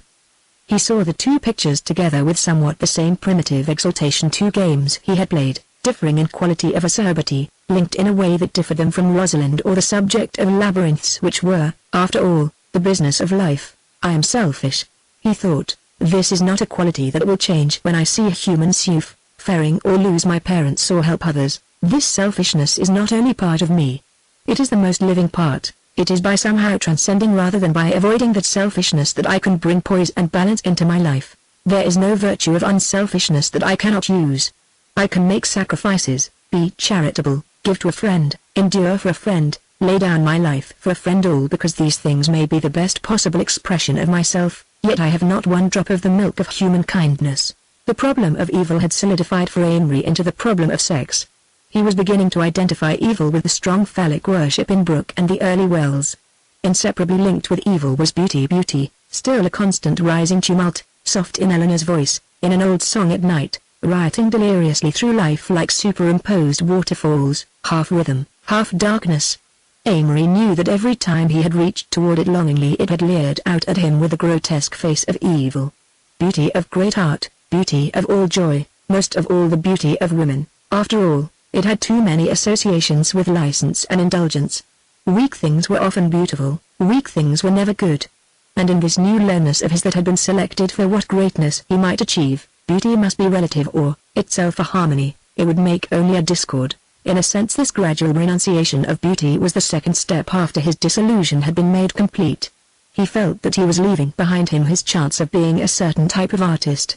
It seemed so much more important to be a certain sort of man. His mind turned a corner suddenly and he found himself thinking of the Catholic Church. The idea was strong in him that there was a certain intrinsic lack in those to whom orthodox religion was necessary, and religion to Amory meant the Church of Rome. Quite conceivably it was an empty ritual, but it was seemingly the only assimilative, traditional bulwark against the decay of morals. Until the great mobs could be educated into a moral sense, someone must cry, "Thou shalt not." Yet any acceptance was, for the present, impossible. He wanted time and the absence of ulterior pressure. He wanted to keep the tree without ornaments, realize fully the direction and momentum of this new start. The afternoon waned from the purging good of 3 o'clock to the golden beauty of 4. Afterward he walked through the dull ache of the setting sun when even the clouds seemed bleeding, and at twilight he came to a graveyard. There was a dusky, dreamy smell of flowers and the ghost of a new moon in the sky and shadows everywhere. On an impulse he considered trying to open the door of a rusty iron vault built into the side of a hill, a vault washed clean and covered with late blooming, weepy watery blue flowers that might have grown from dead eyes, sticky to the touch with a sickening odor. Amory wanted to feel William Dayfield, 1864. He wondered that graves ever made people consider life in vain. Somehow he could find nothing hopeless in having lived. All the broken columns and clasped hands and doves and angels meant romances. He fancied that in 100 years he would like having young people speculate as to whether his eyes were brown or blue, and he hoped quite passionately that his grave would have about it an air of many, many years ago. It seemed strange that out of a row of Union soldiers 2 or 3 made him think of dead loves and dead lovers, when they were exactly like the rest, even to the yellowish moss. Long after midnight the towers and spires of Princeton were visible, with here and there a late burning light, and suddenly out of the clear darkness the sound of bells. As an endless dream it went on, the spirit of the past brooding over a new generation.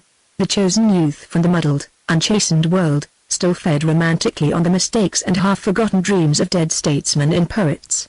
Here was a new generation, shouting the old cries, learning the old creeds, through a reverie of long days and nights, destined finally to go out into that dirty grey turmoil to follow love and pride. A new generation dedicated more than a last to the fear of poverty and the worship of success, grown up to find all gods dead, all wars fought, all faiths in man shaken. Amory, sorry for them, was still not sorry for himself. Art, politics, religion, whatever his medium should be, he knew he was safe now, free from all hysteria. He could accept what was acceptable, roam, grow, rebel, sleep deep through many nights. There was no God in his heart, he knew. His ideas were still in riot. There was ever the pain of memory, the regret for his lost youth, yet the waters of disillusion had left a deposit on his soul, responsibility and a love of life, the faint stirring of old ambitions and unrealized dreams. But oh, Rosalind, it's all a poor substitute at best, he said sadly, and he could not tell why the struggle was worthwhile, why he had determined to use to the utmost himself and his heritage from the personalities he had passed. He stretched out his arms to the crystalline, radiant sky. "I know myself," he cried, "but that is all.